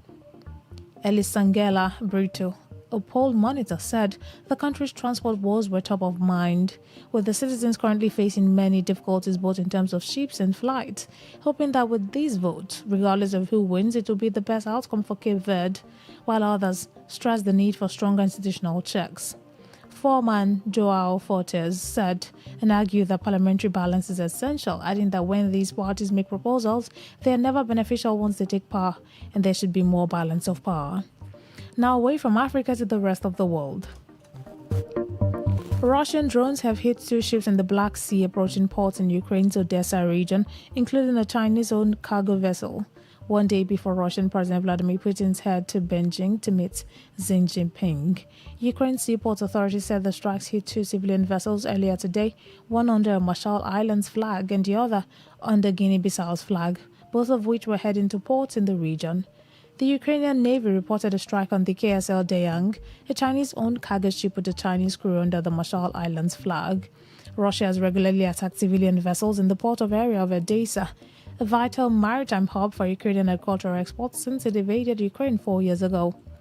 The attack comes just before Putin's 2-day trip to Beijing, where he is to have talks with Chinese President Xi. Oil prices have advanced while global bond markets remain volatile as renewed tension in the Middle East heightened inflation concerns and strengthened expectations of further interest rate hikes by central banks. Brent crude, the international oil benchmark, rose sharply following reports of an attack on the nuclear power facility in the United Arab Emirates. Reacting on social media, United States President Donald Trump warned that for Iran, the clock is ticking and that they better get moving fast or there won't be anything left of them. Brent crude rose by as much as 1.77% to $111.16 per barrel. The United States Military Africa Command, AFRICOM, says it has carried out additional airstrikes against ISIS fighters in northeastern Nigeria and coordinated with the Nigerian government.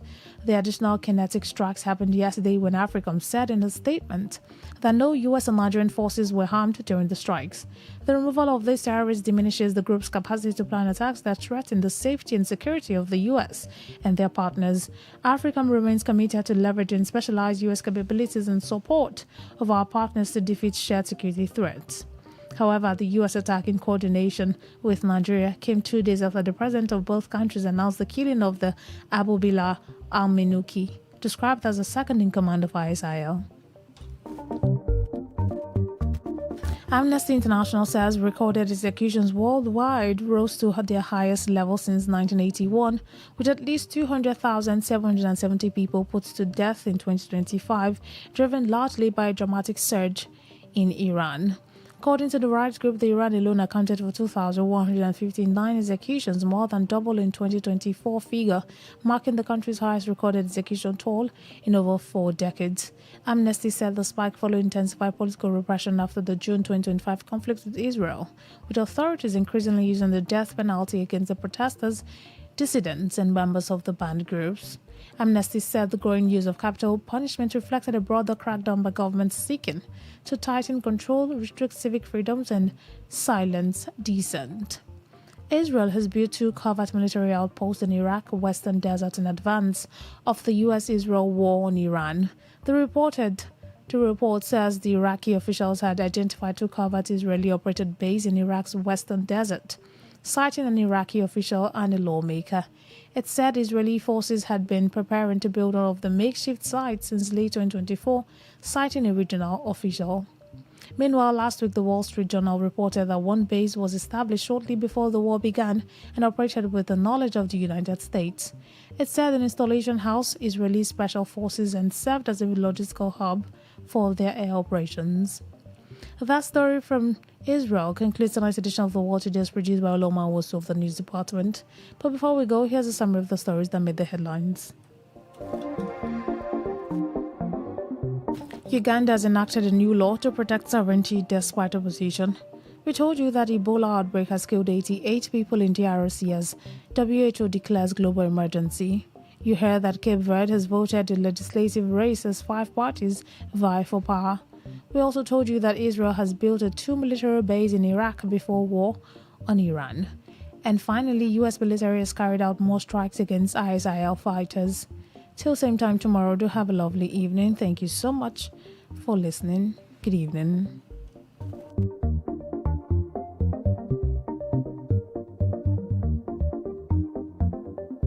Today's news, today's entertainment, today's sports, today's issues. Today on Today 95.1 FM, Port Harcourt.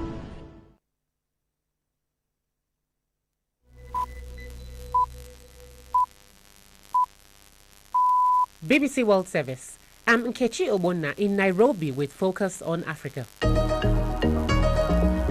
Uncertainty surrounds Somalia's democracy as opposition members challenge government's extension of the presidential term and elections postponed to next year. What's the impact on the country's security? Majority of South Central Somalia is still held by Al-Shabaab, and so how do you transport voting materials to those areas? And in Zimbabwe, plans are underway to return land earlier seized from white farmers more than 2 decades later. What's behind the move? Zimbabwe is heavily indebted to the IMF and the World Bank and a lot of the affiliated institutions. It owes about $14 billion US, and so it's really struggling under the weight of this.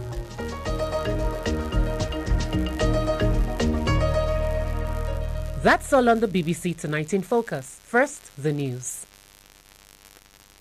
BBC News with Govinda Gill. The health authorities in the Democratic Republic of Congo say an American doctor is among the latest confirmed cases of Ebola in the east of the country. The outbreak, which has been declared an international public health emergency, has killed more than 90 people so far. Despite the focus on Ebola, Trish Newport, the MSF's emergency programme manager, explained how the team would also ensure preventable diseases were not forgotten. What we have seen in previous Ebola outbreaks is that access to healthcare is diminished during Ebola, and we want to make sure that Ebola is responded to, but that also people are not dying from preventable diseases. So number one is protect our activities, protect our staff, and protect our patients. And the other thing that we're doing is working with the Ministry of Health to respond to the outbreak. Donald Trump's dropped a $10 billion lawsuit against the U.S. tax agency. The president and 2 of his sons had sued the IRS in January, saying it should have done more to prevent a leak of their tax returns. A court filing showed the case had been withdrawn, but it's not clear if a settlement was reached. The Maldivian government says the bodies of 4 Italian divers who went missing during a deep-sea excursion last week have been located. An official said the bodies were found inside a 60-metre-deep cave in the Vavu Atoll by a team of highly trained Finnish and Maldivian divers. Ambarasan Ethirajan outlines the possible reasons for the fatalities. They ran out of oxygen, that's one theory. The second one, the composition of these oxygen cylinders, how much you have oxygen, nitrogen, helium. It has to be in the right mix, especially when you go very deep into the water and the high compression happens. And third, probably something happened inside the cave and the sand and dust kicked up. It is a dangerous mission, but the Maldivian government says for recreation you don't go below 30 meters, that is illegal. And there was no mention of the cave. So how did they manage to go to the cave without informing anyone else or the Maldivian authorities? The Israeli military has raided another flotilla of boats attempting to break the Israeli naval blockade of the Gaza Strip, this time in international waters off Cyprus. The latest boats departed Turkey on Thursday. Yolande Nell is in Jerusalem. Live broadcasts from the latest global Samud flotilla showed Israeli naval forces boarding several boats one after another. Israeli reports say that Israeli soldiers detained activists on board and were transferring them to Israel. Communication with some boats has been lost, the flotilla organisers say, while others are still sailing southwest of Cyprus. Israel's foreign ministry described the flotilla as a provocation for the sake of provocation and said it involved two violent Turkish groups. The last vessel to try to get to Gaza was also stopped in international waters. World news from the BBC. Greenland's Prime Minister Jens Frederik Nielsen has said his first meeting with the US envoy to the autonomous Danish territory was constructive. Jeff Landry is paying his first visit to Greenland 5 months after being appointed by President Trump, who has repeatedly said he wants to take control of the Arctic island. Britain's embattled Prime Minister Keir Starmer has said he won't walk away from the job as political uncertainty continues to grip the country. Sir Keir said he wouldn't set out a timetable to leave office. Almost 100 Labour MPs have called on Keir Starmer to quit following disastrous local election results earlier this month. The head of one of Britain's oldest scientific institutions has warned that using AI tools could make humans less intelligent. The director of the Royal Museums Greenwich said over-reliance on the technology could stop people from exploring ideas for themselves. Zoe Kleinman has more details. Coming up with new ideas and questioning and challenging the ideas of others is how we make sense of the world around us and learn more about it, Paddy Rogers says. The man in charge of the 350-year-old Royal Observatory in Greenwich warns that human curiosity is too vital to be satisfied by the quick answers delivered by AI. He's concerned that over-reliance on the tech could leave people more vulnerable to misinformation and society less able to engage with science. AI bosses say they believe the technology will soon be able to function at the same level as humans. Spain's High Court has ordered the country's tax authorities to repay around $70 million to the singer Shakira. She welcomed the ruling, saying it set the record straight after years of brutal public exposure. The court found the Colombian star had been incorrectly charged tens of millions of dollars in taxes on earnings from her world tour that year. That's the latest. BBC News.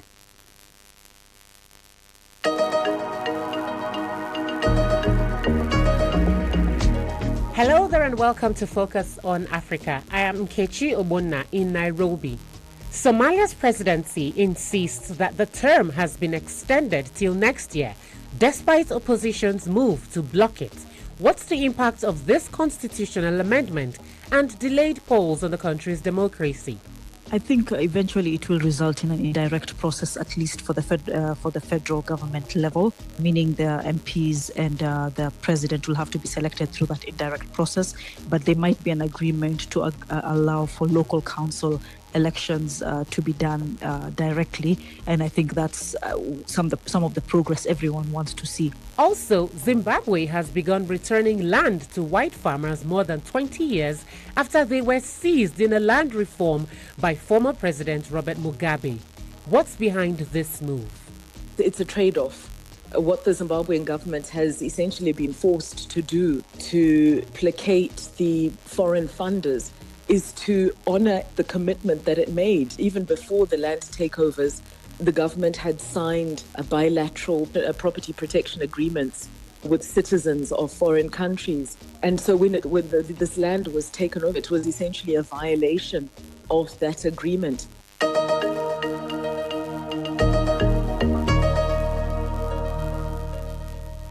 It's Monday, May 18th.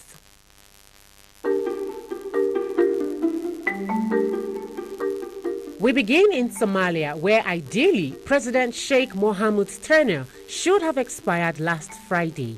But a contentious constitutional amendment has extended it to May 15th next year. However, the country's electoral process continues to generate sharp debate between the federal government and opposition leaders, with growing concerns over transparency, security, and the timeline for the next elections.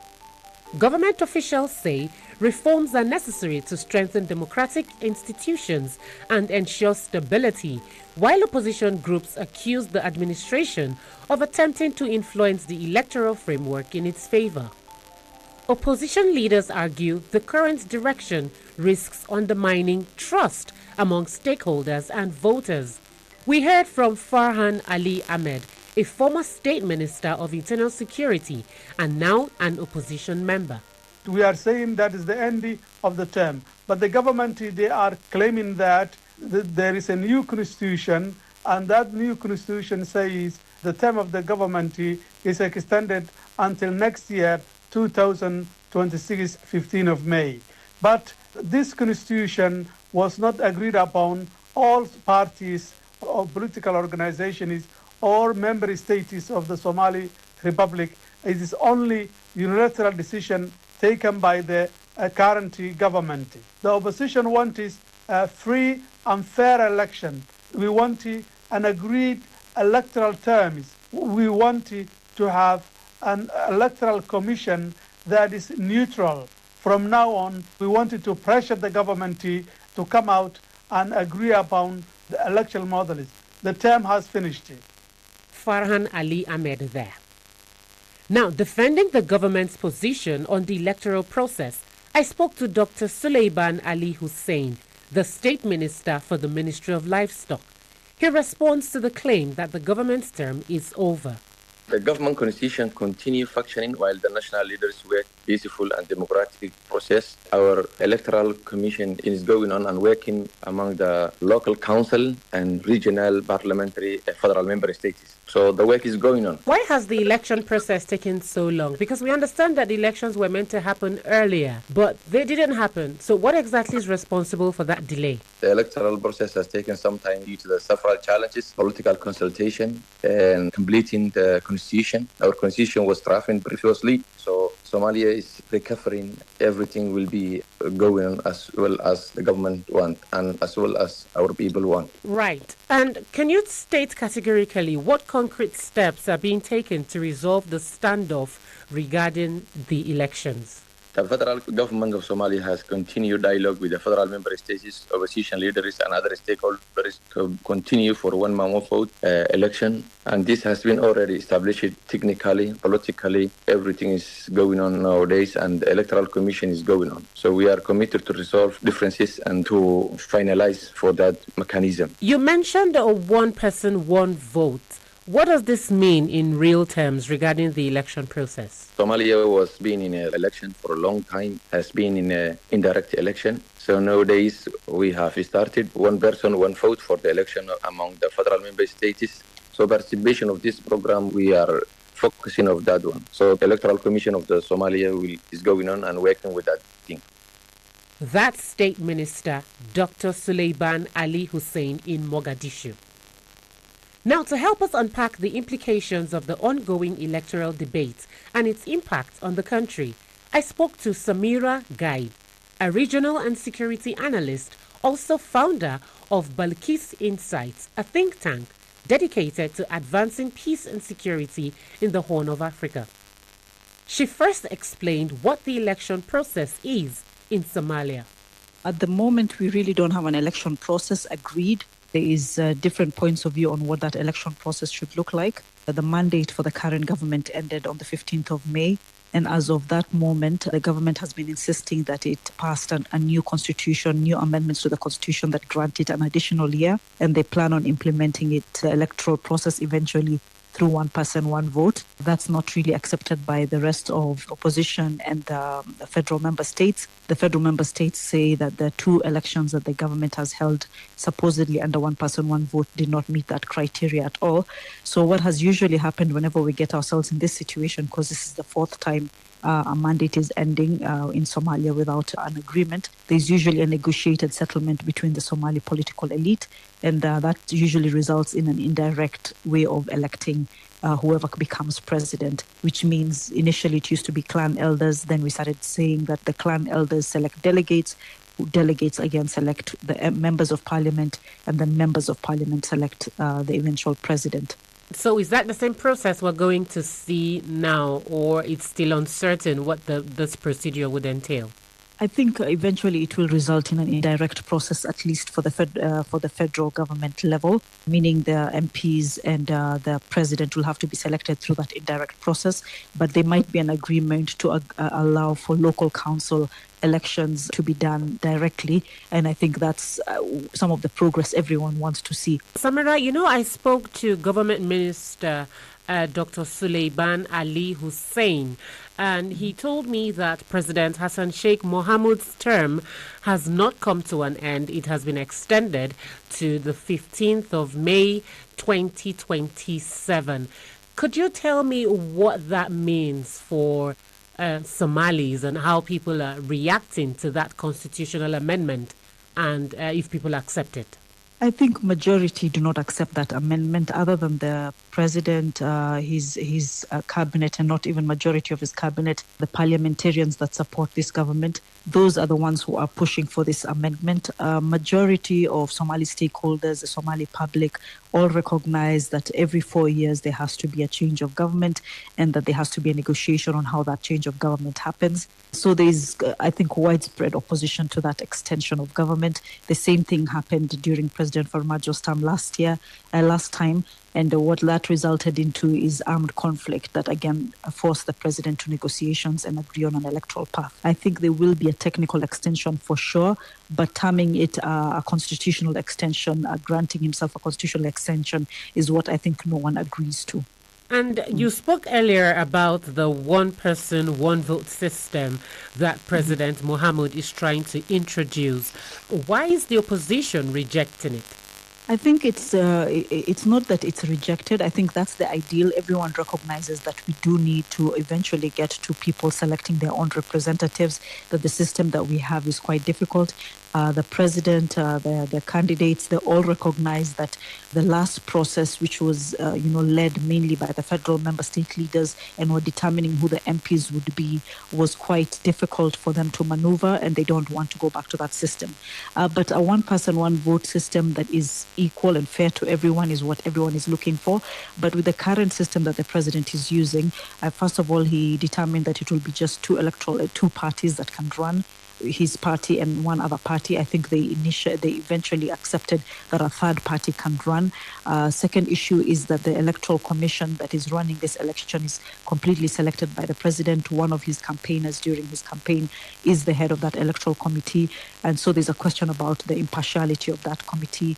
And then there is the system itself. It's a digital system that's not been bought by the government through government official means. The president has gone on record saying that he has personally purchased the system and he has put his own funds towards this election. And so there's questions about even who the voters are. And is the country realistically prepared to hold a one-person, one-vote election? I mean, politically, institutionally, security-wise as well. Are people sensitized enough to take on this one-person, one-vote system?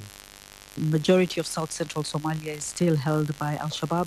I would say the periphery especially, you would see around 30 to 40% of Somalia's land mass is held by that group. And so how do you transport, voters or transport voting materials to those areas? And then even before and after the election, how are voters secure and assured that Al-Shabaab will not take, action against them? And then politically, there's no political settlement among Somalis on how this system works. Federal member states have opposed this. At least 3 have opposed this. Of course, Somaliland being outside of the vote. So for those many reasons, I don't think we are really ready. But I would say, building up on first doing it at the district council level and then moving up, you will eventually sensitize people enough. Many thanks to Samira Guide. This is Focus on Africa from the BBC World Service.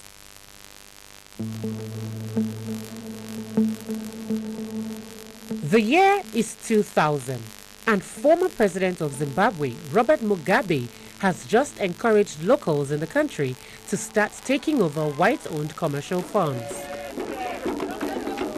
We came here to occupy this place. You occupying this place? Yes. From now onwards, this is ours. Which this farm? This moment in history marks the beginning of the fast-track land reform program, which led to the chaotic and often violent seizures of farms across the country. But now, Zimbabwe has recently announced a major policy shift to return 67 seized foreign-owned farms to European nationals and pay $146 million in compensation for confiscated property.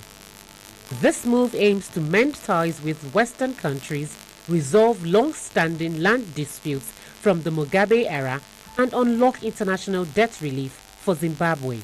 The Treasury data showed the payments would settle claims by property owners from Denmark, Germany, the Netherlands, Switzerland, and former Yugoslavia. I had a chat with my colleague Shingai Nyoka in Zimbabwe, who has covered the story extensively over the years.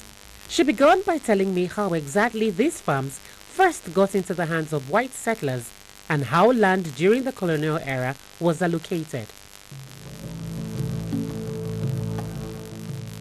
Unkeshi, this conflict goes back to the end of the 19th century, so decades and decades ago.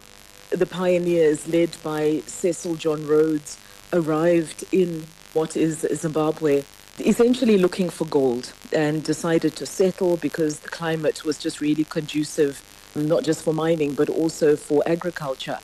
And so what we saw in the 1930s was laws where the good land was reserved for the white settlers, and the land that was occupied by blacks was often violently taken over. And how did the government of Zimbabwe end up taking this land or enabling black people in the country to take back the land?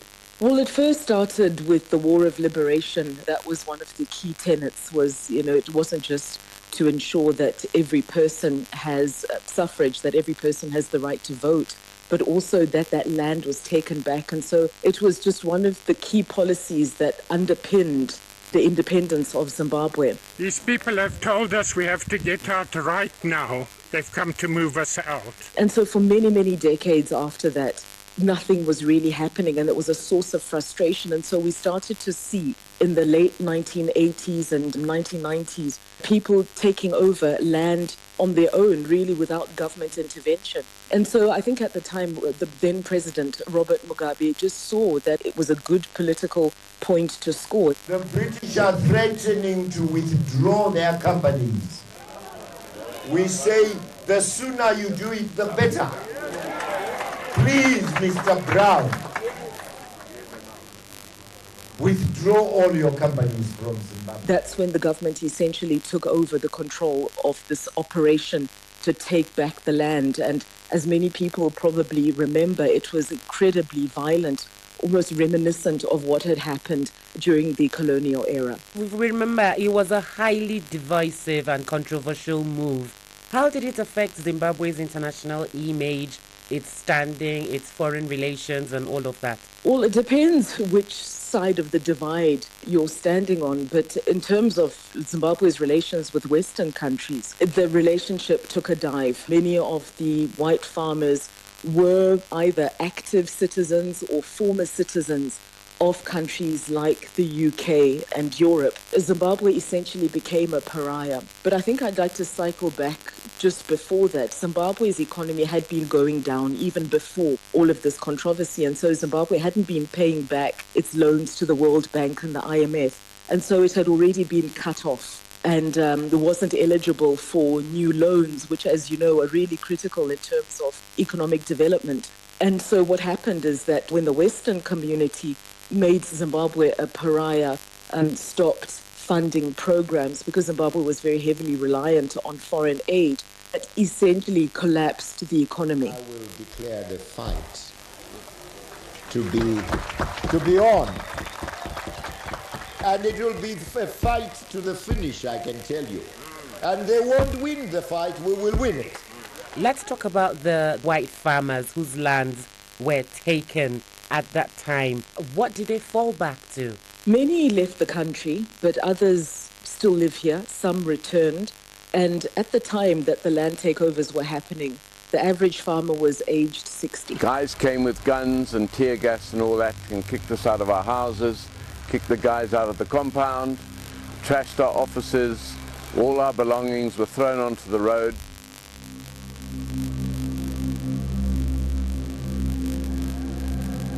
And that was a good 20, 25 years ago. So you can imagine just where they are now. Many of them are pensioners.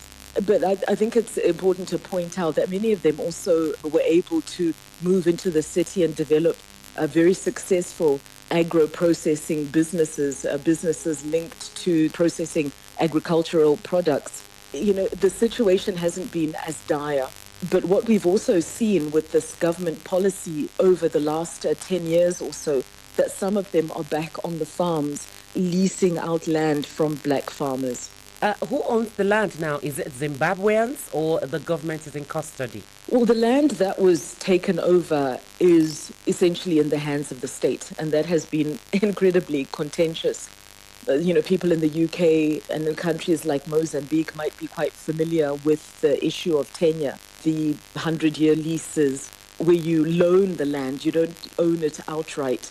And so the government currently, as it stands, owns the majority of the land. But what they're trying to do, because it's been really difficult for farmers to borrow from the banks using those title deeds or those leases from the government, because if the bank loans you money and then you don't end up paying, where are you going to get the money from? Is the government going to be good for that? Are they going to give you the leases? And are the leases going to be worth anything? And so there's a lot of debate right now. And the government has said that it is trying to reform that land tenure system to ensure that there's value in the land. And Shigai, now that 67 farmlands are being returned to foreign farmers, we also hear that $148 million would be given in compensation. One can only imagine what would happen to the current occupants of these lands. You're right. It's a trade-off. What the Zimbabwean government has essentially been forced to do to placate the foreign funders is to honor the commitment that it made. Even before the land takeovers, the government had signed a bilateral property protection agreements with citizens of foreign countries. And so when this land was taken over, it was essentially a violation of that agreement. Someone was born around the era where the farms were taken from white farmers and given back to African Zimbabwean farmers. I can say there's the other side of this conversation where we are saying when these farms were taken over by Zimbabwean farmers, these farmers have been on these farms for over 20 years with no title deeds, with no proof that these farms do belong to them. And when the government is coming to pick these farms, it means there's no compensation. There is no certainty. Some of the concerns, I think, are based on whether that land is actually available. There's a long, long list of applicants that for many, many years have been waiting to be allocated some of the land that was taken over. And it has always been a source of conflict, accusations that the best farms were taken over by the political elites and by people that are powerful. And so some of those farms that were taken over are actually inhabited by some of the elite, the political elite. So I work with young people, I organize with young people, and I tell you what they're already saying. This country is not for us. That's the message they're receiving, whether the government intends it or not. When young Zimbabweans sees that land can be taken in return based on political pressure, rather than transparent legal process, what does that teach them? It teaches them that the property in Zimbabwe is precarious, that your security depends on the law, but on who is in power. Let's talk about the timing. This is something that has raised a lot of concerns because Zimbabwe is currently discussing debt relief with Denmark, Switzerland, Germany, and the Netherlands. Some of the foreign nationals who are getting their land back also happen to be natives of these countries. Shingai, are these two related or it's a mere coincidence? It is not a mere coincidence. And the way the government sees it, and I think the way a lot of people here see it, is that it had to happen at some point, that the government had to be pragmatic. Zimbabwe is heavily indebted to the IMF and the World Bank and a lot of the affiliated institutions. It owes about $14 billion. And so it's really struggling under the weight of this. Much of that debt is in arrears and penalties. And so Zimbabwe has been in negotiations with these organizations, which, as we know, are heavily influenced by some of the countries that you've mentioned. Many thanks to my colleague Shingai Nyoka in Harare. And that's it on Focus on Africa today. Should you want to speak with us, send a WhatsApp message on +254 791 269 243 or email us on focusonafrica@bbc.co.uk. You can also leave a message on social media at BBC Africa or my handle at I am Nkechi Nna, and that's with double N. Today's episode was produced by Kigante Shumba, Bella Twine and Rukia Bule in Nairobi. The senior journalist in charge was Charles Gitonga and David Kinyan-Jui, the technical producer. Our editors are Priya Sipi and Mariam Abdullah. I am Nkechi Obunna, and I'll speak to you again soon.